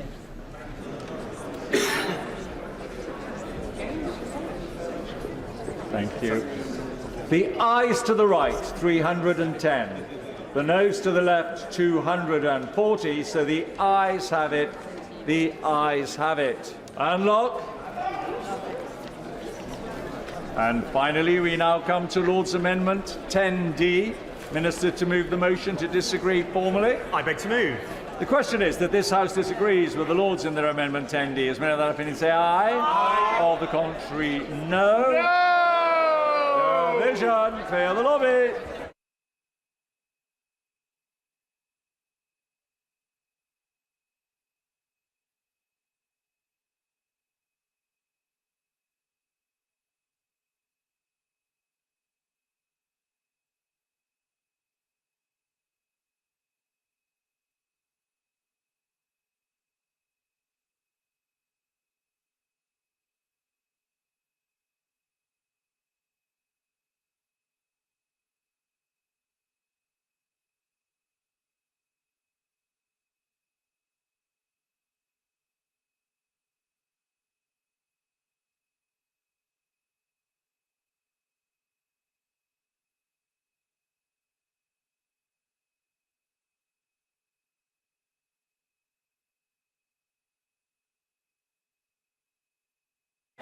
Order. Order. The question is that this House disagrees with the Lords in their Amendment 10D. As many of that opinion say aye. Aye. Of the contrary, no. No. Tellers for the ayes, Mike Wood, Amanda Soloway. Tellers for the noes, Christian Wakeford and Mary Glendon.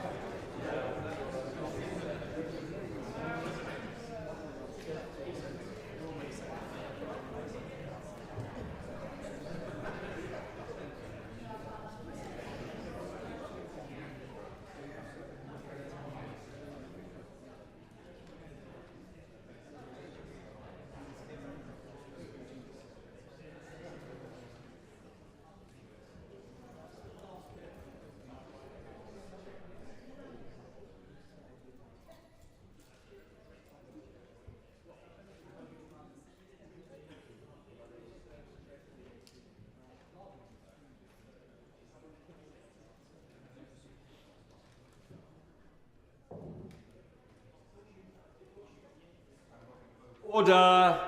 Order. The ayes to the right, 302. The noes to the left, 244.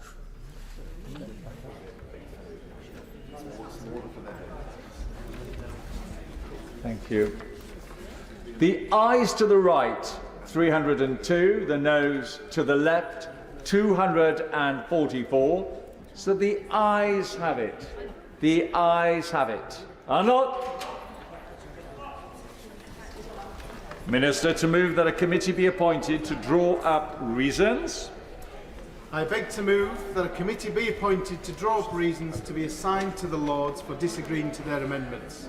That Michael Tomlinson, Scott Mann, Kieran Mullen, James Sunderland, Stephen Kinnock, Colleen Fletcher and Alison Thewlis be members of the committee. That Michael Tomlinson be the chair of the committee. That 3 be the quorum of the committee. And that the committee do withdraw immediately. Very good. The question is that a committee be appointed to draw up reasons to be assigned to the Lords for disagreeing to their amendments 1D, 3E, 6D and 10D. That Michael Tomlinson, Scott Mann, Kieran Mullen, James Sunderland, Stephen Kinnock, Colleen Fletcher and Alison Thewlis be members of the committee. That Michael Tomlinson be the chair of the committee. That 3 be the quorum of the committee and that the committee do withdraw immediately. As many other opinions say aye. Aye. Contrary, no. I think the ayes have it. The ayes have it. And that concludes consideration of the Lord's message relating to the safety of Rwanda asylum and immigration bill. Finance number 2 bill, second reading. No. I have to announce as well that the reason amendment in the name of the SNP in the name of Drew Hendry has been selected, and I call the Minister to move second reading. Minister. Thank you very much, Mr. Deputy Speaker, and I beg to move that the bill be read a second time. Last month, my right honourable friend, the Chancellor of the Exchequer, set out a budget to deliver on the priorities of the Prime Minister and his government, and in the context of an improving economic picture.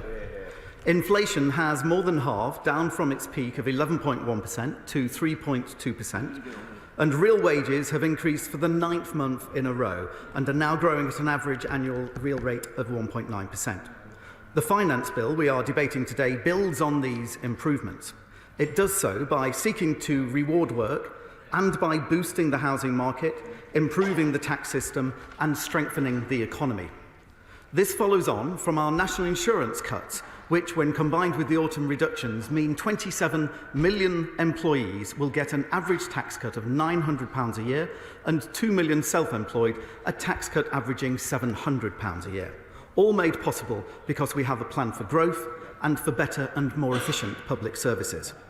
This finance bill covers 24 different measures in total, and today I will outline its most substantive powers. That's excellent.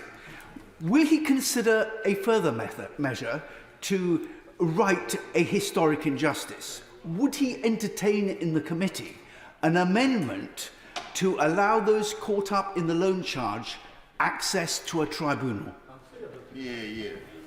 I thank my right honourable friend for his comments. We've had a discussion over the loan charge previously. I don't believe an amendment would be in order on this particular bill, but I can say to the honourable gentleman, right honourable gentleman and others that I am always open to hearing concerns about the loan charge. I have done previously and will happily continue to hear information, evidence and concerns from colleagues. I thank the Minister for coming to the House to present the budget for the House. Minister, every one of us will know over this last few weeks, indeed this last 6 months, farmers have been under exceptional weather pressure. Such as that weather pressure, it means that the indications are that farmers won't be able to cultivate their land, plough their land, sow their crops, with the result the Minister referred to inflation coming down. By the way, I'm glad that it's dropping. We all should be. If we're not, there's something wrong with us. But at the same time, inflation can't come down if foodstuffs start to rise. Has the Minister had any opportunity to consider that very issue? How we can help farmers in a difficult time to keep the food prices down and thereby and ensure that the inflation that the Minister is referring to can actually continue to drop? Yes, can I thank the right honourable gentleman for his positive welcome of the inflation news today. He's right that it is welcome, but it's always something we need to keep an eye on. The points he's raising about farmers, I would like to join him in thanking our farmers. They've played a pivotal role in helping food prices come down, and of course the supermarkets have a role in this area as well. He's raising some points that are slightly outside of the remit of this particular bill, but I can assure him that I will continue to have conversations with ministerial colleagues and others, and I'm sure he will as well, because we always listen to the really, really important farming community in this country who do so much to create employment and, of course, provide us with food. Now, as I said, Mr Deputy Speaker, the bill covers 24 different measures. I won't go through every single one of them today, but I do want to focus on a few key areas. And first, I will turn to how this bill rewards work. I'm sure that we all recognise a simple truth, that work should pay. We understand how hard many people up and down this country do work, and this government wants to ensure they are recognised for this, because this approach not only benefits individuals and families, it also benefits overall growth and the economy. That's why, as I mentioned, we have already taken 2 bills to cut national insurance through Parliament. But, Mr Deputy Speaker, this finance bill goes further. That's why a key measure in this bill is to increase the High Incomes Child Benefit Charge, or HICBIC, threshold from £50,000 to £60,000. In addition, the rate of the charge will be halved so that individuals continue to receive child benefit until one household member earns £80,000, taking 170,000 families out of paying this tax charge. These changes are a well-earned reward for working families up and down the country and puts pounds back into parents' pockets. Certainly. Giving way, and whilst the changes in the child benefit allowances are important, and especially helping parents who want to get into work and have their children looked after, does he accept that one of the biggest impacts of this budget on people who are working is the way in which they're being dragged into higher tax rates because thresholds have not been risen, and that in itself is having a huge disincentive effect on working families? I think the honourable gentleman will recognise that, of course, he'll be aware that back in 2010, the tax-free allowance was, I think, £6,475. Because of the actions taken by this government since then, the tax-free allowance has increased to over £12,500 now. That is actually a significant real terms increase, which means that take-home pay is higher than it otherwise would have been. And then when taken in combination with other measures, it's a really important move. But also, I'm sure he wouldn't want to detract as well the significant than what we have so far. This is a bill in which the drafting in so many areas is extraordinarily loose and dangerously loose. I thank the Minister for the letter she has sent me, and no doubt others, on the question of individual responsibility and personal liability. I'm not sure that I entirely understood it. I have showed it to one or two legal acquaintances, and they're not sure that they are much clearer than they were before. That perhaps shows some of the difficulties with which we are engaged. When I first read this bill, I noticed that it was a bill which declared in its title it was about public bodies, and that in Clause 2 it says that it's about public authorities. And as it happened, as I got into the lift, another member of this House with whom I had worked when he was a Conservative Cabinet Minister joined the coalition government, and I asked him casually, tell me, do you think that a public body and a public authority are the same thing? Oh, no, of course not, he said. The definition of a public body is far narrower than that for public authority. Well, a bill that starts by having one of these terms in its title and then goes on to use the other term in the text does raise a number of questions. When I reread the impact assessment this morning, which uses the terms interchangeably, by and large preferring public body to public authority as we go through, I worry about how clear those who drafted this bill were about what it was they are doing. We then go into hybrid public bodies, which the impact assessment talks about, or hybrid public authorities. And when I began to read through Lexis and try to understand some of the case law on this, in which a number of noble and learned members of this House emerge as those who've made judgments on this, I discover that functional public authorities and hybrid public authorities raise many of the questions with which we would have to deal if and when this became an act. The line between public functions and private functions for public authorities, which are partly public and partly private, is a very delicate one, and one on which litigation leaves much room. Core public authorities, we all know what they are, but hybrid public authorities are a very loose and very broad entity. The Minister said on a previous occasion in another context that there were well over 100,000 public authorities, and no doubt the definition after a while does become extremely unclear. After all, Section 6(3) of the Human Rights Act 1998 talks about any person, certain of whose functions are of a public nature. And the question, how many functions need to be of a public nature and how much that affects how they behave in other areas, has been contested in the courts on many occasions. Court cases have ruled that a privatised railway company, for example, is not a public authority, but that a privatised water company, and in a different case, a private provider of social housing, are, for certain purposes, public authorities. Rulings have differed on whether private care providers to local authorities are public authorities or not. The impact assessment and the ministerial letter refer to cultural institutions as coming within this, and the Minister in the letter which came to us before the second reading talks about museums and galleries which receive significant amounts of public money.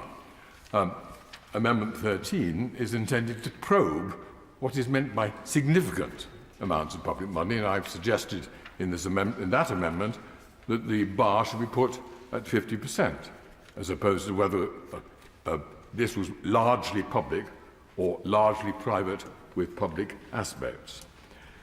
A court case in 1999 found that the University of Cambridge... He mentioned railway companies at one stage as with the public bodies. I mean, if we're talking about a train operating company, for example, is not a public body, presumably, when it is privately, it's a private body, clearly, then it goes bankrupt, has difficulties and gets taken over by the government. Then the government gets it right in due course and then goes back to the private sector. So can bodies oscillate between the two categories? I mean, is that a further complication? I would defer to my noble friends on that. And part of my concern about this law is that I think there is a great deal of employment for my learned friends to be found in the Act if it were to go through. And indeed, that is one of the things which appears in the the memorandum for delegated powers says, if I may find the beginning of it, it is intended that the measures will be widely construed. This is paragraph 4. And in paragraph 12 it says, the prohibition will apply to public authorities in accordance with Section 6 HRA 1998. However, interpretations of Section 6 HRA 1998 can create uncertainty, which means that the bill may, including as case law evolves, capture a range of bodies that it was not necessarily intended to apply to.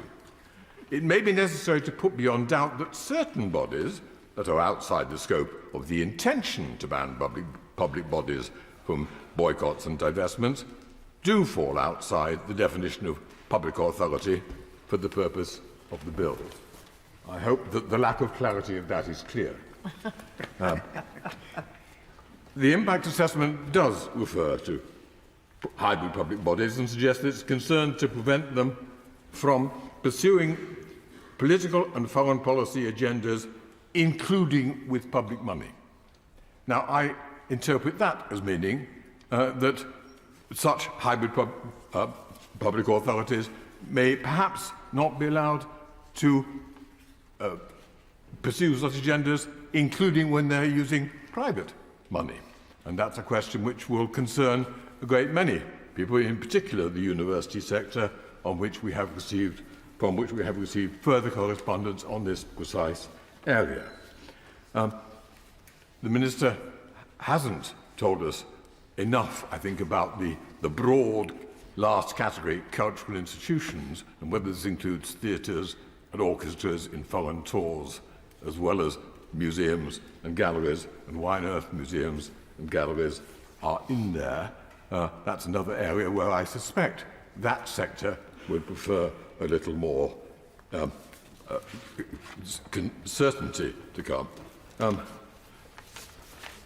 Universities have been particularly concerned about the impact on their international partnerships, which are, I'm assured by my university friends, part of their private functions.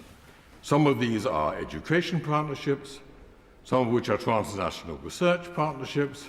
I declare an interest, my son is engaged in this very actively, and some are with foreign companies and donors. And they can be very sensitive, and they can raise reputational problems, as some universities, including the one I used to work for, have learnt to their cost. And again, it would be helpful if we had more detailed guidance on that. May I perhaps also comment that at several points in the impact assessment, the memoranda to the Delegated Powers Committee and others, the government emphasises the importance of ensuring the coherence of British foreign policy, and that it should not allow others to conduct their own foreign policy agendas. I noticed the Express the other week reporting that the government has signed immensely valuable trade deals with Washington State and Texas. It does seem to me an interesting contradiction for the British government to insist that subordinate entities within the UK state should not be allowed to engage in any sort of things with other countries, while actively itself attempting to get past Washington to deal with American states in whether these are not significant trade deals or not. I'm not sure. I have the Memorandum of Understanding with the State of Washington, and it seems to me to be rather less substantial than the Daily Express was suggesting. The Minister may, of course, be thinking that precision doesn't matter so much in this bill, because the bill is intended to be largely performative and not to lead, in practice, to any serious enforcement. The impact assessment does, after all, note how little boycott activity there has so far been, beyond discussion, and the bill is unlikely to be implemented before the coming election. But we should not be in the business of permitting the government to put badly drafted law onto the statute book for show. We need much greater clarity. I look forward to what Baroness Noakes will say about the need for clarity in this area. But the Minister shares the responsibility with the House to ensure that the bill does not become an act without much greater clarity about its terminology and the extent of its reach over the UK's public and private bodies. I beg. Amendment proposed, Clause 2, page 2, line 3, leave out from decision maker to end of line 4 and insert is acting on behalf of a public body. My Lords, I share many of the concerns that have been explained by the Noble Lord Wallace of Saltaire, and that's why I tabled Amendments 11 and 12, which are in this group. Like the Noble Lord Wallace of Saltaire, I too thought this bill was about public bodies, because that's what appears in the title. The Noble Lord read out the definition that we're invited to use in Clause 2, which is the subsection 3, section 6, the definition in the Human Rights Act. And it's clear from that it can capture private sector bodies, and that's where I first got interested in this topic.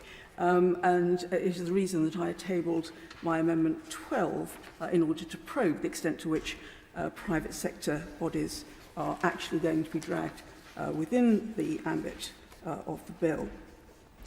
Now, I have done some more research on that since second reading, and like the noble Lord Wallace, I've been ploughing through some of the legal cases on the definition of the Human Rights Act.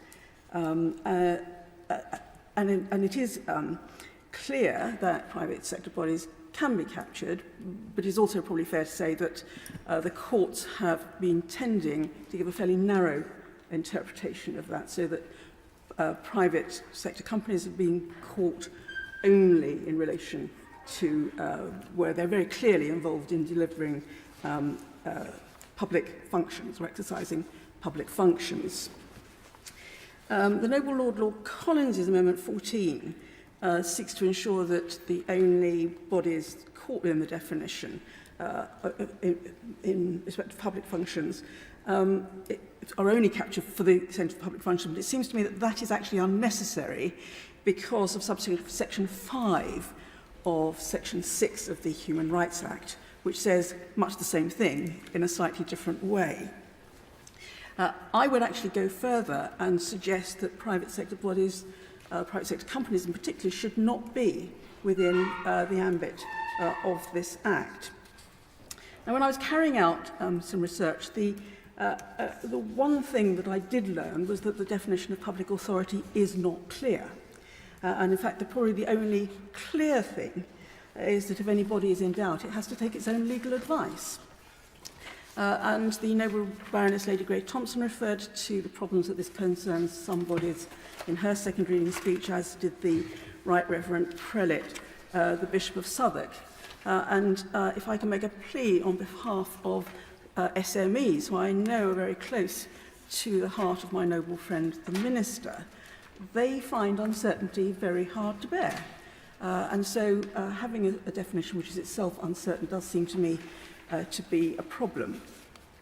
Now, the definition which is used for the Human Rights Act, the government were almost rather proud of the fact that it was broad and capable of interpretation by the courts to meet whatever came up in the day. And they made a virtue of that when the bill was first taken through Parliament, and also again when they responded to a report from the Human Rights Committee, the Joint Human Rights Committee of Parliament.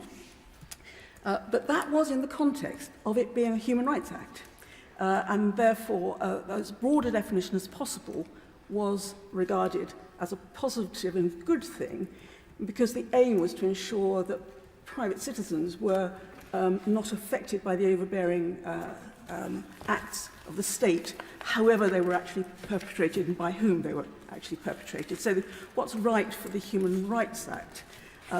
We ought to examine whether it's right for this Act. And I'm myself not convinced that a broad definition, especially one which carries such a high degree of uncertainty, is a satisfactory foundation onto which to build the purpose of this bill, which is quite separate, which is the prohibition of boycotts and divestment activities. So the alternative approach, which I suggest is a better one, is to use a definition which is more certain. The noble Baroness Lady Chapman, in her Amendment 54, which will be debated in the next group, it's proposed that a list of the bodies covered by the bill should be drawn up before the bill is brought into effect. The problem with that is it may be all right on the day that the list is tabled, but it is not future-proofed and will not cope with the changing landscape of what a public body is. So my Amendment 11 does offer a different approach to take the source of the definition not from the Human Rights Act, but from the Freedom of Information Act. That Act provides a comprehensive definition of the bodies, public authorities which are covered, including a very extensive listing in Schedule 1 of that Act. And it is also, as anybody has done any legislation which create or change public bodies know that it is constantly updated as new bodies create or die or are transformed. And the Freedom of Information Act also includes a power within it to add specific bodies, so that it provides a very certain source of who is covered by the Act, and I suggest that it potentially is capable of being used in the context of this Act. So I say to my noble friend, the Minister, if she's not happy with the amendments I've tabled in this group, I hope that she will consider alternative ways of providing certainty, because certainty, I think, is a very important thing to achieve. And I echo what the noble Lord Wallace of Saltaire said on that.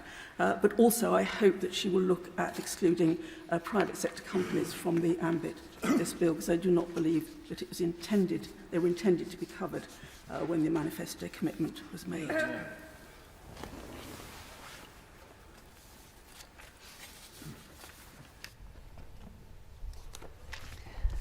My Lords, I'm grateful to Lord Wallace and to Baroness Noakes for their amendments in this group. I think they're incredibly helpful, and really what we're trying to do here is, as Baroness Noakes has just said, elicit some certainty from the government and on behalf of those organisations that might find themselves drawn into the scope of this bill, even though they may not themselves consider themselves to be public bodies ordinarily, they might find that they are when it comes to this bill.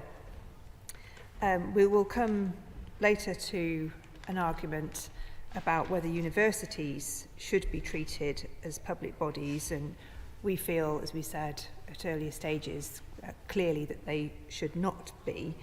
But that's not the only area where we feel that the government hasn't thought sufficiently about what it's trying to do.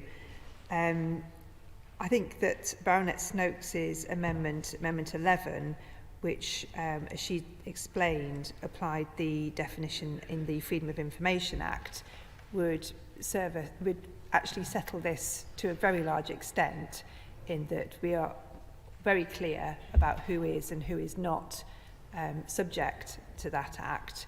And it would be very interesting to hear whether the government is minded to welcome that suggestion, because I think from what the Minister has said on previous occasions, all of the instances that she has used as to refer to as justification for the need for this bill, I think probably would be covered. So I'm not sure why the government doesn't just welcome that, to be honest. I mean, it doesn't answer all of our problems, but I think it would go some way towards it. The Lord Wallace's introductory speech was incredibly helpful, and his amendments likewise. He concluded by saying that he suspects that the bill is actually performative in nature, and worries that the operability isn't actually at the forefront of anybody's mind in government, and I've got no idea how true that is. But I share his concern that it is the job of this House to make sure that we don't pass legislation that isn't actually workable and that just causes confusion. Our Amendment 14, it's probing, and I accept what Baroness Noakes had to say about it, but we're just trying various different ways in this group and in the next group too, to work out which organisations are going to be subject to these new rules. And the example that's been very helpfully provided to me by Universities UK was the one that led to the tabling of our Amendment 14. And what we're trying to do is, if the government does get its way and universities are to be treated as public bodies for the purposes of this bill, although I very much hope not for any other purposes, that their activities that we could argue are clearly outside their publicly funded and public responsibilities, that are conducted perhaps with private money or on contracts to private companies, that those would in no way be subject to the rules within this bill. There is a reference to this that makes it clear in the explanatory notes, but the amendment we've suggested puts that explanation on the face of the bill, and as I've said, that is in order to probe exactly what the situation would be, because at the moment universities are not clear about that, and it's important that we do give them that certainty. Just as an example though, and as I say, this was suggested to me by Universities UK, it's a hypothetical example, but it's not so outlandish that it's not a situation that is happening very frequently, and I do declare an interest as Chancellor of Teesside University. So here's the hypothetical example. University A is considering a proposal to set up a transnational education partnership in country X. This could involve a partnership with a commercial or a state entity in country X, and the university board must consider a range of proposals. According to the Higher Education Code of Governance, governing bodies should conduct their affairs in an open and transparent manner. It's a fundamental duty of university governing bodies to safeguard and promote the reputation of the institution. As the new partnership would involve a significant investment and carry both financial and reputational risks, the board of University A is therefore asked to take a decision on the proposals. To support deliberations, the board would receive a paper covering the following. It would cover the potential financial exposure and opportunity of each proposal, underlying social, demographic and economic data that underpins a market assessment, due diligence on potential partners, including reputational factors, and a summary of ethical and reputational concerns relating to country X. All aspects of the paper would be deliberated by the board following an extensive discussion of the financial and reputational impacts of the proposals. The board decide not to proceed with the partnership opportunity because on balance the risks are deemed to outweigh the opportunity. So can the Noble Lady the Minister explain whether in this example the transnational educational partnership as described constitutes a private or public activity of a university? Would the fact that the board discussion included reference to reputational and ethical concerns of direct relevance to a higher education institution mean that members of the board could be subject to action under the provisions of the bill? How can boards fulfil their duty to safeguard and promote the reputation of the institution if they're not able to openly discuss and consider material facts that could impact on said reputation without fear of legal action, even if those considerations are not the sole basis for the eventual decision? And how can boards fulfil their duty to conduct affairs in an open and transparent manner if the very fact of discussing issues of demonstrable and material relevance would be actionable under the provisions of the bill?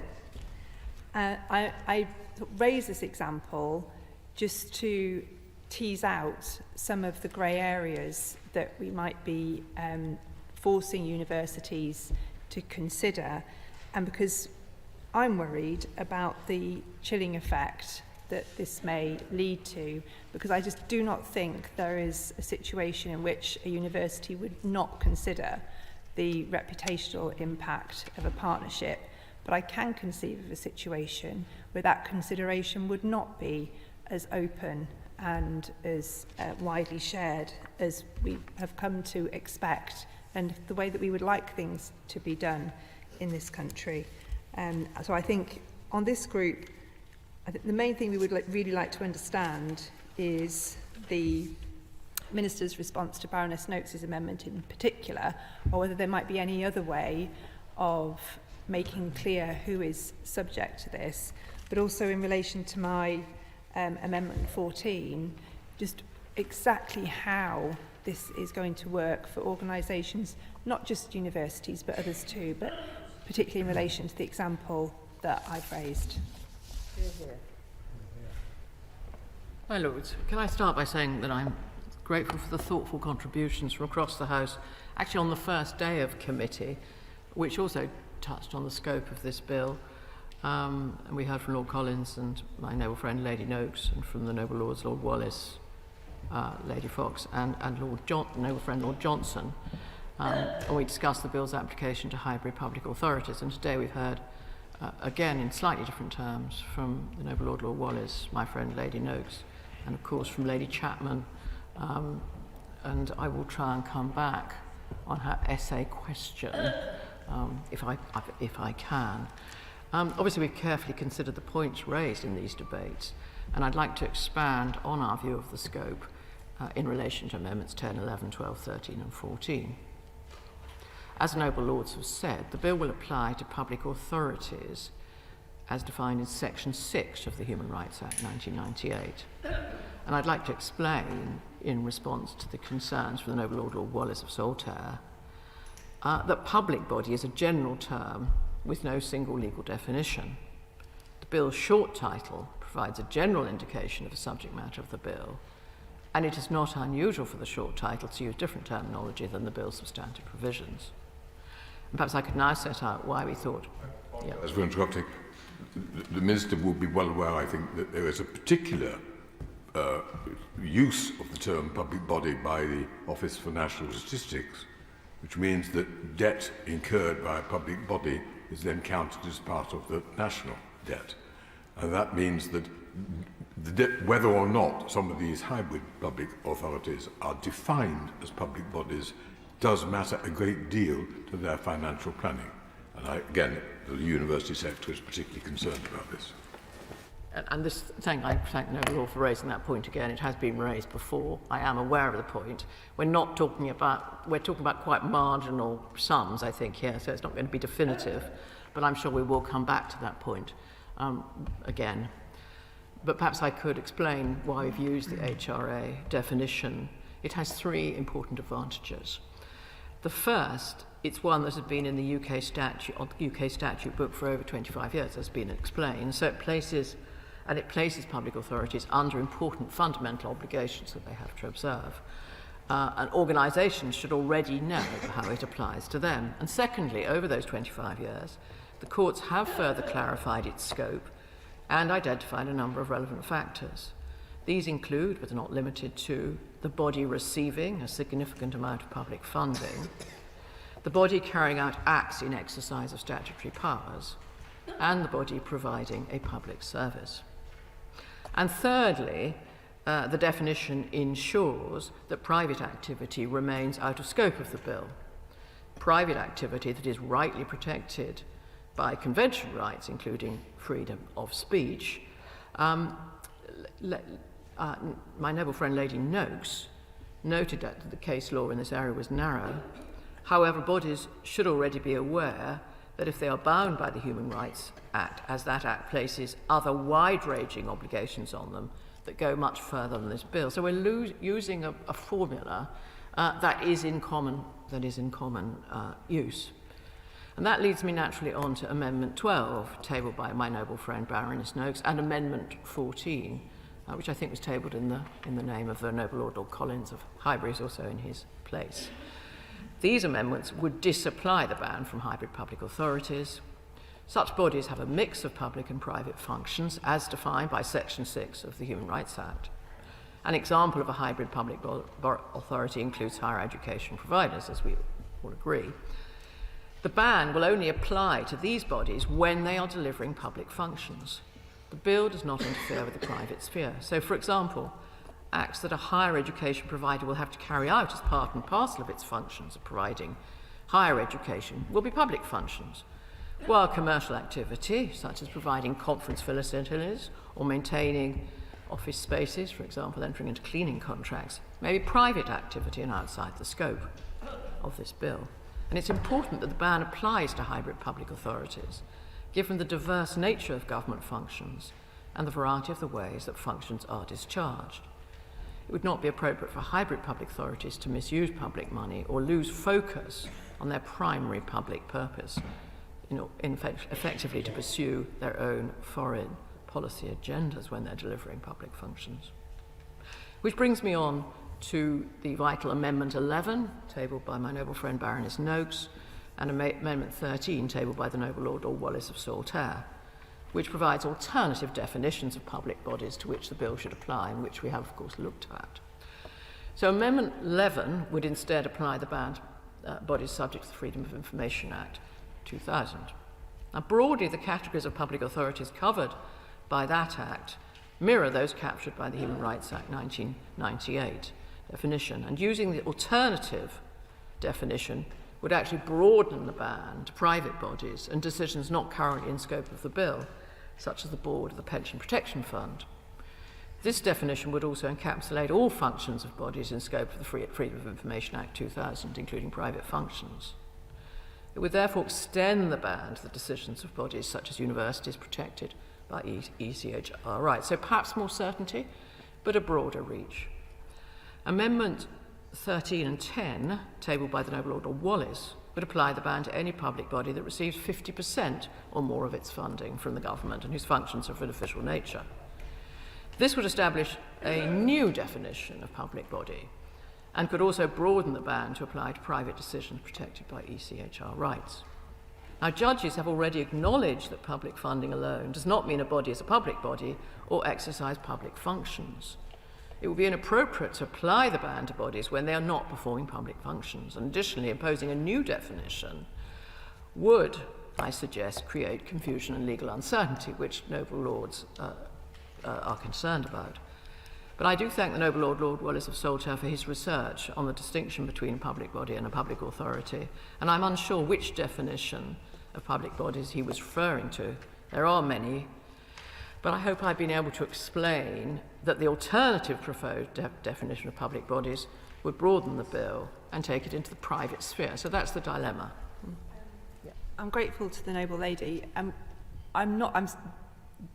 completely not clear about what a public body is after listening to that. Perhaps you could explain what a public function is, because that might help us. Right. Well, I think it's a good point and a good question, but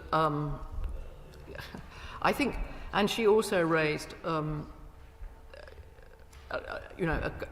good example, and I think that what I'm going to suggest is that I take away and have a look at this distinction between function, and also that I come back on the example that she's raised, the long example, which she said had been given to her by Universities UK, when on the 7th of May we're due to debate the universities, this is committee, we're due to debate the university amendment.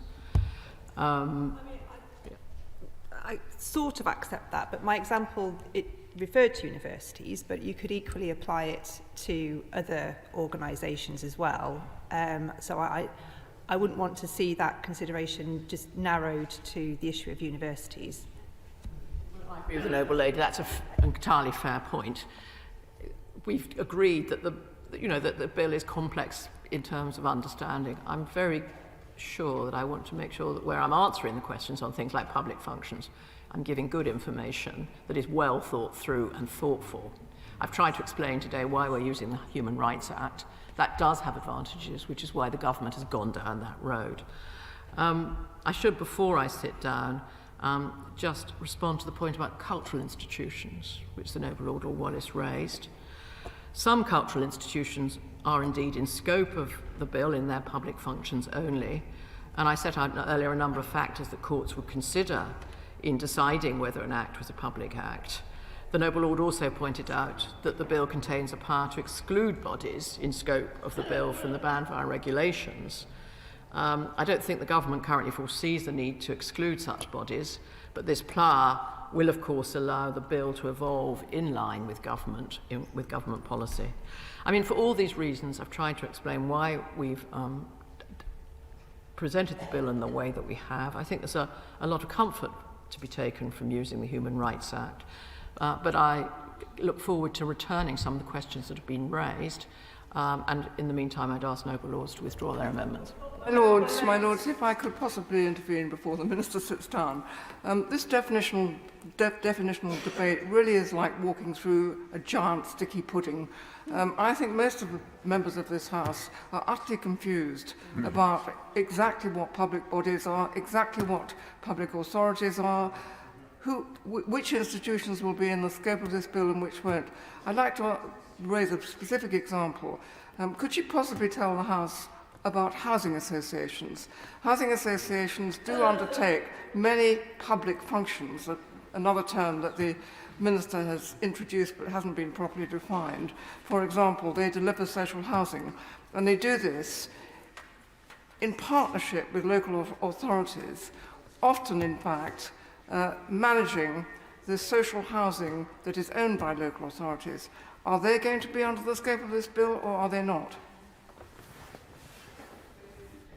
I mean, the answer that I have to give in the short term is that it does depend a lot on the courts. I will look at housing associations in particular, and I know they have come up in other bills that we have discussed, including how they're treated, in government finance.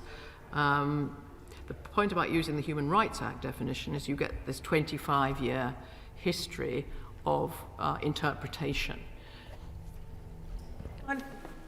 My Lords, before the Noble Lady sits down, the Noble Lady, the Minister, referred to the issues of funding, public funding associated with universities and the national debt and how it was counted. She said that this was marginal amounts of money. The UK university sector is worth £130 billion a year to the economy and employs 750,000 people. Is that truly the definition of marginal, I would ask? And I must declare an interest as Chancellor of Cardiff University. Second question, my Lords, when we're looking at cultural organisations, does lottery money count as public money or private money? The honest answer is I don't know the answer on the lottery, but I will find that out for the Noble Lady and write to her. But the point on universities, of course, she's right. It's very substantial sums of money, rightly, to the education of our children.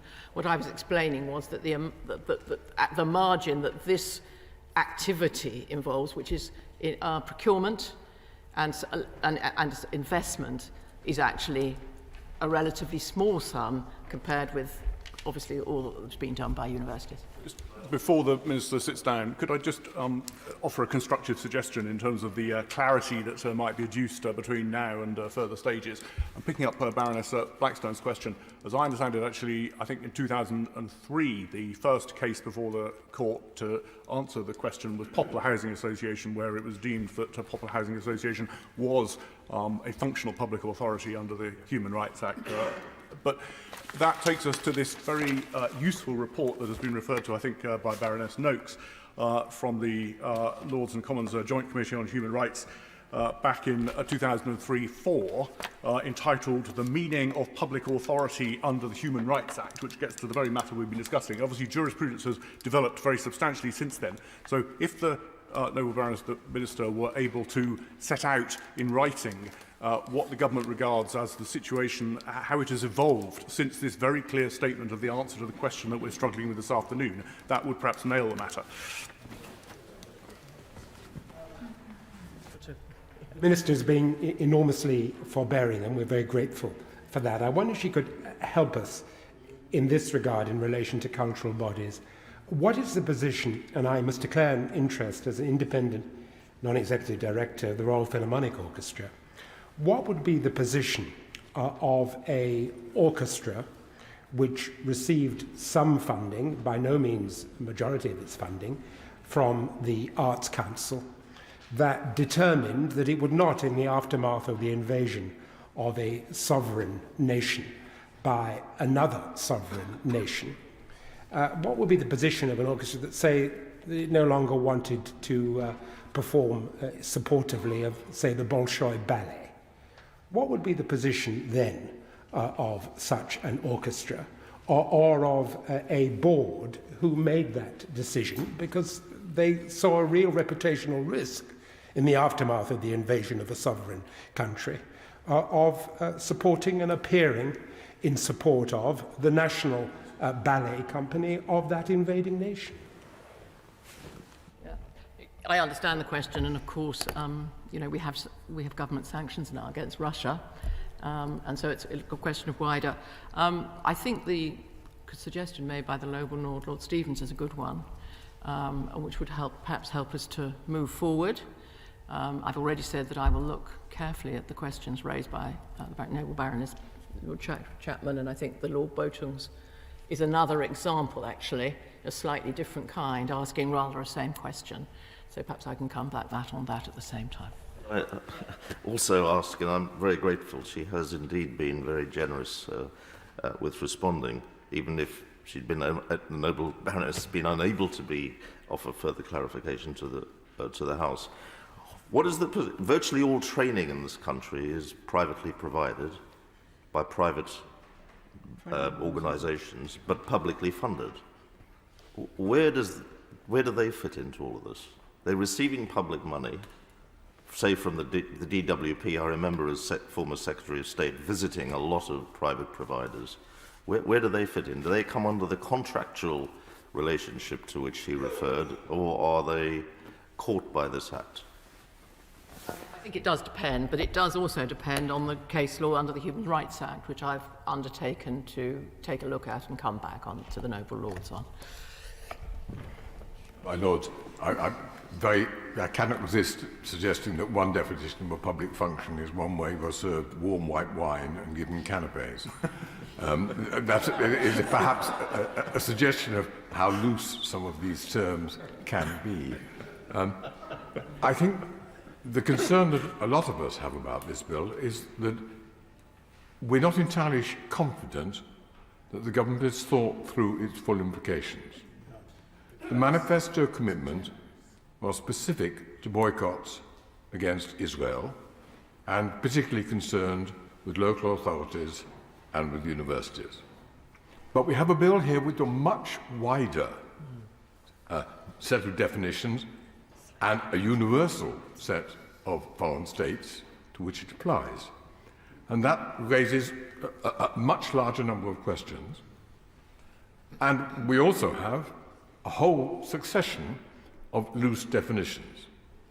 That the DLUC memorandum to the Delegated Powers Committee says, in effect, well, don't let's worry too much about this, we'll do it all with regulations. And I hope the Noble Lord Hodgson would think that is not necessarily always a good idea to leave everything to regulations.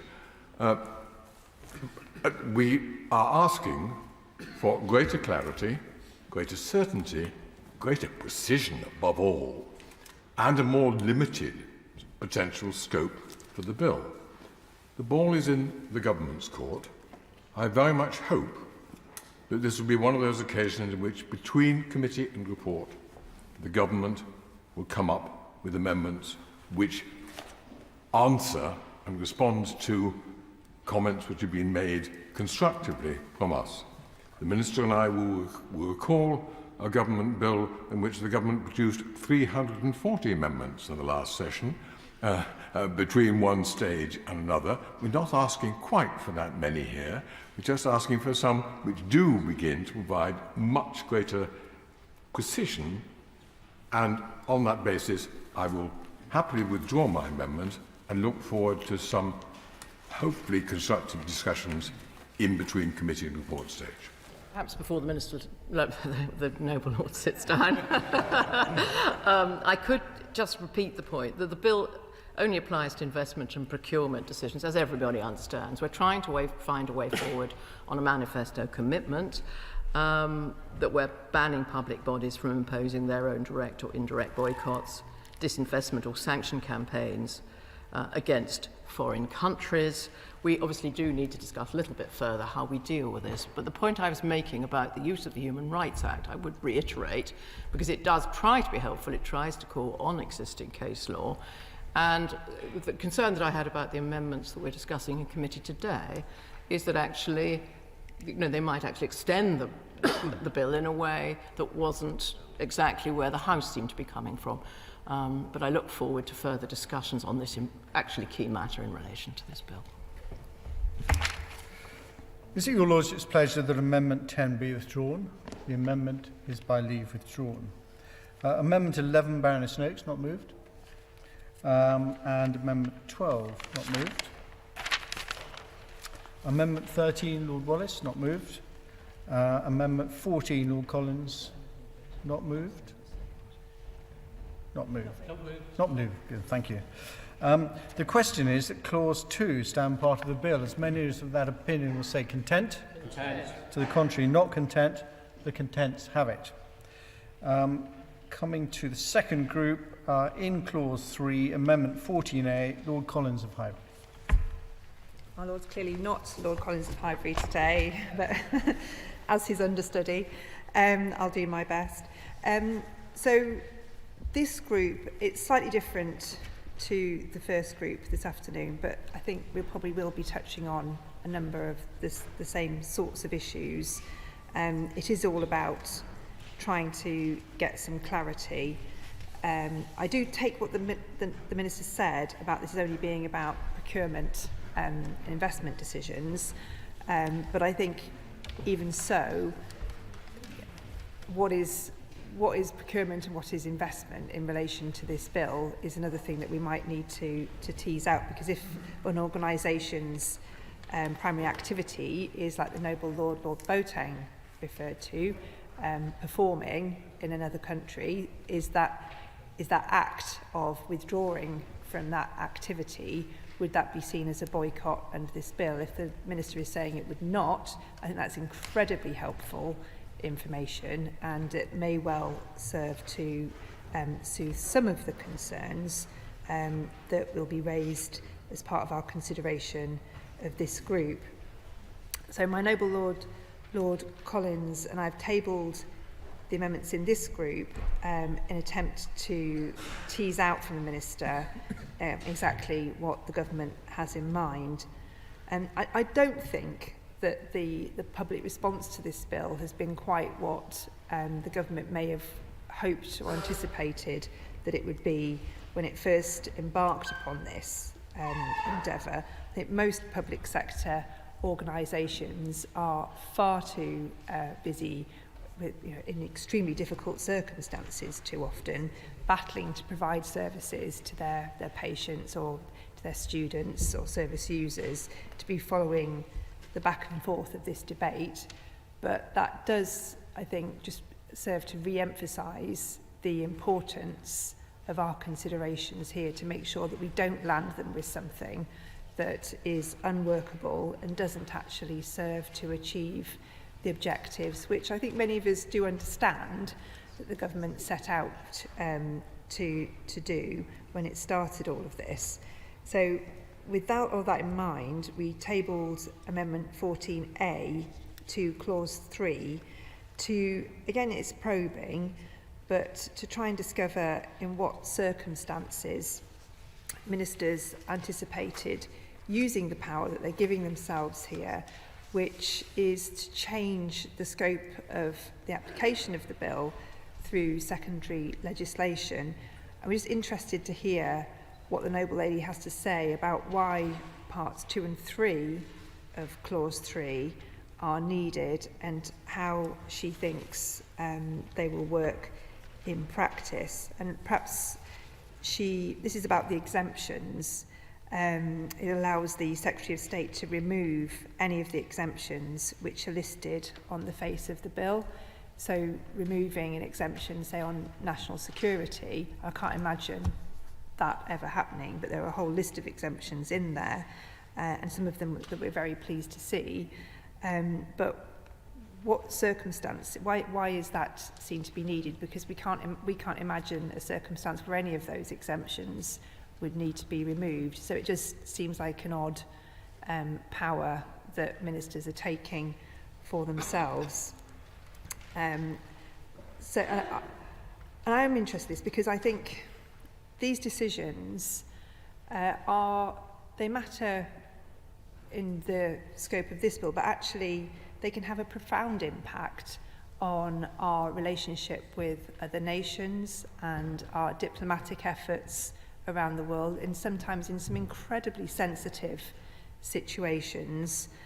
And I've not seen evidence of Foreign Office engagement or even support really for this bill, and it would be a concern if these sort of decisions were to be taken by SI. Perhaps in a way, we all want government to work interdepartmentally and for all decisions to be consulted upon internally in the right way, but we all understand that that doesn't always, that is not always the situation. And this is a concern that was expressed at second reading. So can the Minister assure us that before any delegated legislation is proposed, appropriate input will always be sought from the Foreign Office? Our Amendment 22, we've got a whole bunch of amendments which really, I mean, they're not, tongue-in-cheek is too strong a word, I think. Probing is what we're saying. But we couldn't think of any other way. I mean, this is how we do things, isn't it? We table amendments and we discuss them, and through that we get a better understanding of what the government's trying to do. So this is a list of, and we could have gone on, we haven't, but it's just to, we've tabled a handful just to make a point. So just to run through those, our Amendment 22 would exempt schools and early years providers from the scope of the bill, and this is just done with a view to finding out whether or not the government intends early years settings to be involved. And this would just come back to the issue of what is and is not a public body. Is a private school a public body? Is an independent nursery that is funded by a childcare programme funded by the government, is that a public body? Is a childminder being paid by the state indirectly? But are they a public body? And similarly, Amendment 23 would exempt charities providing public functions. We've heard an example of housing provision. Some housing providers are themselves charities too. And Amendment 24 exempts community interest companies. There are thousands of such bodies up and down the country, engaged in all kinds of activities. Many are responsible for delivering public services, be that in social care, education, the arts, prisoner rehabilitation, virtually every area of activity you can think of. And how are they to regard this bill? What steps should they be taking to educate themselves and to find out how to make sure that they don't do anything to make themselves fall foul of this bill? Our Amendment 25 exempts sporting bodies. So does the government really want to get into this issue of sporting boycotts, or which athletes or should be doing what where? Or if a sporting body didn't deem that there was to be a boycott, but individual athletes decided that they did not want to take part in a tournament, what happens then? Because there is pressure and there is debate, and there are inevitably, whether they're part of a BDS campaign or not, how you define what that is, I don't really know. But how would that be considered, and how could those people make sure that they're not in any way falling foul of this legislation? Very helpfully, so we've also tabled an amendment asking for a list of public bodies, because I was trying to be helpful and to try and work out the best way of getting this clarity. And it could be a list that the Minister takes the power to be able to amend and add to answer Baroness Noakes's earlier point, although I completely accept that any schedule containing a list would very quickly need to be updated, and we wouldn't want to put something in a bill that wouldn't stand the test of time. But I think that these things are done, schedules are amended on a fairly regular basis. But the government website, I asked the government website for a list of public bodies, and there is one. And it contains 601 organisations, which I doubt is a comprehensive list, but it contains the 24 ministerial departments, 20 non-ministerial departments, 421 agencies and other public bodies, 113 high-profile groups, they're interesting, 19 public corporations, including the BBC, and the 3 devolved administrations.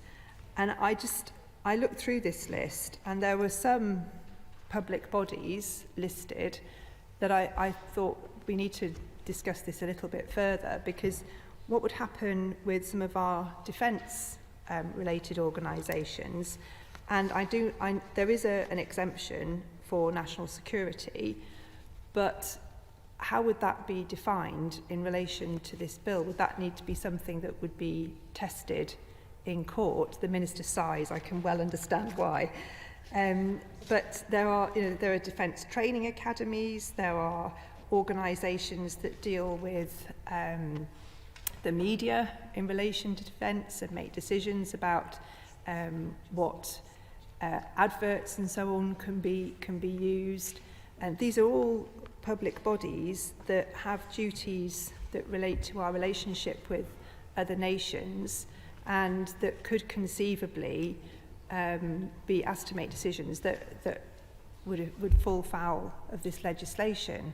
And I just think the government hasn't really thought about the implications for some of these bodies, because I accept some of them probably are relatively low profile, small in scale, inactive, but our job is to make sure that we make this as future-proof and workable as we can, and that's why we've tabled the Amendment 54, which asks for a list, because if your name is on a list, then at least you can be alerted to the fact that this is happening and you can take the necessary steps to comply.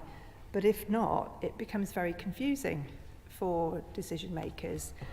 Often, as we discussed at second reading, these will be volunteers or people who haven't had the necessary training and who aren't following the proceedings here.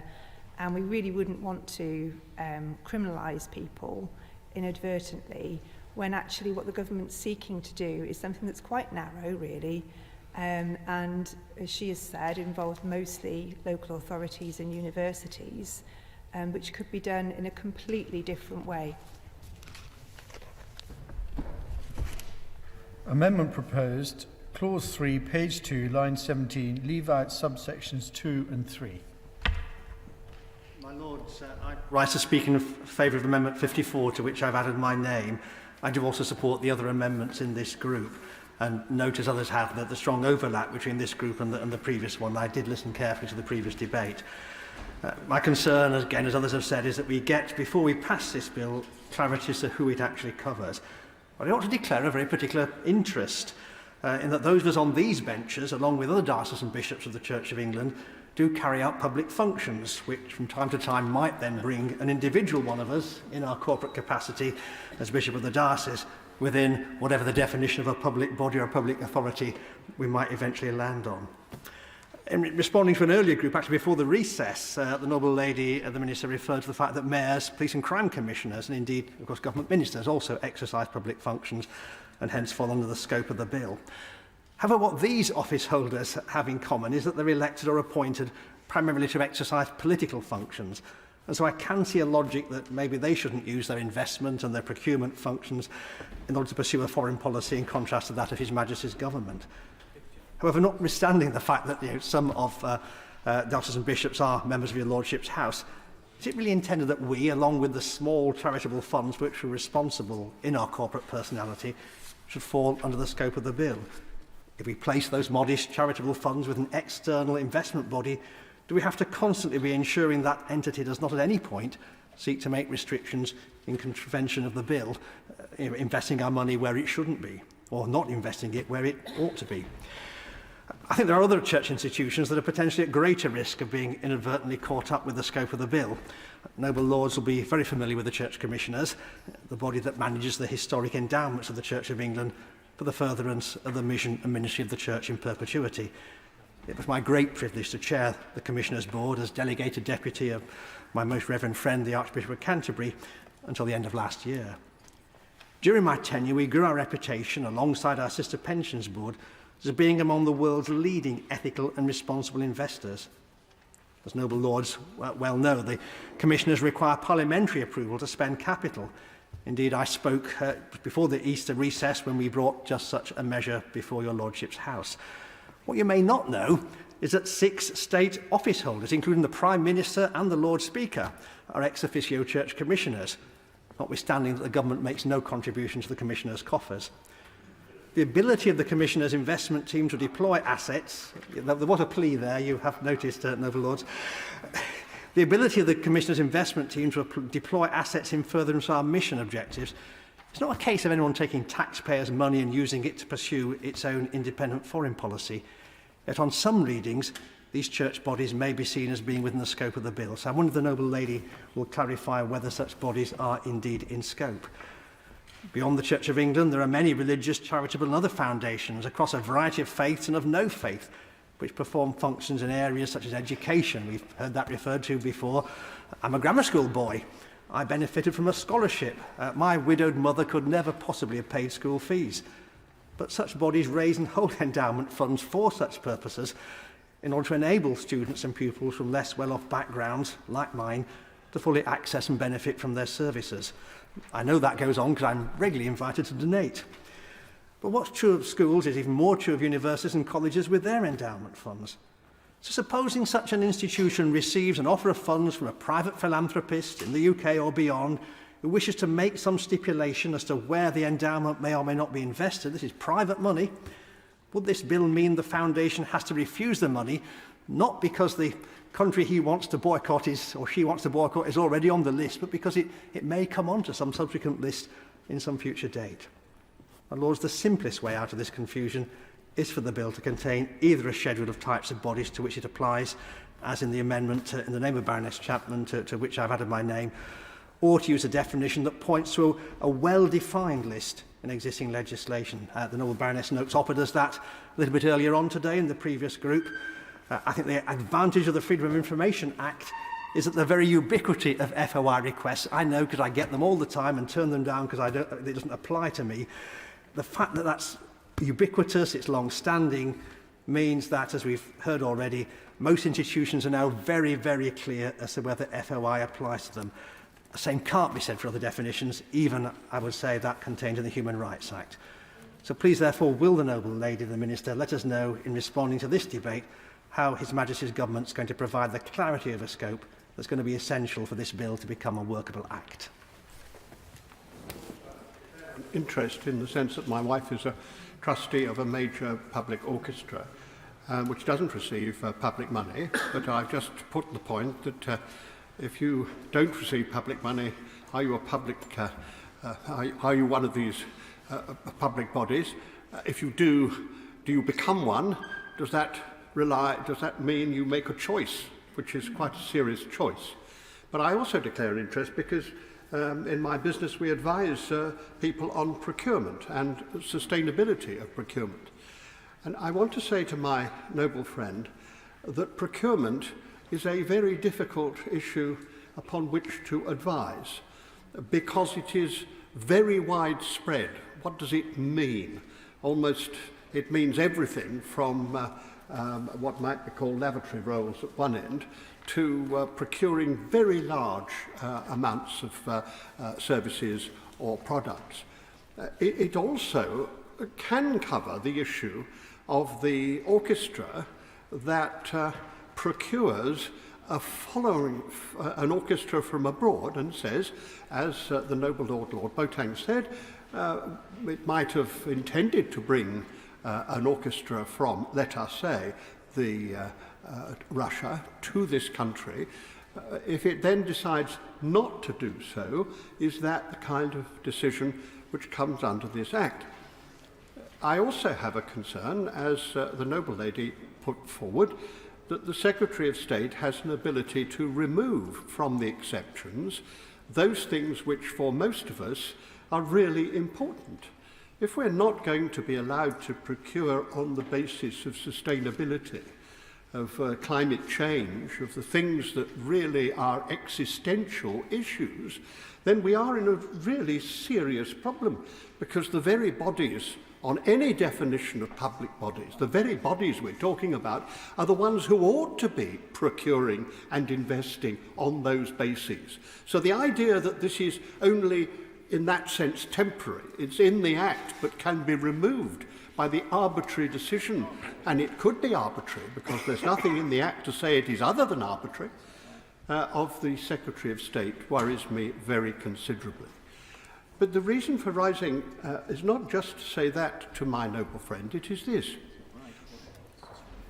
I am afraid, I have to say, that the government does have a record of producing bills which do not appear to have been very carefully thought through. And I have to say about this bill that if it had been produced to me as Secretary of State for the Environment, I would have sent it back and said there are too many questions in this, and I don't want to have to present it to either House of Parliament, because I can't answer a number of the questions. Now, I don't blame my noble friend for not being able to answer some of these questions, but they are pretty fundamental, aren't they? I just wonder what the Secretary of State responsible for this bill said when it was brought in front of him. Did he say, what is the definition of public body? Did he say, what is a public function? Did he ask those questions? And if he asked them, did he get an answer? And if he got an answer, was it a satisfactory answer? And why have we not got that answer when it is asked on the floor of the House? And my worry, if I may say this to my noble friend, is this. Out there are large numbers of bodies, some of them very small, who are worried that this is going to affect them. And I don't believe that kind of legislation does us any good at all. Precision here is absolutely crucial, and we need to restrict this to a very clearly relatively small number of bodies with a very clear understanding as to what it means. And the last thing I really want to ask is this. If we take sporting bodies receiving government money, I can't claim to be a sportsman. I declare no interests whatsoever on this front. But it does seem to me that if individual sportsmen wish to boycott something, then the sporting body probably has to discuss that. If it discusses it, it seems to me that under this Act, it can easily get itself into a position in which that is improper, if not illegal. Again, I don't see why people should have to ask themselves this question.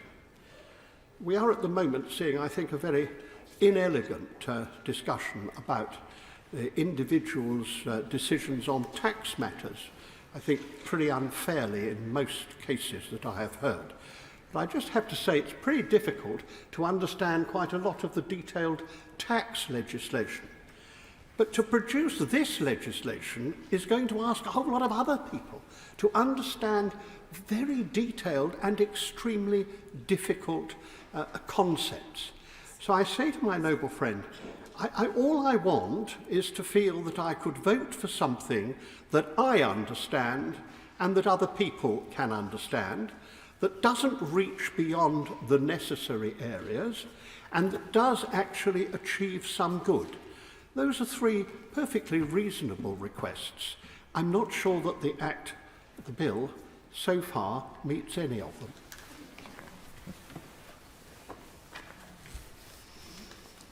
My Lord.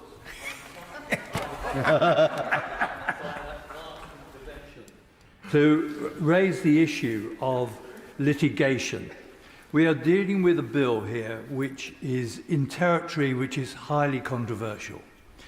And if this is sloppily defined, we have sloppy definitions in this bill, you do encourage litigation.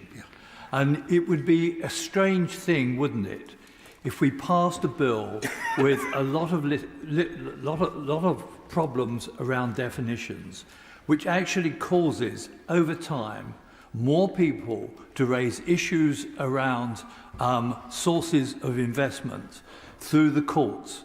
And I have to say, with all due respect to the government of Israel, they have from time to time shown quite an enthusiasm for litigation from time to make their points.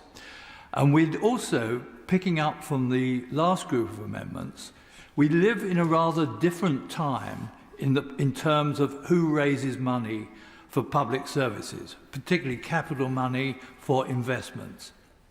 And if we just take the areas of which I know something about, health and care, we see a lot more interest in the whole idea of going into the private sector, private equity being a good example, in which we try to raise money to actually build facilities of some kind or another, which the public sector has been difficult to find the money to do that. PFI would be a good example as well. Now, those people who are actually using their funding, raising the funding to actually provide public services, they're performing a kind of public function. And they do then, if we have a sloppy bill, leave themselves exposed to probing where their sources of money are coming from. And you run the risk then of driving these people away from the kind of investments in public service we may need to get some of our old capital structures improved over time. So I do suggest to the House that if we don't tighten up these definitions, we run a series of risks which are self-defeating to any government. Very grateful to my noble friends for these probing amendments, and even more grateful having heard the contributions from honourable members opposite that they have elicited. And a number of very serious questions have been raised about ambiguity and lack of clarity. And I do hope the Minister, in replying, isn't tempted to say to us words meant to reassure, don't worry, everything will be all right, the Secretary of State will decide. Because I must confess to the noble lady, the Minister, that the older I get, the less confidence I have in Secretaries of State. And I suspect that in a few months' time, she will begin to have less confidence than she currently has. And there's a good reason for that. It is that all of us, actually, on whatever side of the House we're at, need to be wary of overpowerful government. All of us need to be careful of overpowerful government. And I reflect on times and I hope she's able to answer this question, in which those who have provided nurseries, and in providing nurseries, have also provided fruit for children on the basis an apple a day, an orange a day helps, when people who have run such nurseries have said, we're not going actually to provide outspam oranges. And the people who have run those nurseries have been a whole range of folk from in the voluntary and charitable sectors. Mothers' unions have run those nurseries and have said we're not going to provide outspam oranges because we know of the oppressive system which has provided those oranges. And they have substituted their values for those of the Secretary of State. And it's a very good job that they did, because their values actually were superior to those of the Secretary of State. And I do want to know whether or not nurseries run by volunteers, nurseries provided by charitable and the voluntary sector, which happen to receive some form of public money from somewhere, are they going to be covered by this measure? Because if they are, it will be no comfort to us or to anyone, and should be no comfort to anyone on any side in this House, that the Secretary of State can be left to decide. I would like, if I may briefly, to intervene in support particularly of Amendment 54, calling for a list to be, a comprehensive list to be laid before Parliament. Because I think this debate is getting a bit metaphysical about public bodies. And what it is revealing is, first of all, there is no authoritative shared definition of a public body. And secondly, there is no single authoritative list of public bodies. So the term public body on which this bill rests is itself very hard to define. And I have two particular observations about this. First of all, we therefore reach out to lists of bodies that have been developed for other purposes in other legislation. And there are candidates around. One candidate is the Freedom of Information Act. And I'm looking across at the Lib Dem benches, because I can vividly remember a debate within the coalition about whether or not universities should be covered by the Freedom of Information Act. And the Lib Dem members of the coalition thought that that information should be available from universities. We had a negotiation as part of some wider deal. We agreed that universities should be covered by the Freedom of Information Act. At no point in those exchanges did people think that meant we were defining them as public bodies. We were simply trying for the purposes of where should the information, what should be covered by the Freedom of Information Act, under pressure from a member of the coalition, it should include universities. It wasn't intended to be an authoritative definition for other purposes in other legislation. So I think it's sensible in these circumstances to say, right, we should just have a list of the bodies for which this legislation is most relevant, not trying to reach out to find some other list or some permanent definition on all counts. And there's a second reason for this, which, if I may say so, is particularly relevant, I think, for us on these benches, because there's a paradox in the Conservative position here, which is that I think the supporters of this bill are quite keen to stop sanctions and boycotts and anti-investment campaigns by as many bodies as possible. That means that Conservatives are currently reaching out for a very ambitious definition of public bodies because they want as many as possible to be covered. I'm not totally sure that in the long run this is an approach that Conservatives won't find comes back to haunt Conservatives who may think they've ended up with an over-ambitious definition of a public body that in turn gets used for many other purposes. So I think there are good reasons for a highly precise and limited list of bodies to be covered by this legislation. Anything else, and you're on very slippery ground and may find it has consequences that even within my own party people come to regret. My Lords, I rise too to thank the proposers of these amendments in offering an opportunity to establish what many have said today in terms of precision and clarity as to the range and the definition of the public bodies referred to in the bill. I think that the Minister has an opportunity to reassure us and many groups who will fear the implications of this bill. We're talking in Amendment 22 about schools or nurseries, and the Minister has said we're talking about procurement. But does the government really intend for school governors to have to sit and pore over the school meals procurement as to whether they are contravening the terms of this bill in any way? And indeed, as Lord Deben said earlier, would they, in even talking about it and taking advice, would they also contravene the terms of the bill? Does the government intend for charity commissioners and trustees to have to take into account the implications of this bill and to face perhaps vexatious challenges to contest some of the decisions that they've already made? I think that the fact that the definitions are so poor, as many people have said here today, they will leave open legal action and vexatious possibilities of weaponising this legislation by the whole scope that seems to be covered.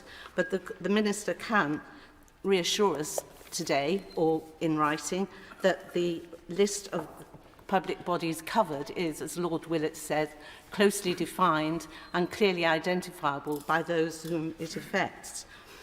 Particularly concerning in A26 is the implication of charitable organisations delivering public functions in terms of overseas aid and humanitarian work, often founded on moral principles. As the Lord Bishop said, many of these organisations have foundations which relate to moral principles and values, which they take into account when taking their decisions, whether for procurement or investment. And I do believe territorial considerations must also be key to the functioning of these groups and these charities. So I agree that we need a clear definition, and I would also like to understand and be reassured by the Minister of the reason for the additional powers being given to ministers in the last amendment on this list. I think that we should really have a much better idea of what I think Baroness Blackstone saying we are swimming through a sticky pudding is absolutely right. We are totally unclear about the terms of this and the scope of this bill, and I hope that we may be reassured in the course of this process of committee on the bill. Mm-hmm. Questions relating to public bodies, the issue of what constitutes a public body. My major interest in this bill is sections 12 and 13 about local government pension schemes. Now, it's interesting that it requires a separate section of this bill to deal with local government pension schemes. It clearly indicates that these organisations are not public bodies, and yet the government's commitment was in relation to public bodies, and yet the bill is being extended to these other organisations which require their own section in the bill, clearly not being covered by the general term of public bodies. Perhaps the Minister could confirm, or the noble lady, the Minister, could confirm or explain that particular point. But I've got a different point relating to pension schemes. Some of these public bodies, which we've been talking about, have their own funded pension schemes, which are making investment and procurement decisions. Now, as I understand it, because they are separate trusts, they are not themselves public bodies. But they belong to a public body, they are associated with a public body, so it is possible within the bounds of trust law for those pension scheme trustee bodies to consider a decision that might potentially fall foul of this legislation. So we have the odd situation that the trustees can discuss these matters, but presumably the sponsoring organisation, which does count as a public body and is covered by the Act, cannot discuss what their trustees, the trustees that they nominate, should or shouldn't be doing. There's a certain contradiction here, and again I invite the noble lady, the Minister, to explain how that is going to operate in practice. My Lords, can I just briefly go back to the government's own list of public bodies, which is on gov.uk, and of that list of public bodies, for the Department for Education, there are 18 listed, none of which are universities. Can I also mention the noble lady, the Minister's reference to overlapping definitions in the bill? Because I've been sitting here and thinking about that and wondering where the University of Buckingham sits in the government's concept of where universities lie, because that is a private university, but one which is fulfilling exactly the same functions as all the other universities in the UK. And those other universities are, of course, exempt charities. And so we are on a whole series of conflicting paths here with just one aspect of the definition of public bodies that this bill seems to wish to encompass. So I'm raising these issues so that the noble lady, the Minister, can perhaps give us some of her thoughts on these overlapping definitions and where they actually sit within the bill. My Lord, quickly, we are in the territory of the chilling effect, aren't we? If there are a very large number of bodies which are not going to be sure how far they come within the scope of this Act, they are going to be very nervous about doing things which they would otherwise do. That is why leaving it so unclear as to how far the definitions of this bill stretch over the sector in which public and private institutions, public and private functions overlap so closely is highly undesirable. My second point is that this clearly is going to require very substantial subordinate legislation, and I think it is the sense of this House that it's a bad thing to pass bills which need too much subordinate legislation. Yesterday, the noble Lord Hayward, whom I regard as an extremely good friend, said to me that the subordinate legislation under the Elections Act, which we passed last year, is now approaching 1,000 pages, and that the Electoral Commission is spending a considerable amount of its time providing guidance for local authority electoral registration officers on what this means for them. That's bad legislation. We want to avoid that again here. Thirdly, there have been occasions, as others have, where lists of public bodies have been provided. The Minister will remember the SI on trade union levies being taken or no longer being taken automatically from pay scales by particular public bodies, which had a list at the end in the schedule of over 200 public bodies, which included some quite interesting ones like the Scottish Salmon Council and various semi-charitable local institutions to do, as I remember, with care homes and with nurseries. Fourthly, just to add on the question of universities, where universities are most concerned, of course, is whether the student loan book, which is a very large sum, is or is not included on the Treasury's calculation of national debts. That's not a marginal issue, it's quite important. And that is why definitions like this and how they're used by different parts of government and recognised by the courts are extremely important. In the previous group of amendments, I did explain that I was concerned about the lack of certainty involved in the definitions. I do feel, however, that the debate on this group of amendments has engineered more uncertainty than, in fact, exists. My noble friend, the Minister, explained that they used the Human Rights Act definition because there is 25 years of jurisprudence, and the noble Lord Stevens helpfully suggested that the government would update their understanding of what that definition means. I believe that most of the bodies know whether or not they are subject to the public sector duty that's involved in the Human Rights Act.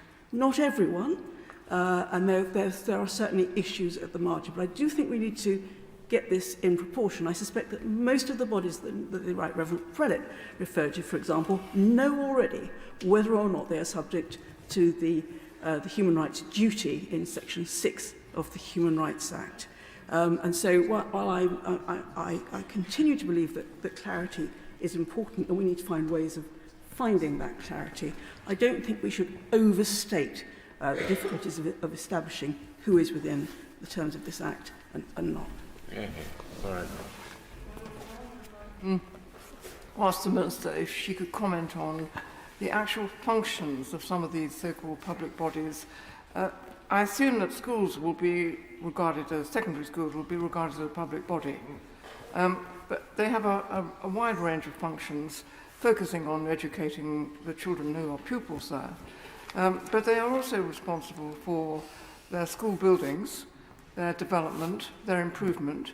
So if you take an example of a school that has an extremely rich alumnus who wishes to reward the school for the excellent job it did in educating him and allocates to the school a very large sum of money to put up a completely new building, is that going to be caught by the scope of this bill so that the school has to decide whether it is going to be found to be breaking the law because it takes into account moral and ethical considerations in its purchase of goods for providing a very large new school building?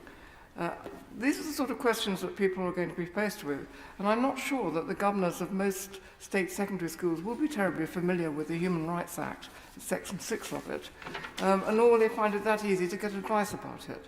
So perhaps the Minister could comment on that sort of situation.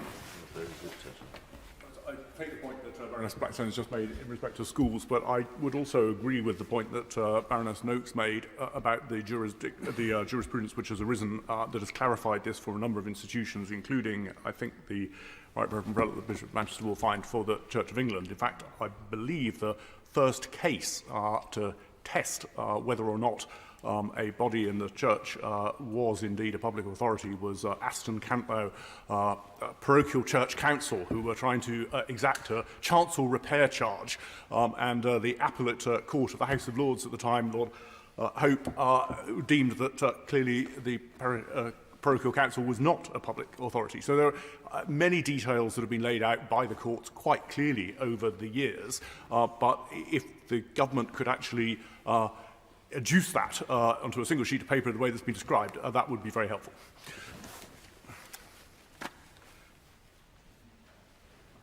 My Lords, as I set out in my response to the previous scoop, we chose to apply the ban to public authorities as defined by Section 6 of the Human Rights Act 1998.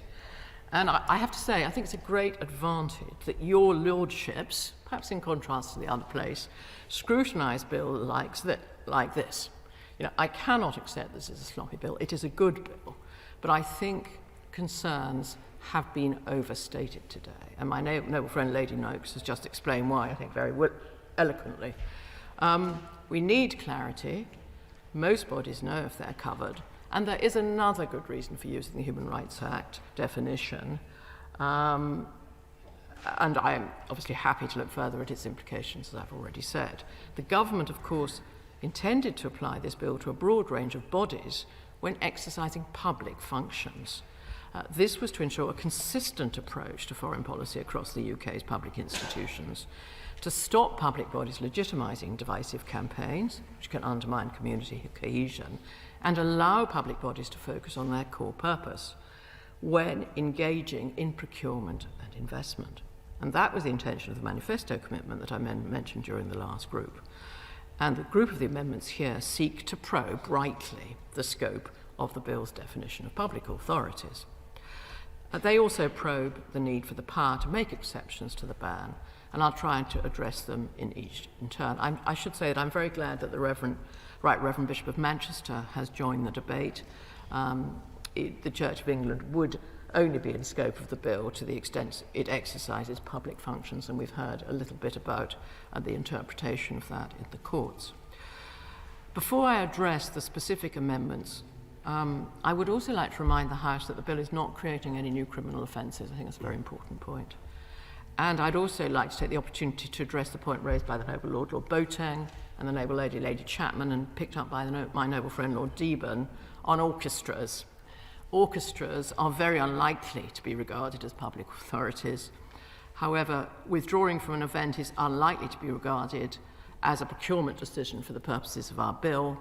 The definition of procurement decision does not include contracts where it's the public authority providing the service. And I'd also like to reassure the Noble Lady that defence contracts, the Noble Lady who raised it, defence contracts are also exempt from the bill. In addition, for contracts in scope, the bill already contains an exception to the ban for national security considerations. In practice, for cases reported to an enforcement authority, it will look at whether the public authority has regard to any of the exemptions to the bill, for example, the national security exemptions, during the decision-making process. And evidence of this might include if the public authority shows it was following guidance from the UK government or became aware, for example, that a supplier was engaged in espionage. Amendments 26 and 23 probe whether charitable organisations would come under the scope of the bill. Charities would only be captured by the ban if they are performing public functions, and it's the government's understanding that most charities will not be covered by this bill, and I hope that provides reassurance to noble lords. Checking the relevant parts of the bill in relation to enforcement. The noble lady said that there's no new criminal actions arising from this bill. What we do have is the power of the Secretary of State to have enforcement powers that include monetary penalties. If people refuse the monetary penalties or to pay, what does that result in?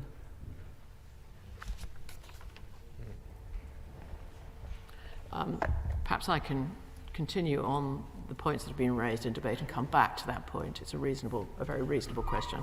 I'm not going to answer it without advice. But there are not criminal sanctions in this bill, which there are often in the bills that we consider in this House. There may be a small number of cases where charities are delivering public functions and they are therefore captured in respect of those functions. However, it's important to note that just because a charity is in receipt of public funding, it doesn't mean that the charity is a public authority.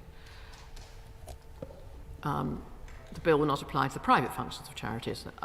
For example, for universities, decisions that are part and parcel of delivering higher education would be public functions, but they would be in scope of the ban. And if a charity did have public functions in scope of the ban would only apply to investment and procurement decisions made within the public functions. That is a point that I do need to emphasise.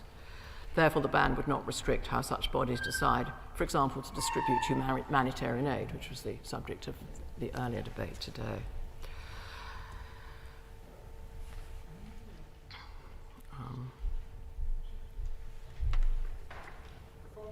Yeah, sorry.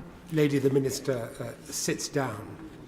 I think she's misunderstood, or those who advise her have misunderstood the point that I raise in relation to the orchestra. The orchestra is putting on a concert version of The Rite of Spring. It is doing that as part of a Stravinsky festival. That festival is being held in a number of cities throughout the world. It is booked to appear at the new Opera House in Dubai. It puts out a tender for ballet companies to provide the dance section of The Rite of Spring for this concert version. It specifically precludes in its procurement, so perhaps those who advise the Minister can reflect on this, it specifically precludes in that procurement the National Ballet Company of a country that has recently invaded a sovereign nation, because it does not wish reputationally to be linked with that National Ballet Company. That is quite clearly a procurement. Is she saying that that wouldn't be covered by the Act? And the fact that the orchestra concerned received a proportion of its funding from the public purse didn't make it fall within the ambit of this Act. It's to that question specifically that an answer will be helpful. Because if she can't give that answer, it does demonstrate very clearly the concern about ambiguity that all contributors to this debate have articulated. Lord Boateng has concentrated on the procurement decision, but before you get to decide whether the procurement decision is relevant, you have to decide whether or not it's a public authority. So it will come back to whether or not the orchestra is a public authority before getting to any issue about whether a procurement is covered. Answer to, is it a public authority for that purpose because it receives public funding? Well, I'm actually glad that we've focused on an individual example, because in my experience this always helps us to clarify our own thinking. And I think, if the Noble Lord Boateng will allow me, I will take the orchestra example away, along with the Noble Lady Chapman's example, work out what the right approach is, and get back to Noble Lords, maybe in discussion outside this chamber. I think we all want the same thing. We want to make sure that this bill applies to the right bodies in the right way. And that is what we are seeking to do, which is why we started with human rights legislation, which is often a popular start, I have to say, for good reasons, to legislation. But we have, as we do, scrutinised the detail of this legislation today, and we've come up with some questions which are extremely good ones, and it behoves us to go away. And I'm sure we can find some good answers and use that to improve the bill, which is what I said on the first day when I introduced this bill. We're determined to do our best to get a good bill that leaves this House in the right place and delivers on the manifesto commitment. Perhaps I could now turn to Amendment 25, because that seeks to probe whether a national governing body of sport, which is in receipt of public funding, would be in scope of the bill, and actually I think raises some of the same questions as the other issues that we're going to consider. It's possible that a governing body of sport could be in scope of the bill, and if a sporting body is considered to be a public body under the Human Rights Acts, on the basis to exercise some public functions, then the ban would only apply to the public functions that was obviously exercised by that body. But a sporting body being in receipt of public funding would not in itself be enough for it to be considered a public authority. And these bodies play a significant public role. Public function thing again, which she's referred to frequently, because I think she has clarified that the public funding is part of what will determine whether or not the sporting governing body is a public body. But she said it would only be relevant in the conduct of public functions. I'm not clear, given that we were promised a response at the end of the last group on what a public function is that would follow, I think she said, in writing, but she's relying on that term frequently during the response to this group of amendments, which I don't think is necessarily helpful unless she's able to say something more at this stage about what she considers a public function to be. I think the Noble Lady is right that we need to use the term public function with care. We need to be entirely clear what it means, and that but the receipt of public funding is also another legitimate issue that we do need to understand, and understand the scale of that as well. Yeah. Just as an example, suppose a young people's badminton team were to be taking a tour of Southeast Asia, and it was felt that they didn't want to take part in events in certain regions of China, and they came under some pressure on this from perhaps parents or other groups. How would that be? Because you could say that enabling young people to engage in sport is perhaps a public function, I don't know. So how would that be considered? My own feeling is that wouldn't be either procurement or investment, so it would be outside the scope of this bill, the particular example. But I obviously she's raised the point, but the sporting bodies can be within the scope, as I explained, in procurement and investment decisions. And I think the reason for this is that these bodies play a significant role in public life, and it would send a very unhelpful signal if we were to single out governing bodies of sport as an exception to this bill. About this, but there is then a need to define procurement, because in the example that I am perhaps tenuously relying on, there would be procurement surely in that example, because there would be procurement of transport services, of accommodation services, of catering services, and venues, and so that would constitute procurement surely. It seems to me that the issue here was boycotting of a sporting event, and that's not a procurement or investment decision. But I've already undertaken to look carefully at these individual examples, because we all want to understand exactly clearly what we're talking about and to come to the right outcome. Amendment 24 would carve out community interest companies. While it's not inconceivable that a community interest company might perform a public function, neither their purpose or structure naturally lend themselves to that. It's not by and large what the bill is designed for. Amendment 22 seeks to probe whether schools and early years providers such as nurseries are in scope of the bill. I could confirm to the House that all public funded schools will be captured by the ban when they're performing public functions, and some early years providers will also be public authorities on that definition.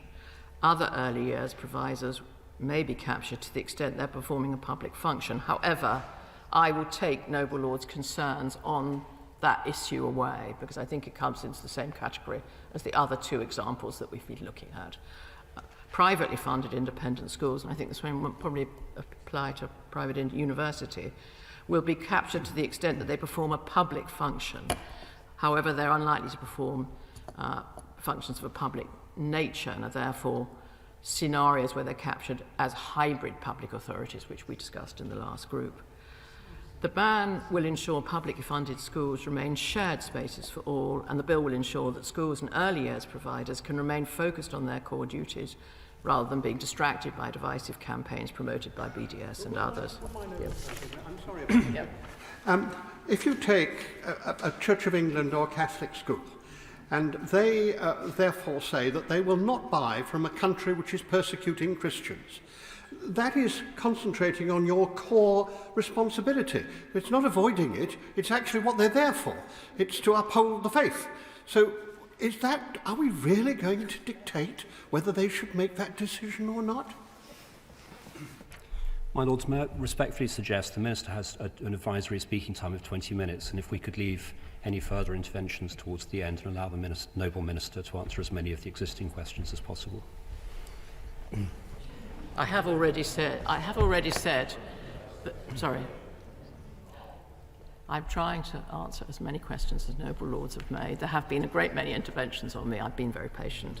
I've also made some undertakings to try and clarify some of these points, and that included childcare, and that childcare would obviously cover the sort of schools that my noble friend Lord Deben mentioned. But perhaps I could turn to Amendment 54, because that requires the Secretary of State to provide a comprehensive list of the bodies in scope before the provisions in Clause 1 can be brought into force. Now, the government is not able to provide a comprehensive list of bodies captured by the Human Rights Act definition. However, I've tried to be clear on the categories of bodies, so that includes, just to repeat, central government agencies and non-departmental bodies, UK government ministers and devolved ministers, local authorities administering authorities of local government pension schemes, universities and higher education providers with public funded functions, publicly funded schools, and some museums and galleries in receipt of significant public funding. And as with any definition, there will be further cases at the margins of the definition where it is impossible to generalise without the full facts of the case, and that's, of course, where the courts come in. Legislation often uses general definitions, for example, the Human Rights Act, from which we have taken the scope, or the scope of bodies covered by obligations under public procurement legislation. But finally, I'd like to turn to Amendment 14A. This would remove from the bill the powers granted to the Secretary of State to amend the schedule to make exceptions to the ban for certain bodies, functions and types of consideration, and to amend or remove regulations made under these powers. I understand concerns about the use of subordinate legislation. The Noble Lord knows that, and we are lucky that we have such a good committee to supervise their use. But these powers are necessary to ensure that the ban can evolve over time and operate as intended, for example, respond to emerging global events.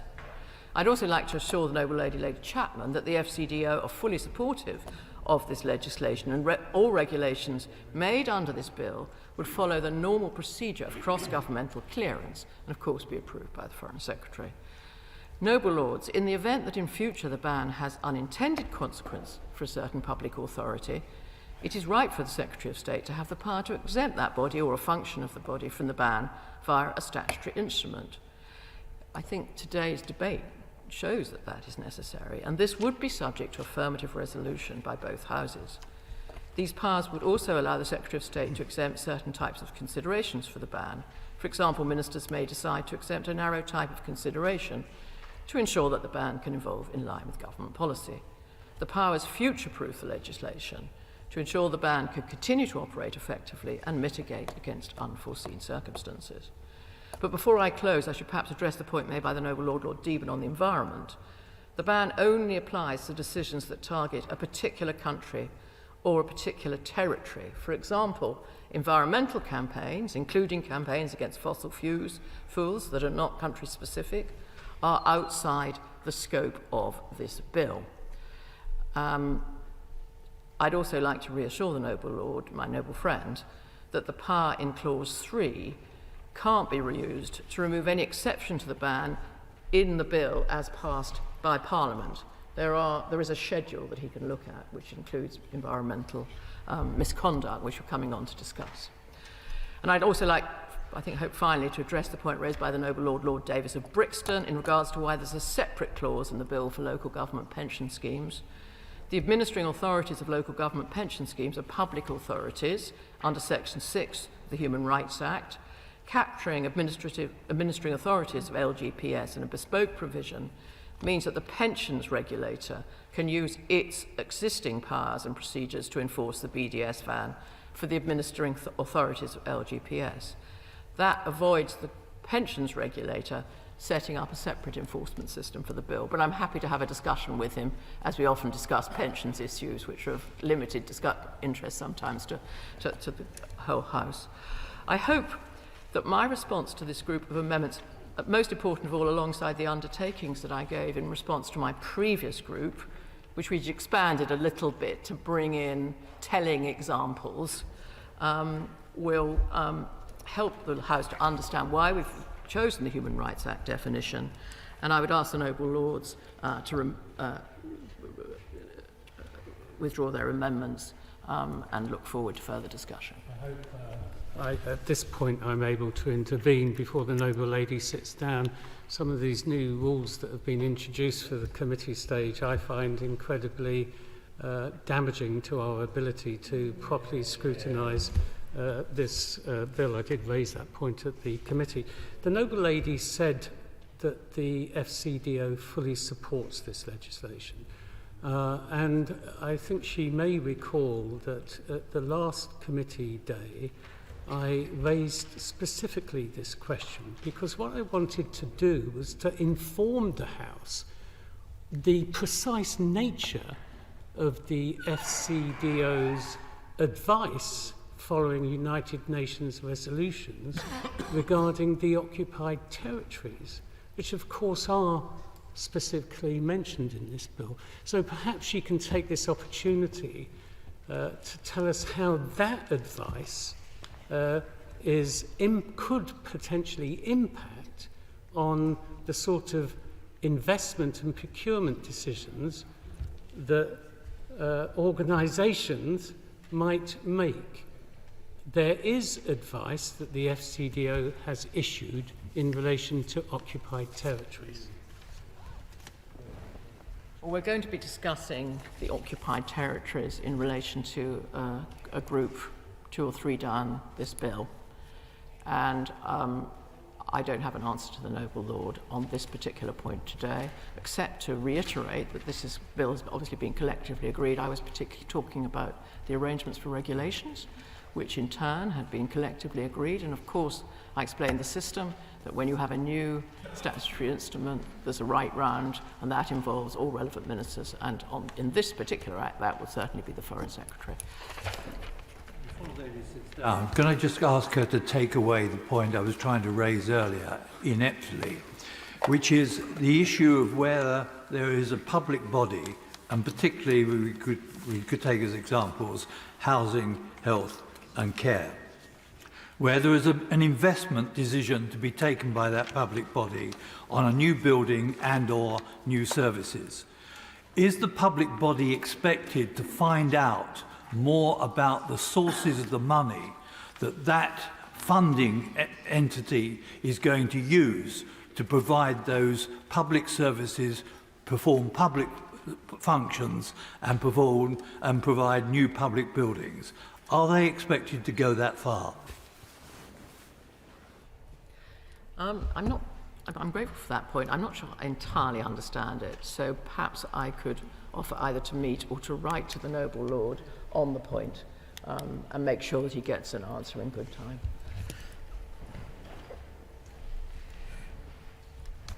My Lords, I wasn't expecting that group to elicit quite the debate that it did, but I thought it was incredibly helpful and welcome in just exposing quite, and Lord Warner described it as sloppy, and I think he does make a fair point. The Minister said that she didn't like that phrase, but given that we've been unable to agree a definition of a public function, we've been unable to elicit a proper definition of procurement, and we haven't agreed what a public body is by any means.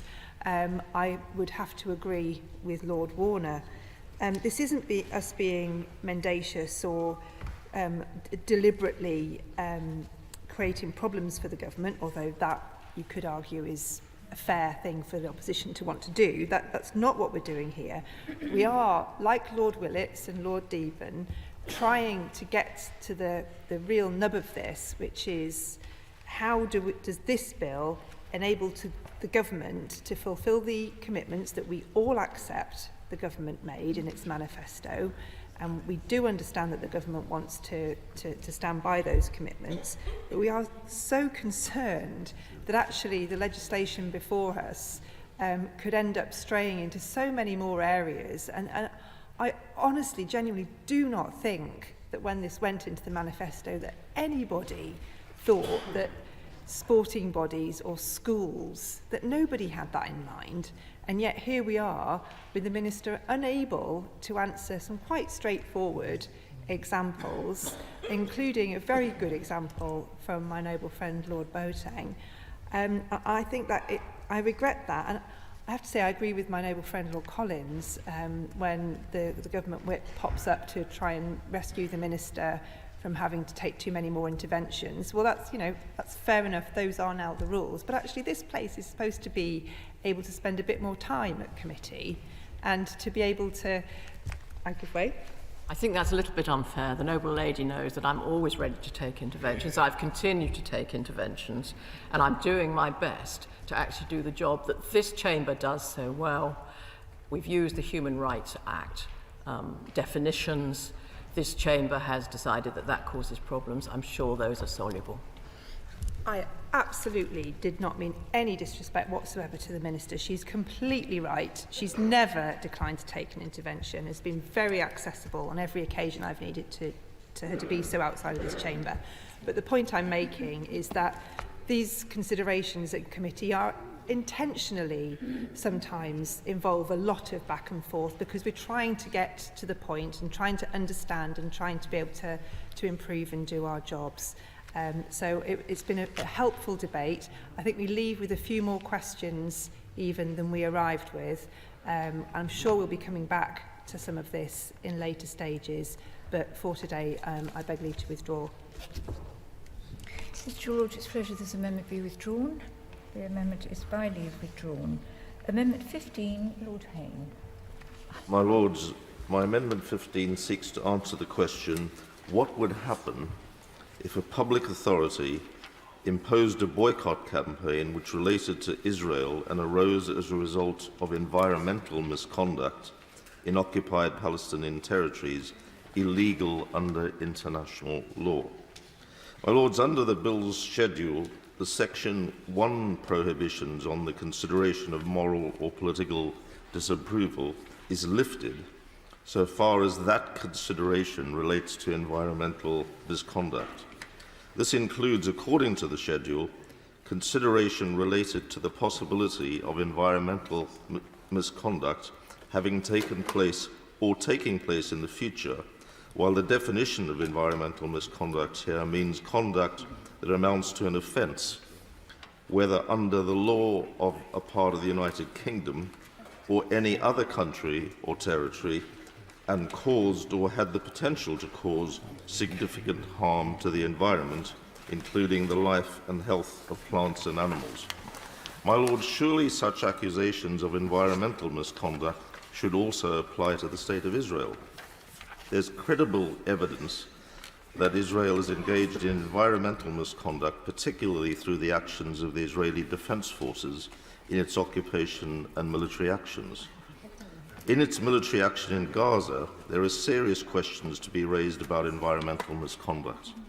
Dr. Saeed Bagheri, scholar of international law at the University of Reading, stated in January this year that there may be evidence, and I quote, to suggest that they, Israel, have acted contrary to the International Committee of the Red Cross position that the prohibition on inflicting widespread, long-term and severe harm to the natural environment is a rule of customary international law, end quotes. He added, and I quote again, the actions by the Israeli Defense Force in Gaza have left chemicals from white phosphorus weapons that could linger in the environment for years.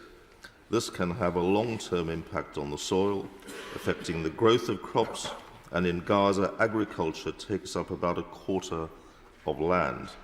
For individual farmers and their communities, this pollution and its long-term impacts could be devastating. That's the end of his quote. My Lords, but such questions far predate the current horror in Gaza. The Institute for Middle East Understanding has set out a long list of allegations of environmental misconduct. In its actions in the occupied territories, long-standing allegations against Israel have been made about the deliberate destruction of olive trees and of olive orchards. At least 2.5 million trees have been destroyed since 1967. Yet Palestinians depend on these trees as a primary source of food and income. And the destruction of natural wildlife since October has been stark. A recent estimate states that around 4,300 acres of trees and plant life has been cleared around the Gaza Strip by Israeli forces, not to mention the complete devastation of natural and built environment within the Gaza Strip. And what of Israeli siphoning off of water supplies from the occupied territories?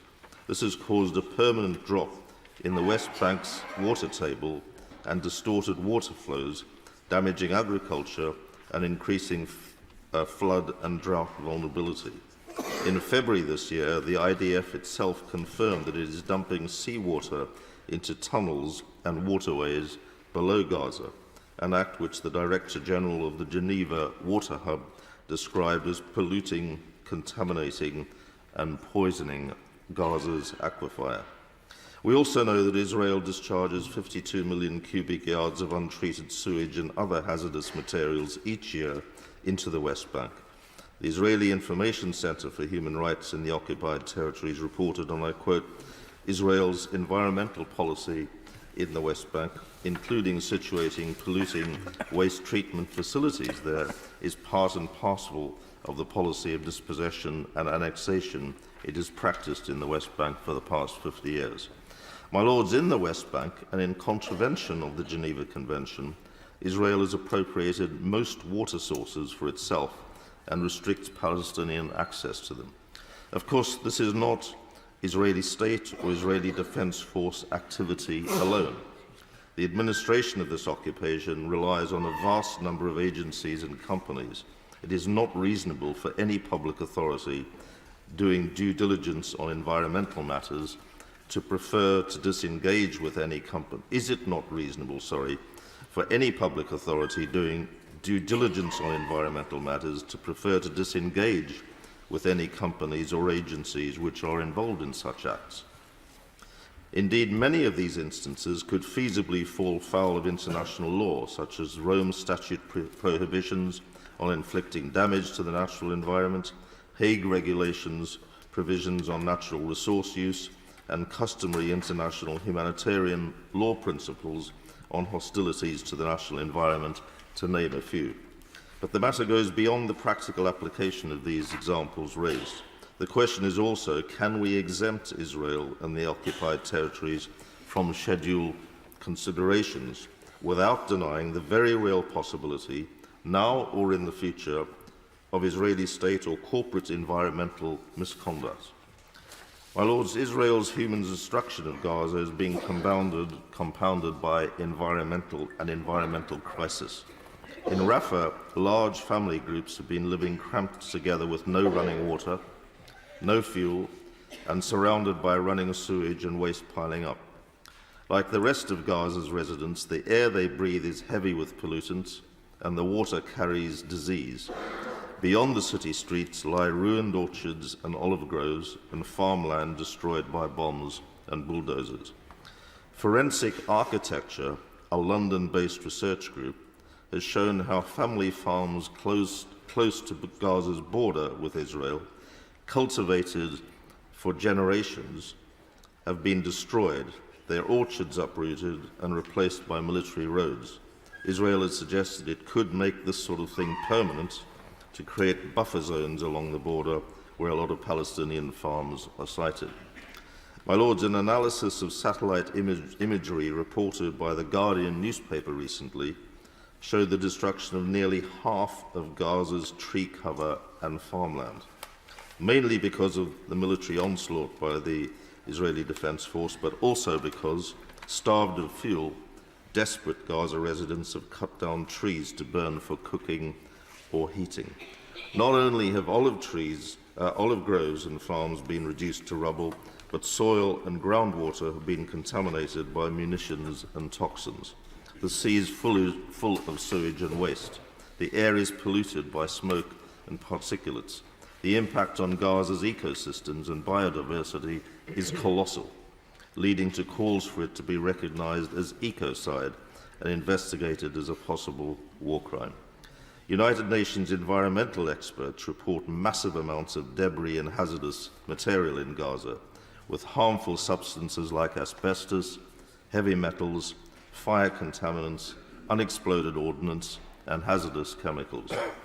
When Israel cut off fuel to Gaza after the 7th of October terrorist pogrom, power cuts meant wastewater could not be pumped to treatment plants, leading to 100,000 cubic meters of sewage a day spewing into the sea. The sheer scale and long-term impact of all of this environmental destruction has led to calls for it to be investigated as a potential war crime and to be classed as ecocide, which covers damage done to the environment by deliberate or negligent actions. My Lords, under the Rome Statute, which governs the International Criminal Court, it is a war crime to intentionally launch an excessive attack, knowing that it will cause widespread, long-term and severe damage to the natural environment. The Geneva Conventions require that warring parties do not use methods of warfare that cause, and I quote, widespread, long-term and severe damage to the natural environment. My Lords, Forensic Architecture argues, and I quote, the destruction of agricultural land and infrastructure in Gaza is a deliberate act of ecocide. And so I put Amendment 15 to your Lordship's House with the intention of asking, how should a public authority act if it wishes to disengage with a company or enterprise which may be involved in acts such as these, which could amount to environmental misconduct under UK or international law, if that company is Israeli or if it engages in alleged misconduct overseen by the State of Israel? The bill is clear that the scheduled considerations override Section 1 prohibitions or boycotts, but it is not clear whether the schedule also applies to Clause 3, which likewise overrules Section 1. This could present a glaring contradiction in the current formulation of this bill, and one which I very much hope the Government and the Noble Lady, the Minister, will respond to, which needs to be resolved through this amendment, which I very much hope that the Noble Lady, the Minister, will accept and hopefully come back to report having accepted it to deal with this matter. My Lords, I rise to speak to my... Sorry. Amendment proposed, clause 3, page 2, line 24, to insert the words printed on the marshalled list. My apologies. I rise to speak to my two amendments here, 32A and 32B. And 32A expands the environmental grounds on which a public body is allowed to make certain economic decisions.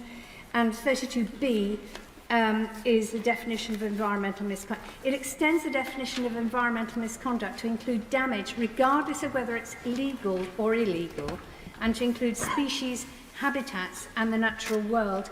Now, it is actually quite positive that this bill at least does recognise that public authorities should be allowed to consider environmental issues when deciding whether to spend taxpayers' money on goods and services purchased from outside of the UK, or how to invest the pensions of public sector workers and retirees. However, this environmental carve-out is far too narrow, and I don't understand why public authorities be forced to ignore environmental destruction as long as that destruction isn't a criminal offence. I've worked closely with Friends of the Earth on these amendments, and they were also tabled in the Commons by my honourable friend Caroline Lucas. We're all deeply concerned about this fundamentally flawed bill and the impact it will have on public bodies' legitimate procurement or investment decisions about companies or products that are destroying the natural environment, including pollution overseas and climate breakdown. All public bodies must be free to avoid investment in fossil fuels, which are contributing to climate breakdown. And this bill sets out an uneven treatment between local or UK-based businesses and foreign enterprises, particularly where those are owned or controlled by a foreign state. A local council will remain entitled to refuse to purchase timber from a business that is clear-cutting their local woodland, but if it's a foreign country linked to a foreign government, then they will be prohibited from even considering the impact of clear-cutting woodlands and rainforests around the world. These types of considerations are quite routine, even mundane now, so-called ESG criteria among both public and private sector. So public authorities should be entitled to consider the same types of environmental issues that they would consider if they were interacting with a UK-based business. There's no justification for it to be any other way other than a totally misguided belief that the nature, land, air and water in the United Kingdom is inherently more valuable or deserving of protection than that existing outside of the United Kingdom. It does sound slightly colonial to me. Why has the government chosen to draft this so tightly so that the only environmental considerations are whether or not the environmental damage constitutes a criminal offence? I hope the Minister can see the glaring flaws in this approach and the obvious harms it will lead to.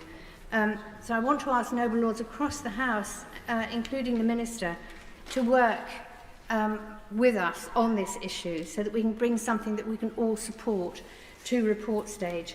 Because environmental crimes must not be set as a bar beyond which anything goes in terms of public procurement and the investment of public pensions.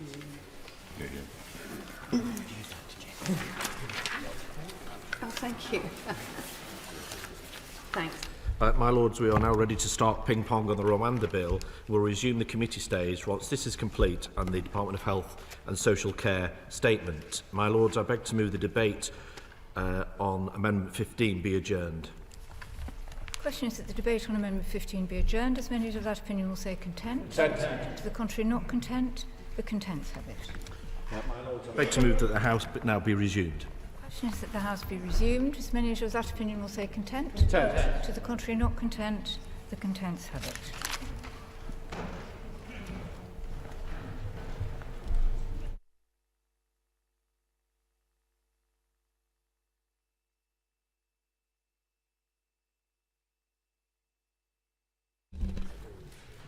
Message from the Commons that they disagree to the amendments made by the Lords to the Safety of Rwanda Asylum and Immigration Bill, for which they assign reasons.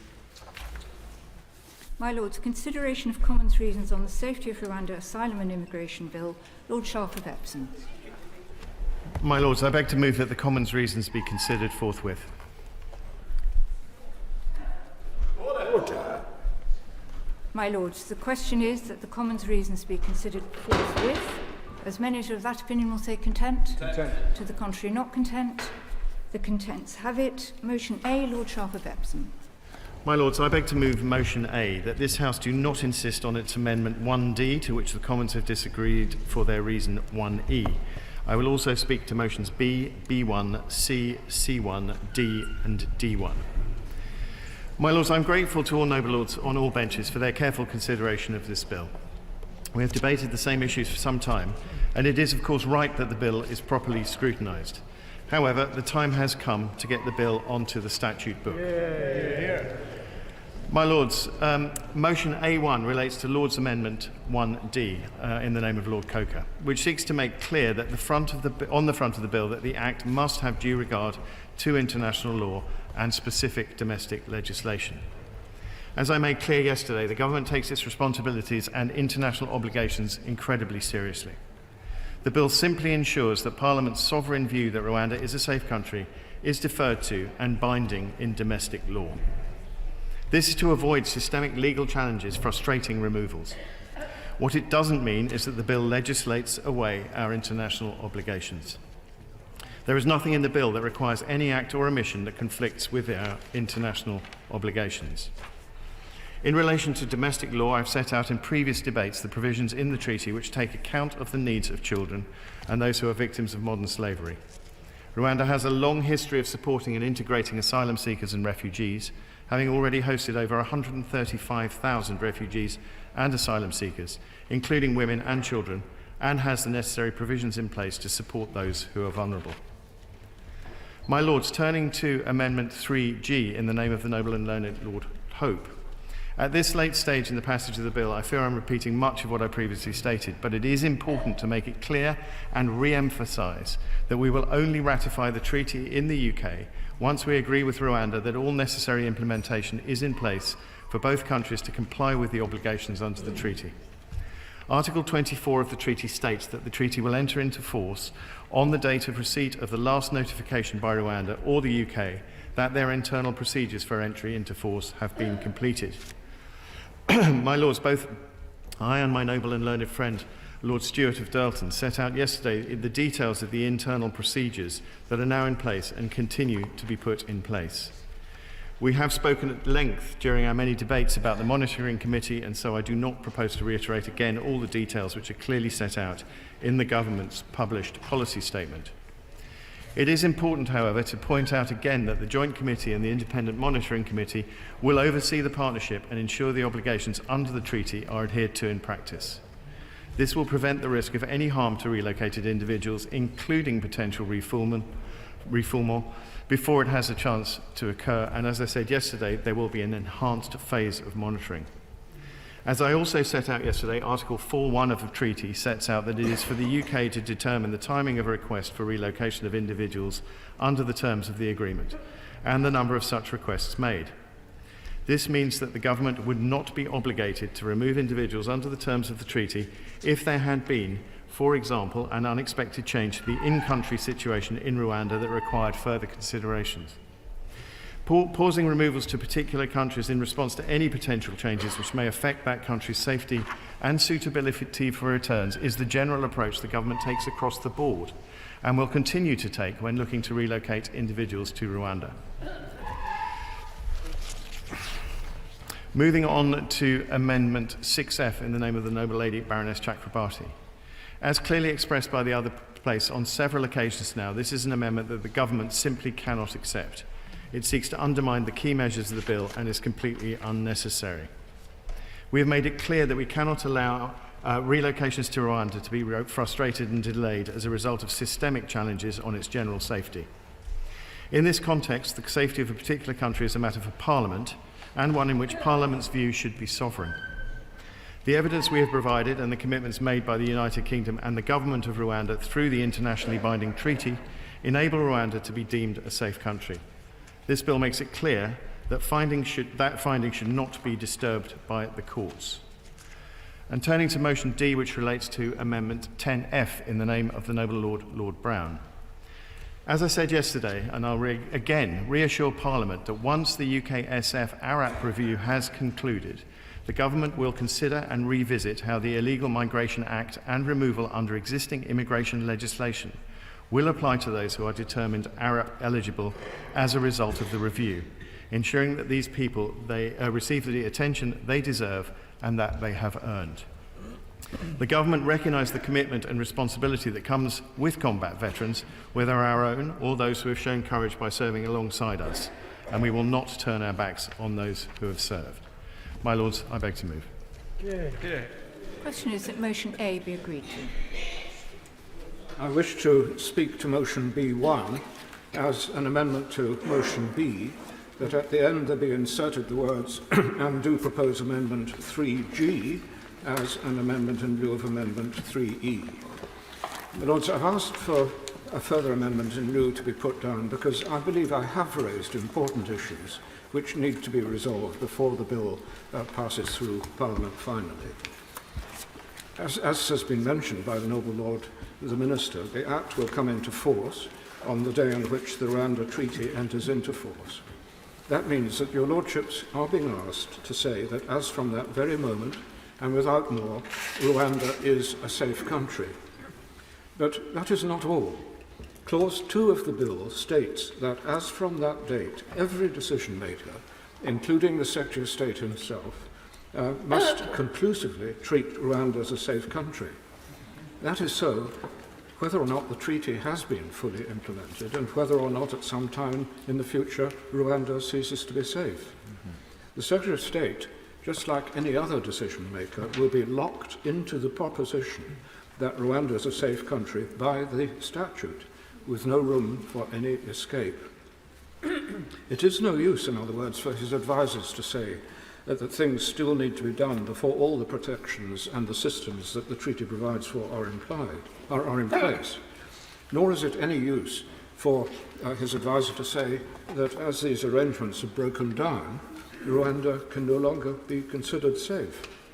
The Secretary of State is required by the statute to disregard that advice. He has no discretion in the matter. That's what the word conclusively in clause 2 means. Now, the Noble Lord, the Minister, has told your Lordship several times that the government are not obligated by the treaty to send anybody to Rwanda if the facts change. That may well be so, but that is not what the bill says. The Secretary of State is bound by the statute to ignore any such changes. He's required by clause 2 for all time conclusively to treat Rwanda as safe. Now, if the Noble Lord the Minister will forgive me, his position, his head is buried in the sand, like that of the proverbial ostrich. Lord, so my amendment seeks to add two provisions to clause 1 of the bill. My first point is that before Rwanda can be judged to be a safe country, the mechanisms in the treaty that the treaty provides for must be put into practice. Ratifying the treaty is an important step, but that is not enough. As has been pointed out repeatedly, the situation on the ground is still being developed. The treaty must be implemented before Rwanda can be considered to be safe. So my amendment seeks to write into the bill a provision that Rwanda cannot be treated as a safe country until the Secretary of State has laid before Parliament a statement from the Independent Monitoring Committee that the key mechanisms that the treaty provides for its implementation have been created. And it provides that Rwanda will cease to be a safe country for the purposes of the Act if the Secretary of State makes a statement to Parliament to that effect. In other words, it provides the Secretary of State with the escape clause that he needs if he is to escape from the confines of Clause 2 should that situation develop. My Lords, I remind your Lordships of what Sir Jeremy Wright said in the other place when my amendment was being considered there on the 18th of March. What he said was this: it simply is not sensible for Parliament not to be able to say differently, save through primary legislation, if the facts were to change. The government should give some thought to the situation under the bill. It must be right for Parliament to retain the capacity to reconsider and, if necessary, to revise it. He said that on the 18th of March. Developing the point this afternoon, he said that I was wrong to give it to the Monitoring Committee, in my amendment as it was then, to decide whether or not Rwanda was safe, as this should be a matter for Parliament. I agree with him. and as it happens, I've already deleted the reference to the monitoring committee from this part of my latest draft. What I'm proposing now is that it be left entirely to the Secretary of State to decide, although, of course, he would no doubt seek the advice of that committee. Sir Bob Neill and Sir Robert Buckland, both of whom spoke in support of my amendment last time, also spoke in support of it this afternoon. Sir Anthony Buckland accepted that there needs to be a system by which it can be verified that the treaty has been fully implemented.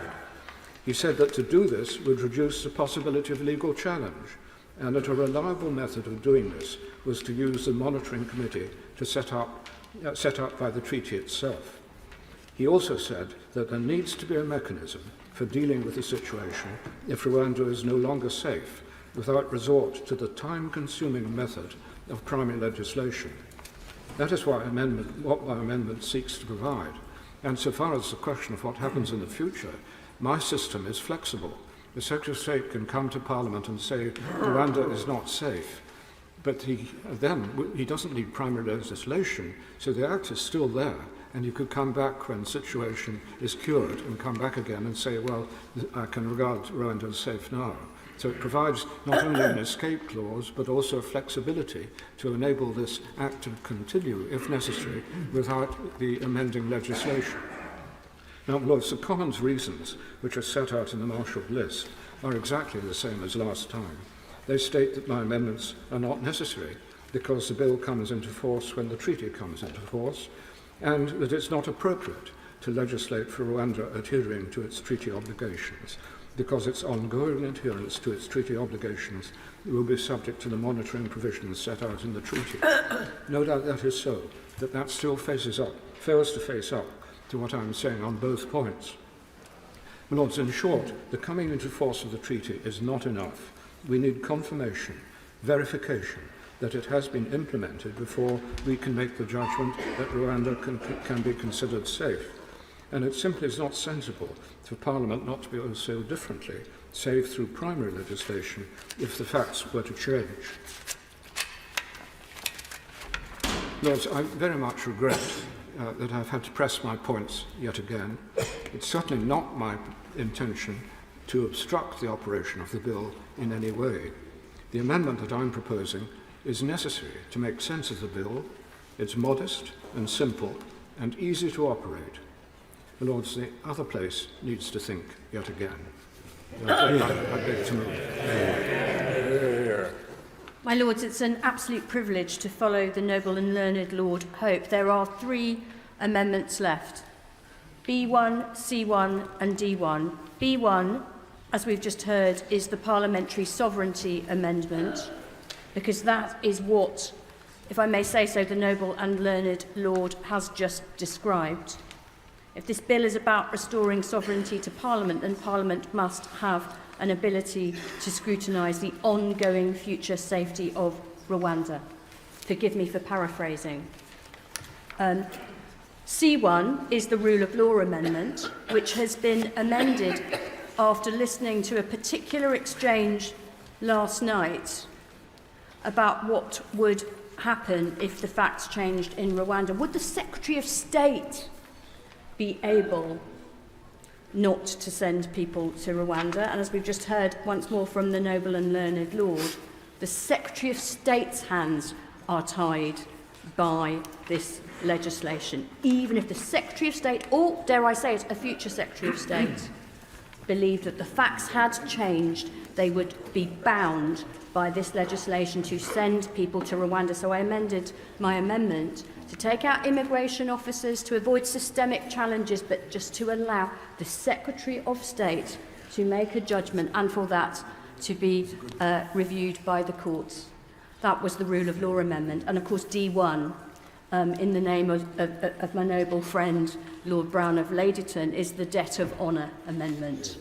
To those who have paid in courage and blood for a promise that they would be looked after by the crown that they served, and they are only refugees in the first place, many of them, because they served this country. Those are the 3 amendments left. I will not be pressing the Rule of Law Amendment, because it is right for your Lordship's House to focus on what is attainable at this stage in this process. So the rule of law amendment will not be pressed, but I take this moment to thank noble lords for across this House for the leadership, the moral and practical leadership that they have shown on this legislation to this generation of voters and future voters, that your Lordship's grandchildren can be proud for what you've done over this bill. I will not be pressing B1, but I urge every noble lord in this House to support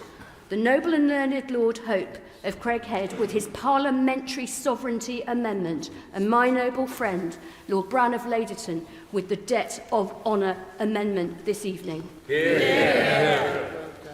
Well, I'll just say it's a great pleasure to follow my noble friend, Lady Chakrabarti, and I thank her enormously for her words of support for Amendment 10F, and I also thank her for her continued support throughout the time that I have been pressing this amendment in my preparations and other aspects of what I've been doing in your Lordship's House. Well, as I will speak to motion D1 and Amendment 10F in lieu. Well, Lords, I began my remarks yesterday with a promise not to rehearse the moral cause for the amendment, and I add to that promise not to rehearse the compelling long-term strategic security case for it to protect our future credibility as an ally, nor to rehearse in detail the irrationality of the government's two principal lines of argument in refusing to accept the principle of exempting a small number of ill-served brave Afghan fighters who are already here in the UK from deportation. Rather, as this is the 5th time I have had to make a speech in your Lordship's House in support of a variant of this amendment, I shall refer your Lordships to columns 9, 06, 7 and 8 of the official report for yesterday. That's for those of you who are not already word perfect in my speeches on this. My Lords, since yesterday the halls of this Parliament and beyond have echoed to suggestions and in some cases reassurances that we, those who support this amendment, could expect a statement of assurance from the government about the fate of this small body of brave soldiers who fought with our forces in Afghanistan and are only in this dilemma, facing compulsory deportation to Rwanda because of our government's sclerosis, administrative shortcomings and possible venal dishonesty of some forces they served with, that has resulted in the wrongful refusal of the Arab status that they would have been awarded and would have included visas to them, thus enabling them to escape certain death, rather than compelling them to take irregular routes here in the first place. Assurances, my Lords, with which, if they were bankable, our party and I would have engaged. Assurances, the promise of which is supported by credible evidence of high-level exchanges, but which were withdrawn this afternoon. I understand because of a political policy decision at number 10, which is reflected in a statement by the Prime Minister's spokesperson. I won't read it out to your Lordships, but you can read it for yourselves. So we are now left, my Lords, with the best the noble Lord the Minister, Lord Sharp, for whom I have a great regard, can offer. I will read to your Lordship from column 901 yesterday what he repeated, the assurance he repeated today in his short introductory speech. It is as follows. I turn to motion F and amendment 10D. As we have set out before, the Government recognise the commitment and responsibility that comes with combat veterans, whether our own or those who have shown courage by serving alongside us, and we will not let them down. Once again, I reassure Parliament that once the UKSF, the UK Special Forces ARAP review has concluded, the Government will consider and revisit how the Illegal Migration Act and removal under existing immigration legislation will apply to those who are determined ARAP eligible as a result of the review, And this is the important part of it, because it's the ensuring that they receive the attention that they deserve. My Lords, that's what we have. I don't have any faith, my Lords, in the government's attitude to the brave men and women concerned from that assurance. I don't understand what it means, but I don't have any assurance in this. Given not only the way these individuals have been treated, but the way your Lordship's House and my noble friends have been treated over the last 24 hours. My Lords, I also don't have any assurance in this, and I don't, because on the occasions in my life, both as a parent and as a practising lawyer and as a politician, in ensuring that people receive the attention that they deserve, it normally results in me scolding them, disciplining them, or telling them they were wrong and they will have to be punished. It doesn't seem to me to give any assurance that there will be any possible result, a positive result. It sounds like a threat rather more than anything else. Well, as I said in conclusion in my remarks yesterday, that now is the time to give these people the sanctuary their bravery has earned. This worthless assurance won't do. Therefore, my Lords, I feel compelled to test the mood of your Lordship's House and to send a message to the other place that it's time that they learned the political consequences of their failure not to give either an assurance that is bankable or to accept this amendment. Because, my Lords, there is little, if any, support in your Lordship's House for their failure to do this, and there certainly is no majority support in the country for us to treat these brave people this way.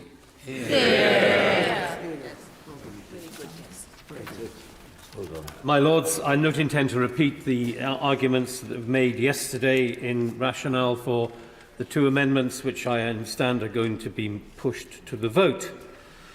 Just simply to say this about the noble Lord Hope and learned Lord Hope's amendment. It provides Parliament and government with protection. Parliament, that's this House, is provided with the protection that this amendment gives, that declaring Rwanda a safe country when we don't have the evidence of it being a safe country before us is the route by which this amendment gives us that security.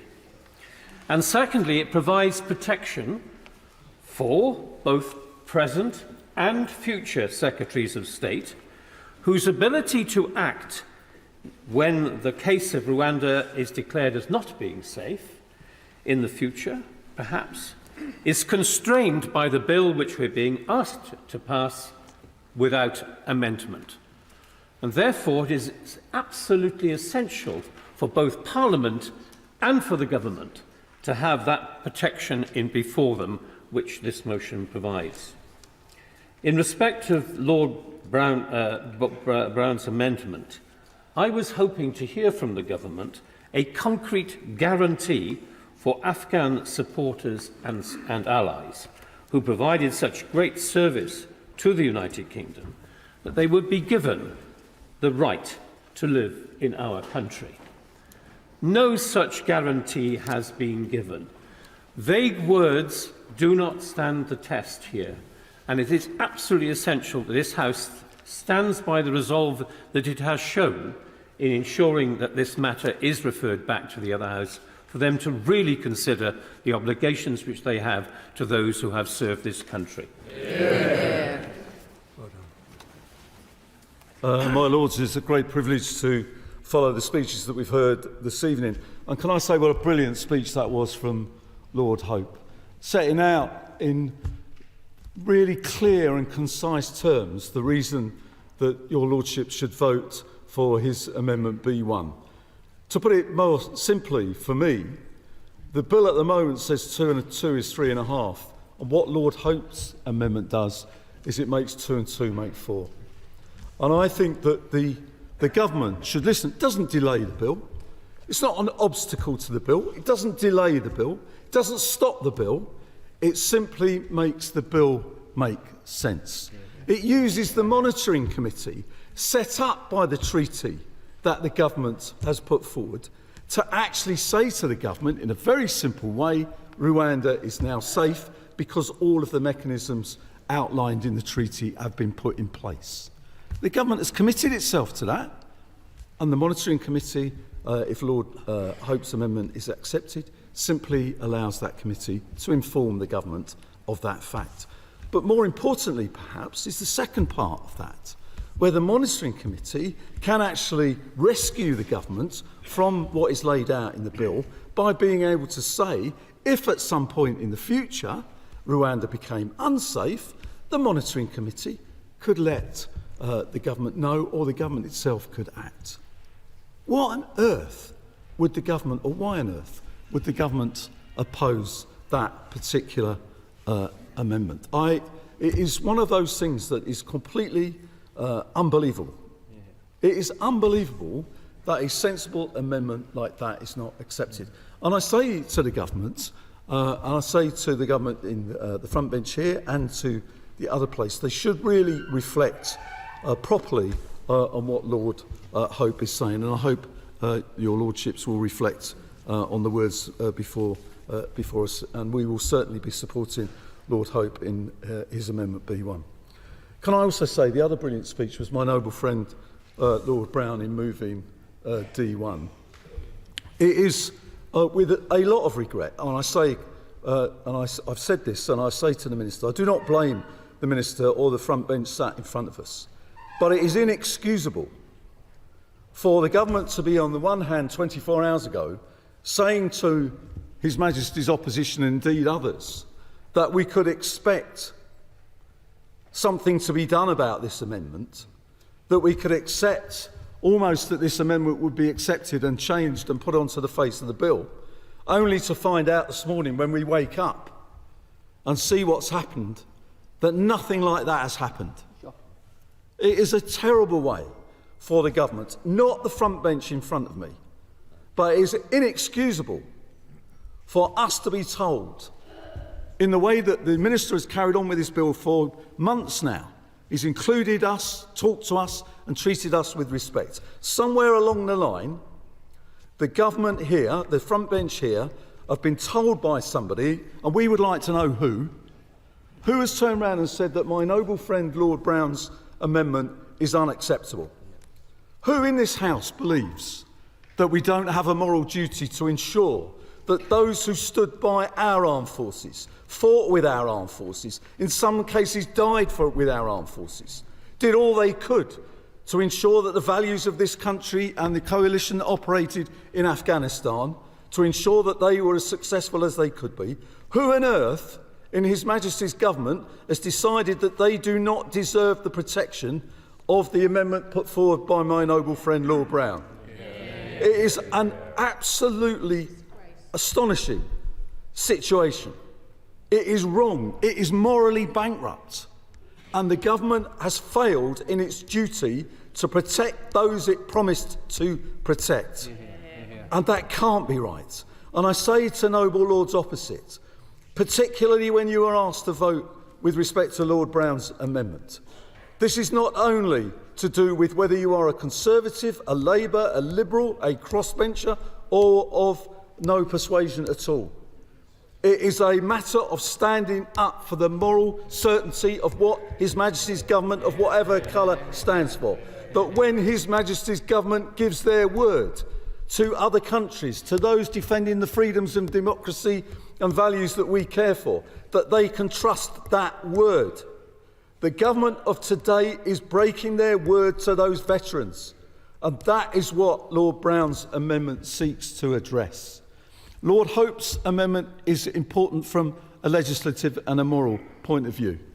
Lord Brown's amendment speaks to what sort of country we are. It speaks to what sort of country we would expect others to, or we would want others to see us as. How on earth do we stand in the corridors of power of the various international institutions and have the moral certainty and moral position that we would all want? I finish with this point. I do not believe that the front bench sat in front of me agrees with their own government on this. I don't. But what they are asking, and their government is asking them to do, and all of their backbenchers sat behind them, is to vote for something which is morally bankrupt. To vote for something which goes against what we promised those who stood with us in Afghanistan, and we promised them that we would protect them. And we are not going to do that, because we are not going to pass Lord Brown's amendment if we send it to the other place and the other place doesn't give way. We are not going to exempt them from the provisions of this bill. That can't be right. It doesn't matter what political party you stand for. That can't be right.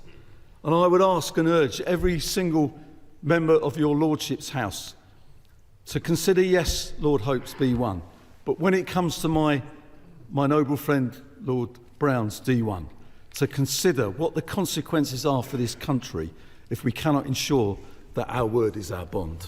Yeah. My Lords, I thank all Labour Lords for their contributions to this relatively short debate. But the Commons have now considered and rejected these amendments on several occasions. I will keep my remarks brief and simply remind noble Lords of the key points. We will only ratify the treaty once we agree with Rwanda that all necessary implementation is in place for both countries to comply with the obligations under the treaty. Rwanda has a strong track record of welcoming asylum seekers and looking after refugees, and it has also been internationally recognised for its general safety and stability. The bill complies with our international obligations and allows direct access to the courts and an appropriately limited possibility of interim relief, consistent with what is required by the ECHR. And my Lords, no word is being broken. We will not turn our backs on those who have supported our armed forces and the UK government. My Lords, it's simply not right for criminal gangs to control our borders and decide who enters the UK. It's not right that they exploit vulnerable people, nor is it right that they put lives at risk, their own and others. And my Lords, it is not right if this Parliament does not pass this legislation, which will enable us to protect those being exploited, protect our borders and stop the boats. I beg to move. Yeah. My Lords, the question is that motion A be agreed to. As many of that opinion will say content. Content. The contrary not content. The contents have it. Motion B, Lord Sharp of Epsom. Move formally.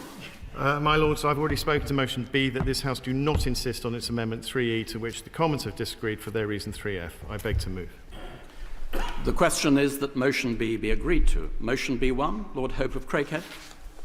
I do not wish to say any more. I simply wish to test the opinion of the House on my amendment 3G.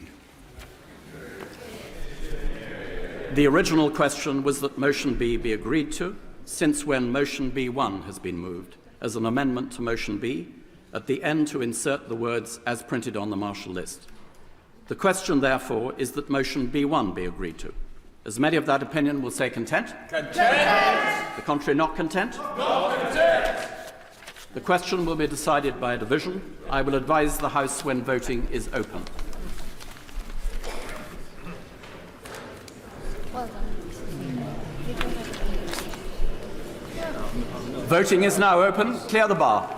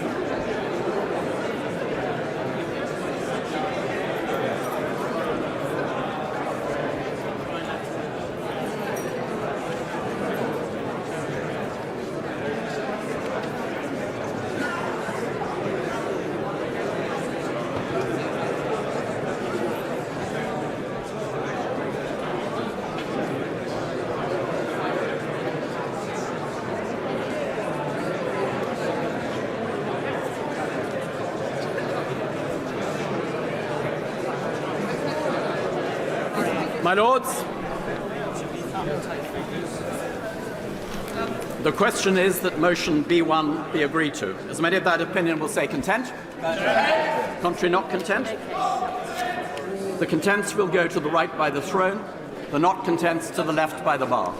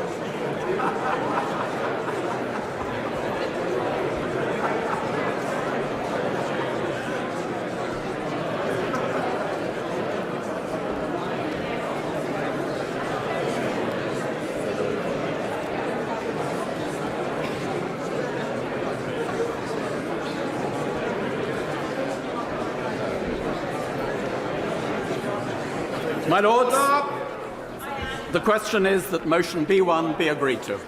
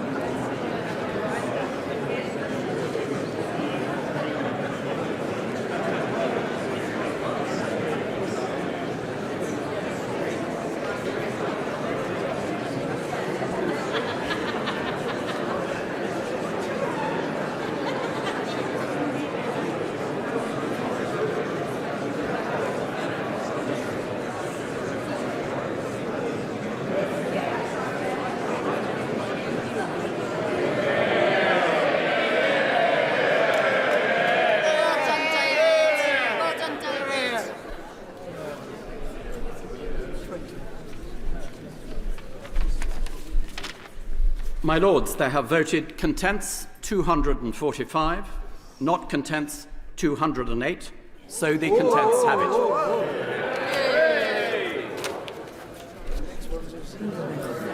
Motion C, Lord Sharp-Epsom. My Lords, I've already spoken to motion C that this House do not insist on its amendment 6D, to which the Commons have disagreed for their reason 6E. I beg to move. The question is that motion C be agreed to. Motion C1, Baroness Chakrabarti. Not moved. The question, therefore, is that motion C be agreed to. As many of that opinion will say content. The contrary not content. The contents have it. Motion D, Lord Sharp-Epsom.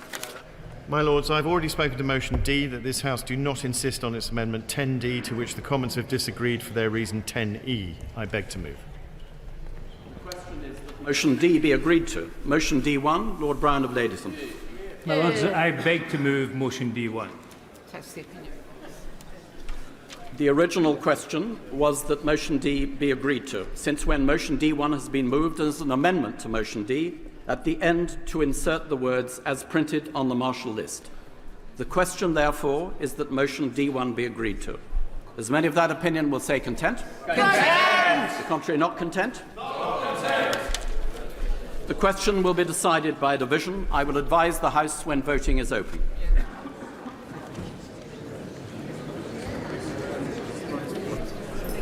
Voting is now open. Clear the bar.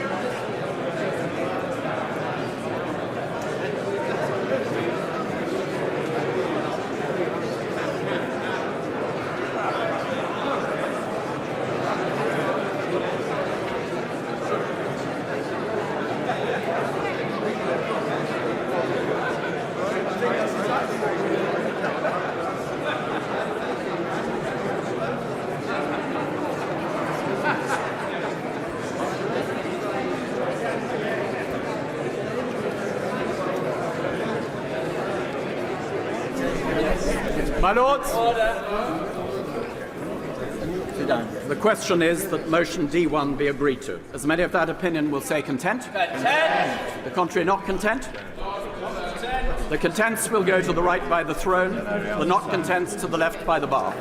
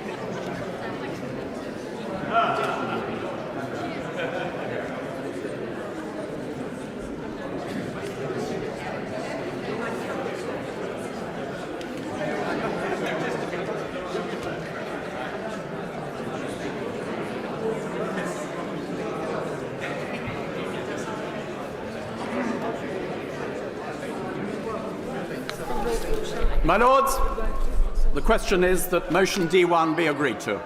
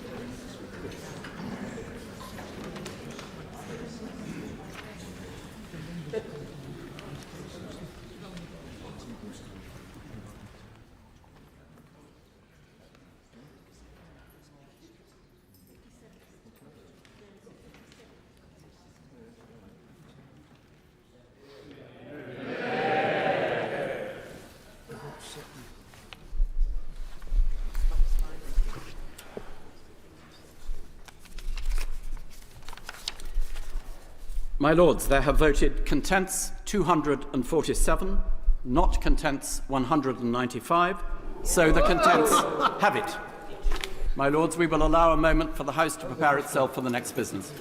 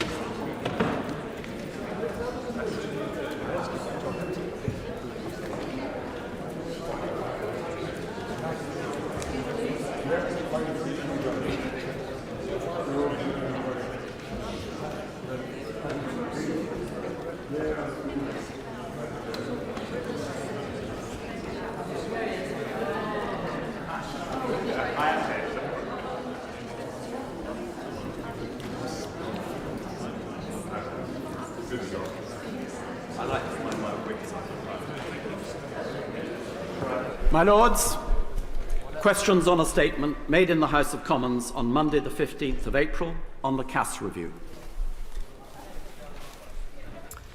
My Lords, Dr. Cass and her team are to be thanked for their rigour and their care with this report, in which they have navigated many complex and sensitive issues.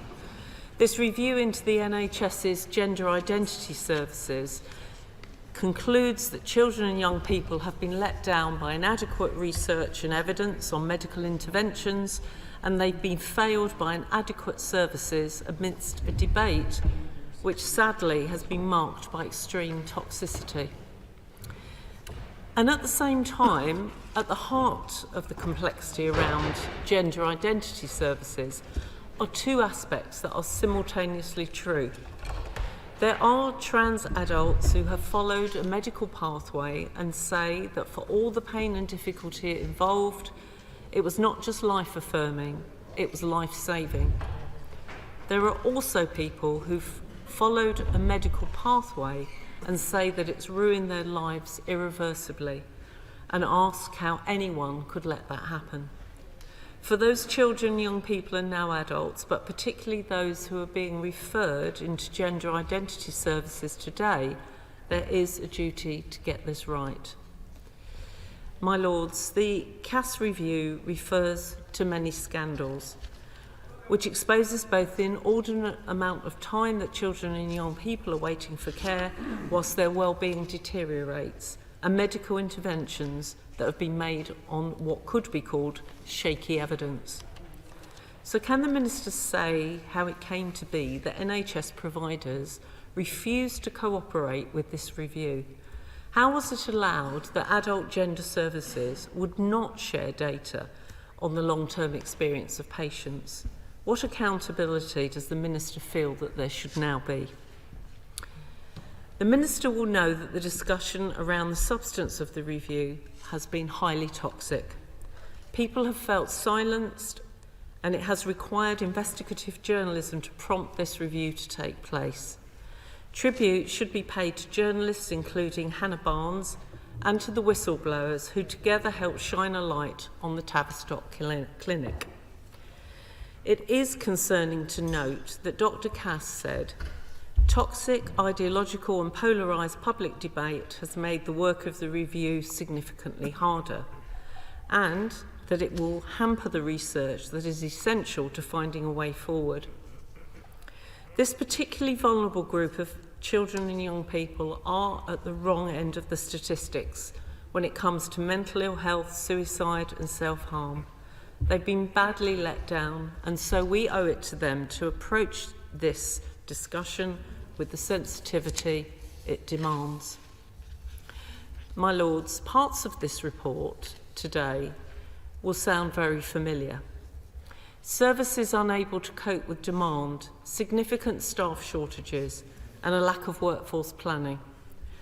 Unacceptably long waits for the mental health support and the assessments that children and young people need, such that in some cases children become adults before they even get a first appointment with the gender identity services. And to this point, the Cass review recommends a follow-through of services up to the age of 25 to ensure continuity of care. Will the Minister indicate how long it will take to establish these services? And could the Minister set out what plans there are to cut waiting times for assessments for mental health and neurodevelopmental conditions? My Lords, last month's decision by NHS England to stop the routine prescription of puberty blockers to under 18s is welcome. However, the loophole that exists for private providers risks illegal trading. In the other place, the Secretary of State stated that she expects private clinics to follow the report's recommendations to follow the evidence, and I underline our support for these expectations on compliance. So does the Minister consider that further regulation might be needed to enforce the recommendations? And could he say something more about the timescales involved in making progress, both for the CQC to incorporate the recommendations into their safe care and treatment standards and the NHS England urgent review on clinical policy for cross-sex hormones? Children's health care should always be led by evidence and be in the best interests of their welfare. Dr. Cass's report has provided the basis on which to go forward, and this report must also provide a watershed moment for the way in which society and politics discusses this issue. There are children, young people and adults, including trans children, young people and adults, who are desperately worried and frightened by the toxicity of this debate. And there are healthcare professionals who are scared to do their job and make their views known. I hope, my lords, we can now put children's health and well-being above all else. My lords, I believe that the Cass review is an extremely thorough summary of where we are now and the pathways available for young people that we need to explore. The most important point to make in this report is that it gives a way forward for young people and their clinicians who feel anxious and frightened because they find themselves at the centre of a political maelstrom. The most balanced response to the report I've seen, interestingly, came from Stonewall, who were consulted by Cass, and I've used some of their points here. Cass says that these youngsters have been sorely neglected by the NHS, who sidelined them away from mainstream care and services for which they have fallen short. She points a way as to how we can start the process of making it up to them by giving them the holistic care that they need and deserve. Despite the way the report was received by certain gender-critical individuals, it doesn't question trans identities or recommend rolling back to healthcare access. It doesn't say that puberty blockers are unsafe or dangerous, but it does say that there is insufficient and inconsistent evidence about some of the effects of puberty suppression.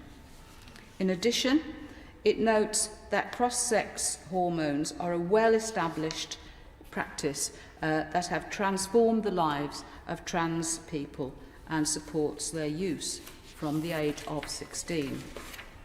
Importantly, it doesn't at any stage suggest a ban on social transition for any age of child or young person, but recommends that it be done with the support of parents and clinicians.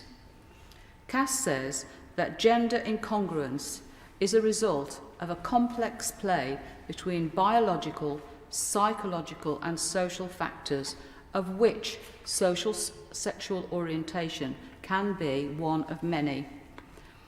There are many factors and there is no simple answer. For example, that young people are simply confused gay people, unhappy teenagers, or it's all the fault of social media. That's all too simplistic. But regrettably, this hasn't stopped the government from spinning its own version of who is to blame. For example, the statement by Secretary of State Victoria Atkins this week says that Tavistock clinicians almost always put children on an irreversible path to blocking puberty, then prescribing cross-sex hormones and onto surgery as an adult. This is not my understanding of the situation. In 2019-20, only 161 under-19s were referred by Gender Identity Development Services for puberty blockers, and it was estimated that only around 1 in 6 GIDS patients ended up being prescribed with puberty blockers. My lords, isn't the picture bad enough without painting something even worse? There are currently over 5,000 children on the waiting list for treatment. The NHS has confirmed that everyone currently on puberty blockers via the NHS, which is less than 100 children, will be able to continue them. But these children and any new recommendations for puberty blockers will not be prescribed unless they agree to take part in a clinical trial to properly test the effectiveness of puberty blockers. So my first question for the Noble Lord the Minister, can I ask how long it's going to take, does he estimate, for this clinical trial to be set up? And speaking of waiting lists, I understand that it currently takes 3 years waiting for a child on the list to be even seen. So how will the trial ever be set up, except for the few on puberty blockers now, while the rest languish on waiting lists for years while their puberty seeps away? So my second question is, how long does the Minister estimate it will take? So I've asked you that question. I won't ask you again. Sorry. Will the Minister not agree with me that it is time to make up this shocking treatment that has, or rather hasn't, been given to children by the NHS, and put them immediately on a par in priority with other NHS services? My Lords, these are our children. They and the clinicians who want to treat them have been intimidated by the toxic environment that we all have helped to create. I've heard the Cass report described as a rock that we can now all cling to. We will never all agree about some quite fundamental issues regarding trans and the nature of trans, but we must never make our children suffer for it. We must never make our children pawns in a zero-sum game. We must rise above it and argue well, with more light than heat, to protect our children, who, after all, must be at the centre of all we seek to do. Minister. I thank the noble lords and baronesses for the important points and sensitivity raised today. Firstly, I want to echo the Secretary of State's thanks and gratitude to Dr. Cass and her team for undertaking a considered, comprehensive and courageous review into an extremely contentious area of healthcare. I mean, so much that I've heard officials describe to me it's probably the best report that they've seen in terms of excellence and thoroughness and sensitivity, and I would like to echo that.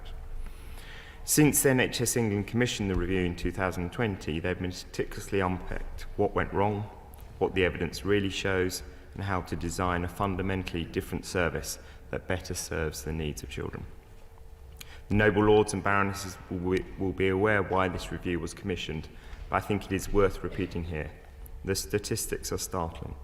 As recently as 2009, the NHS's sole gender identification development service at the Tavistock and Portman Trust received fewer than 60 referrals for children and young people, and just 15 for adolescent girls.